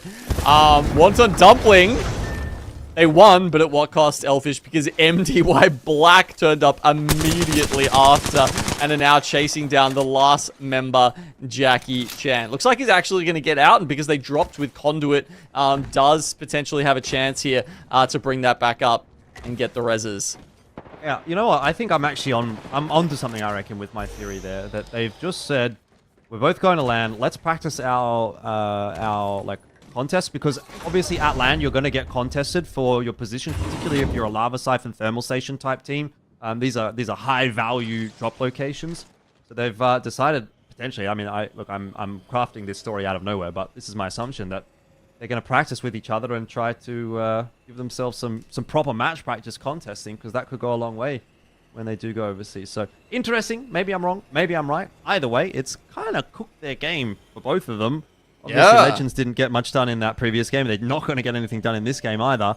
And Jackie Chan's the last one up for Wonton Dumpling, so I'm not sure that he's going to win this game solo. I mean, it's like if anything's leading us towards a game 11, it's the match point eligible teams just inting each other at the start of the game and knocking both of them out. Yeah. Oh my god. Oh, we're losing it. We're losing it. It's getting a long day at this point, but Bearclaw Gaming will be happy to see it because it means they'll still be thinking, you know what, we're in with a chance. Might still be able to take a position at land. Aye, aye, aye.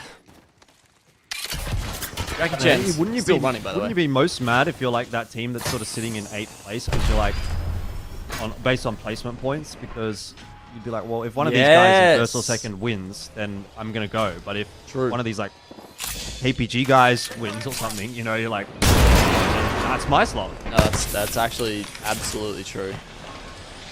Yeah, well, read what you sow, I guess. And if you wanted to have your own destiny in your own hands, you should have played better during the regular season. I guess that's the argument. And that's also fair. I don't think it makes complete sense. So we're gonna get an Overlook zone. I don't remember if we got a chance to look at the map with all that craziness going on at the start. But it is heading very much Overlook.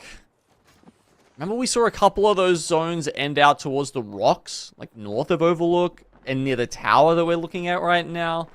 So there's a couple teams posted up out there. You got like Serenity, who I can't even remember after all that nonsense happened. Did they reach match point? Yeah, they did. Oh my god, they're up to 3rd spot now. They didn't just reach match point. Woof. They killed so many players. They killed so many people when they were working their way through that.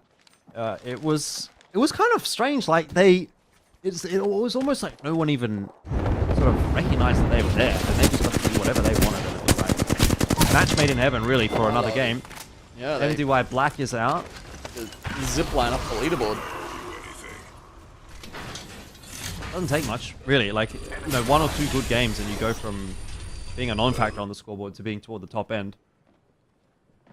Although it is becoming harder and harder to have an impact in only one game when we've got so many that have been played, and that's the issue now for teams like Boogie Boarders, who we've obviously highlighted a lot tonight. This is cheeky from MDY White, being a little bit sneaky down in the train tunnel. I mean, they're in a killer spot. Crossfire. Overall, right? They're second. Incredible consistency from them. Haven't changed their comp up all day. Bang, Caustic, and Crypto being picked for every single match, regardless of Storm Point or World's Edge location. 26 kills on LD today, by the way. Wow. Damn. Still couldn't work it. Oh my god, that actually might be the most in the lobby. Nearly 3 a game. Whew. I'm not thinking this game because it's barely started yet. Yeah. Fairly stable rotations coming through from most teams now. Still got a couple over toward Landslide and Staging that have yet to start moving. AGL's a little bit slow coming out of Skyhook as well, but again, this is kind of the nature of the beast. When you know that you're one of those teams that's going to be rotating later than others, you don't tend to leave as early. You do a little bit more looting. You sort of have a bit more of a look around, see if you can sort of pick things up on the way. You know that you're not going to get to a strong position if you move quickly, because you're still, just by nature of having to travel further, not going to be one of the first teams into the zone. So you've got to find your advantages elsewhere.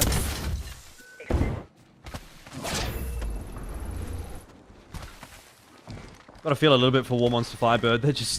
They're basically stuck in this eternal hell where they just have to keep playing these games that they're never going to be able to get anything out of. I mean, it's good practice. I think that's the way you have to take it, right? Like, if you're a team that is going to go the distance, that's probably the way that you do think about it. But it is getting quite long now for them. And they definitely checked out a little while ago by changing that composition up. And, you know, obviously you can see even now Outsiders are going for something a little bit unorthodox as well.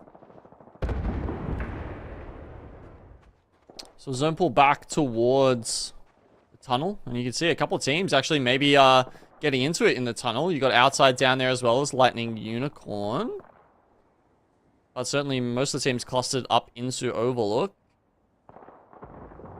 But it won't be a Rocks ending like we saw those other times. So we are getting a little bit of a change up here. Nice. Nice to have some variety.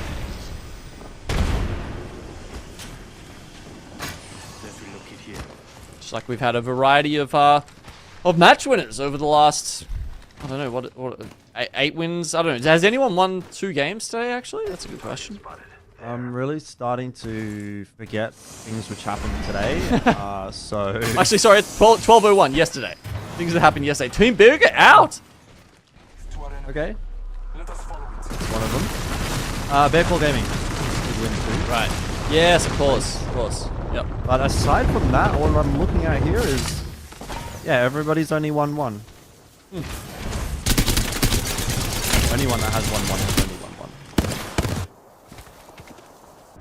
Anyway, All Monster Firebird. They've gone back to something a little bit more standard. Azu's on to Valkyrie, but not the most unorthodox of picks.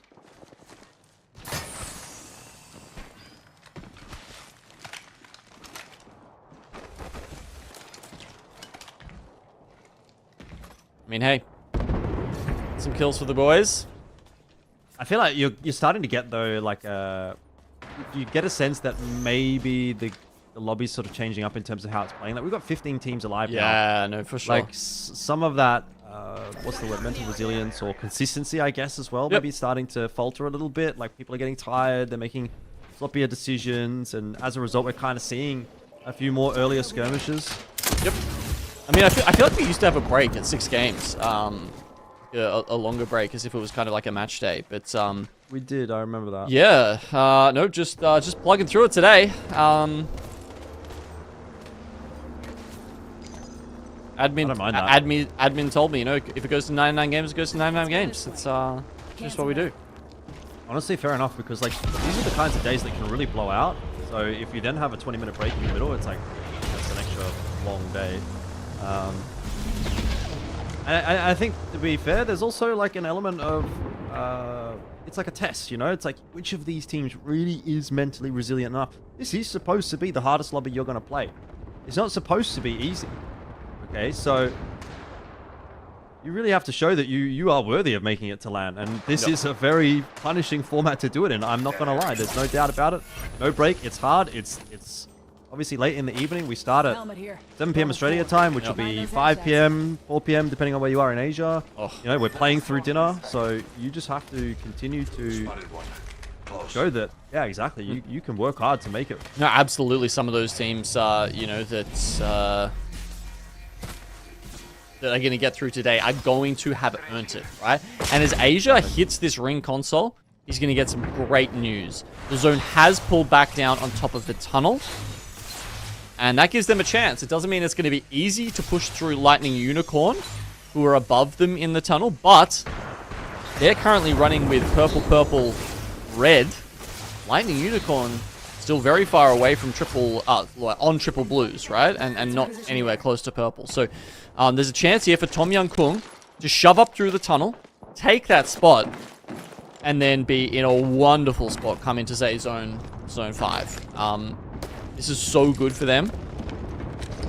And as you can see now, like, you know, who else are we relying on here? VK Gaming, SWQ, War Monster Firebird, AGL, Boogie Boarders, Dreamfire. So a couple of names that can definitely win a game here. But more than ever, it's likely that we're going to finish it here on game 10. I mean, yeah, that's true. Lightning Unicorn, you would say Lightning Unicorn right now has got pole position in terms of their map positioning. What I am liking and appreciating about this from Tom Yum Kung is if they are going to go through that tunnel with Lightning Unicorn, they are at least clearing out left tunnel as well, which they need to do to ensure that no one's going to come in behind them. So it's been smartly played so far from Tom Yum Kung. Keep Going Gaming is another team that we should mention. They've obviously managed to make it to match point, and they're another one of those teams that would need the win to make it through to LAN. So it would be a very special storyline for those guys if they could make it happen here.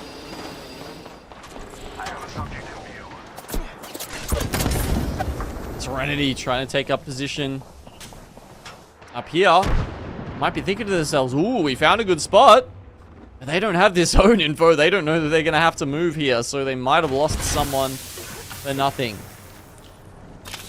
APG, not on the silos, but close to them. And then you've got Tom Young Kung making this very important push now. Lightning Unicorn with the EMP. They've got the grenades ready. Is that enough to push them back? Some good prowler shots to open this up. Could be a lobby-defining push from Tom Yum Kung. They have taken a lot of damage on the initial engagement, but they've found a chance to reset. They certainly have the shield advantage over Lightning Unicorn, who are running triple blues. And for now, it seems they'll be happy to just play down on the bottom and allow Lightning Unicorn to play topside.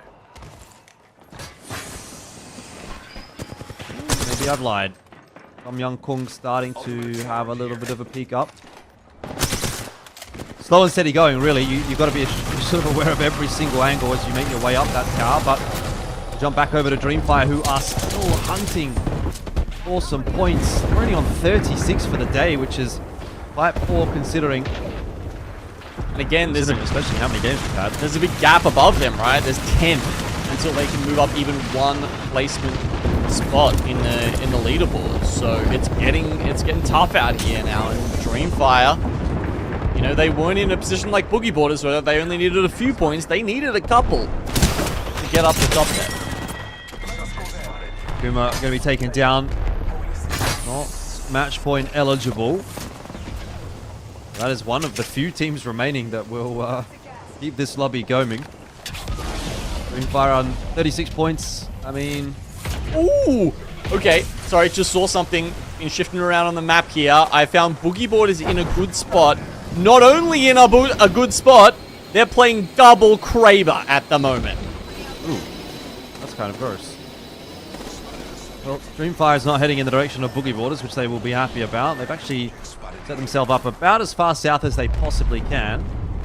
There's one of those Kravers on Pana. And the other one on Raki. So that, I don't know how they managed to do that. Yeah, it's not like they've got a lifeline on the team, right? I mean, we're seeing a lot of interesting picks come in, you know? Maggie, more Crypto, Wraith. Heroes, War Monster Firebird, Dreamfire, VK Gaming, all in the space of about 10 seconds going down.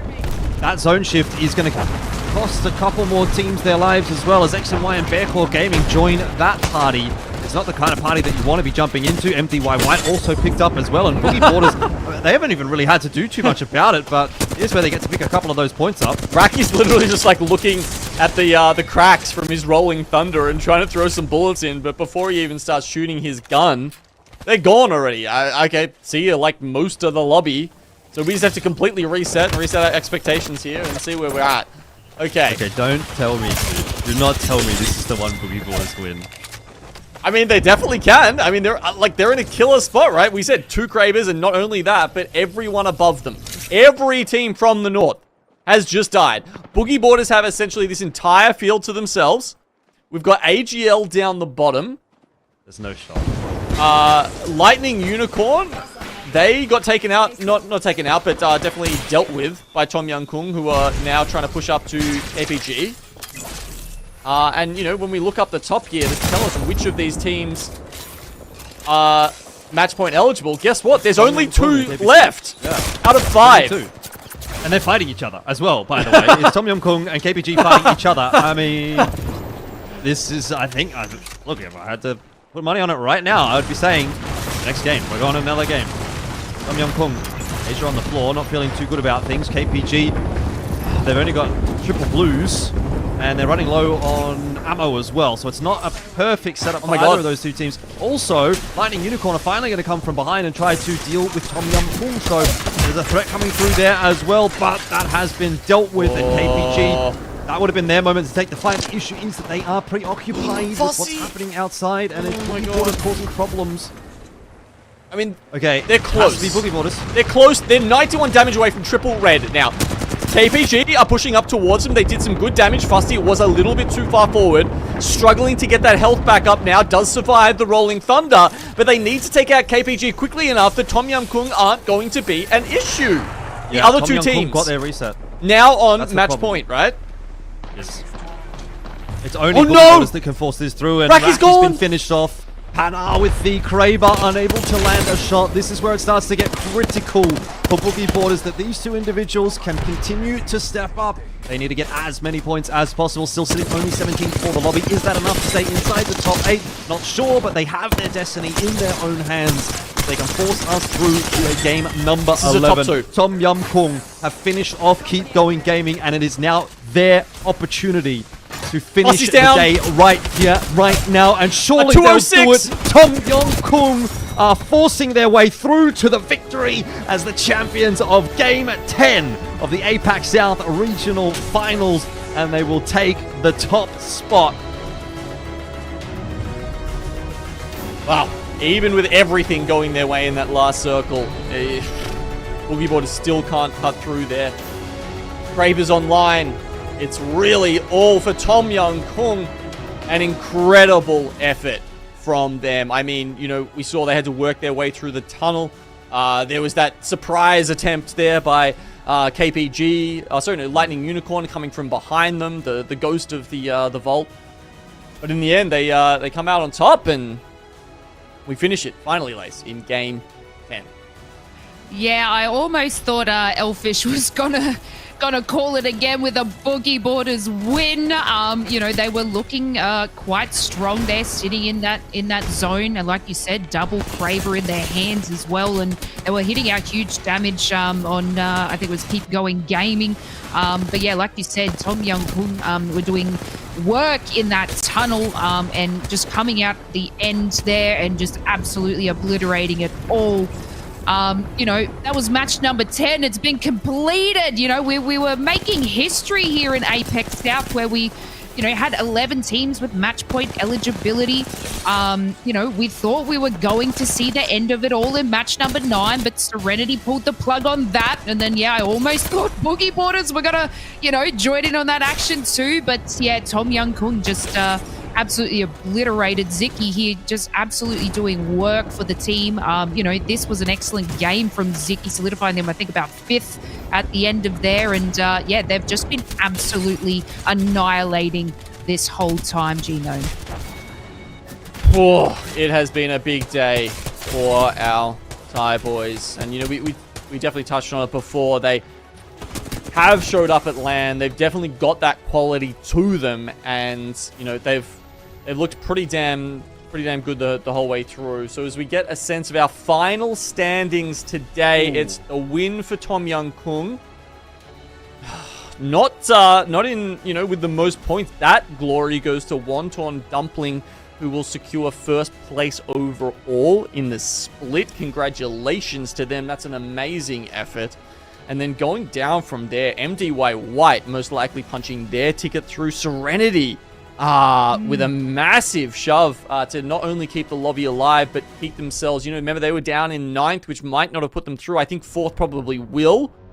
Bearclaw Gaming, we said they probably needed to have a first, a valiant effort from them, but I think they go down.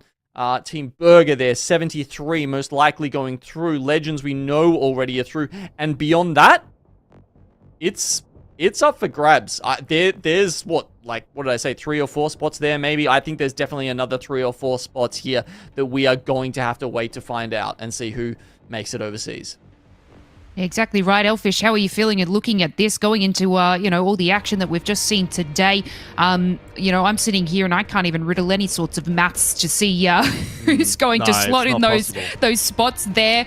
I guess it's just a waiting game now. You know, we've been waiting about 10 matches worth to see who sort of takes out those 8 spots to land. But yeah, how are you feeling, I guess, after these 10 matches? I'm just a bit shook that we got so close to potentially going to an 11. That was so winnable for Boogie Borders as well. I just can't. Look, I'm in a shambles at this point in time. I mean, the hair's held up, so that's really what matters. Nice, but man. I tell you what, I did not expect to be sitting here at midnight on Monday morning now, watching Apex still. I thought, you know, I was thinking 7-8 game day. That's probably where we'll be sitting, but. Yeah, like exactly as you say, it's pretty much impossible to really say who's definitely going through at this point beyond the ones that we'd like already kind of locked in. But we've got not long to wait apparently. So. Yeah. So our region has produced the likes of Moist Esports and Dark Zero teams who have paved the way for APAC-South, allowing us to secure 8 spots to LAN and doubling our prize pool for our region. The time has finally arrived for us to witness greatness in the making. Okay. Oh boy, Genome. That is our top 8, and a couple of surprises here. Boogie Borders do actually make it through by a couple of points. Maybe I was a little more worried about them than I should have been there. Up at 89. So, I mean, they picked up, what was that, 3 points or something, but it was still enough. I guess it was such a competitive format today that just a few points does tick them over. This is probably one of the lower cutoffs that we have actually seen.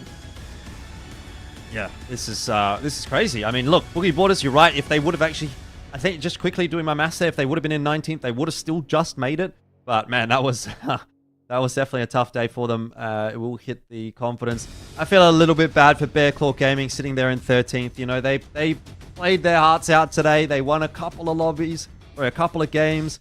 They just couldn't win when it mattered. Same for Keep Going Gaming. They were pretty close as well. In a couple of cases. They were in the top 3 for that last game as well, and it could have just as easily been Keep Going Gaming in first and going through as the automatic qualification, and Heroes missing out, and that's the difference that kind of a result could have made. But yeah, for both Keep Going Gaming and Bear Claw Gaming, gotta say credit where it's due. They fought hard today, but they weren't able to do enough, and that's where, when we're talking about it during the regular season, we're saying every sort of game matters. You can't afford to have a bad week, this and that, and they all sound like cliche statements, but tell you what, I've been around esports, I've been around battle royales, I've been around Apex long enough to know that it is true when it is said, and that's exactly why. Yeah, I guess I just wanted to touch on as well, Dreamfire having a little bit tough there. You know, they were looking like good contenders, but, you know, sitting in 11th, unfortunately not making it through to one of those spots. But, you know, that paved the way for Heroes to move from, you know, 9th up into one of those slots, Genome. So it's just great play from all teams. I mean, yeah, there's a couple of those players, right, that we haven't seen, I think, since Sweden. So, you know, the Revenant team that actually showed up, that scared some people, that won some cool fights back there in our first LAN post-COVID. You know, that's where we've seen Lahim at LAN before. Bastion, just having a look back. He was on a Dewa United back then, so again, I don't think we've seen him at LAN since then either. And then Kissans, I don't think maybe ever has actually made it to LAN. He, but of course he did win the 2021 championship when he was playing for Wolfpack Arctic. So, you know, they've seen some heights before, but, you know, it's just all about getting over there and experiencing that fun with the crowd, which none of them had, because we didn't actually have a crowd at Sweden. So that's going to be a new experience for all of them at LAN, and that's the fun of getting these guys over there and letting them compete with the best in the world. So big congrats to those guys, you know, sticking it out for that, what, like year and a half or something since they've had that big shot. Yeah, exactly right. And, you know, until we find out where LAN may be, you know, these teams, you know, still have a lot to sort of, I guess, come together and get sorted. You know, we've had such changes in Apex recently with Season 20 coming in at a mix. So, you know, they've not only had to fight for these spots and, you know, take themselves through to LAN, they've just had one of the biggest season changes that we've seen at Apex Legends.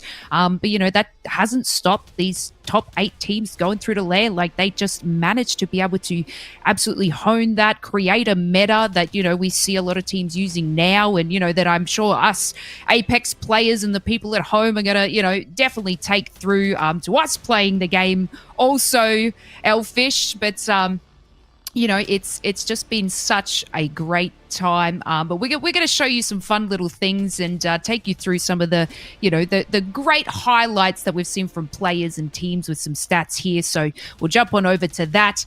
But, you know, once we have a look, you know, we have seen these people before. We've seen the name Gugu. We've seen the team Wonton Dumpling. And again, huge numbers in damage, Elfish. Yeah, just not quite hitting the 10k, but solid stuff indeed. Across the entire season, Gugu, not just in the regional finals, was a force to be reckoned with. There's no doubt about that. I mean, I think you have to also give a shout out to both Sharky and Heck, who I think kind of performed above expectations today. Both of those teams look, I mean, Burger we thought probably would be in with a pretty good shot. Bearclaw Gaming, I don't think would have been on anybody's lips. So, especially Heck, being able to put that kind of damage number down in the regional finals. Really, really impressive performance considering it's the best teams in the region. And yeah, it didn't amount to, unfortunately, a position overseas, but it was a mighty fine effort. I mean, I know we're not in Rostomania territory just yet, but I'm just looking at these numbers and saying Heck's doing pretty well there. I wouldn't be surprised to see him on another roster come Split 2. You know, there's always you know, something to be said about, you know, keeping the roster together and growing together, and obviously they had a good result today on Bearclaw, but yeah, with that big performance on the big stage for Heck, that's a bit of a signal, I would say. Yeah, exactly right. And, you know, we tend to always see like Easy Flash Kid up in there as well. And I'm sure, you know, with more progress, we're gonna be seeing that name in the top damage hitters also. But yeah, it's been an absolute exceptional day for all our teams. Yeah, imagine going to another game. Like, that would have just been absolutely insane. I know we're getting a little bit tired here, and I'm sure people that have been watching from the first match till now, you're just like, is it over? Is it ending? You know, but it's just the passion that we have in this region. And, you know, like we've said, you know, we've had Moist Esports, we've had Dark Zeros come out of here, but yeah, now you're going to see some more teams that, you know, could potentially reach, you know, those masses. And Tom Young Kung, absolutely exceptional from them today. Just look at that, Gino. That's interesting, isn't it? This is the, you know, the path of victory here. Yeah. Don't win a game until map 10. And, you know, definitely had a couple of clangers as well. But, you know, it was sort of 4 good games out of 10 is enough to get them through there in the end. And, well, we have to take our hats off to them. They second in points overall. And, of course, yeah, winning that last game is what counts in match point.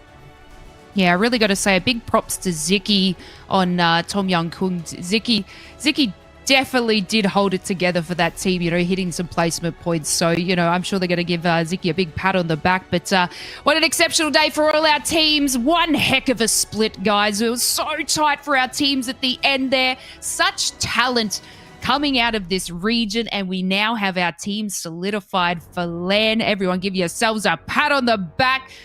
We are the Long Shot Production. A big thank you to the people behind the scenes as well. We also want to, you know, say a massive thank you to them for making everything become a reality and having us do all this sort of stuff now.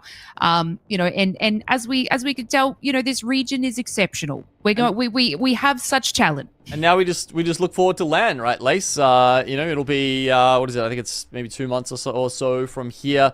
That the Split 1 playoffs will be happening, and we'll get to see, obviously, those 8 teams that we just sent through on the big stage. Certainly some of them are going to perform. APAC-South always seems to do very well. We often get quite a few of our teams into those final lobbies. So if you're an APAC-South fan, make sure you look out for those announcements and follow along for when we do get to see the bright lights shine on all of the best that we have in this region. Exactly right. You know, we've had it in London, and, you know, it's been in America a couple of times. So I guess we just got to wait patiently to see where they might be having it. I'm hoping for Japan, but you know what? It may not happen this time round. But you know what? Only time would tell. But thank you so much, Gino and Elfish. You guys have been absolutely exceptional. So a big thank you to our casters, and of course a big thank you to everyone behind the scenes that we've had. And also a massive thank you to Play Apex for allowing us to be on the channel and showcasing, you know, what our region can do. My name is Lace. I've been your host for Split 1. It's been an absolute privilege and pleasure being able to bring you all the action for APAC-South. I hope everyone has a wonderful rest of their day. I know we're sure going to go to sleep, and we will see you next time.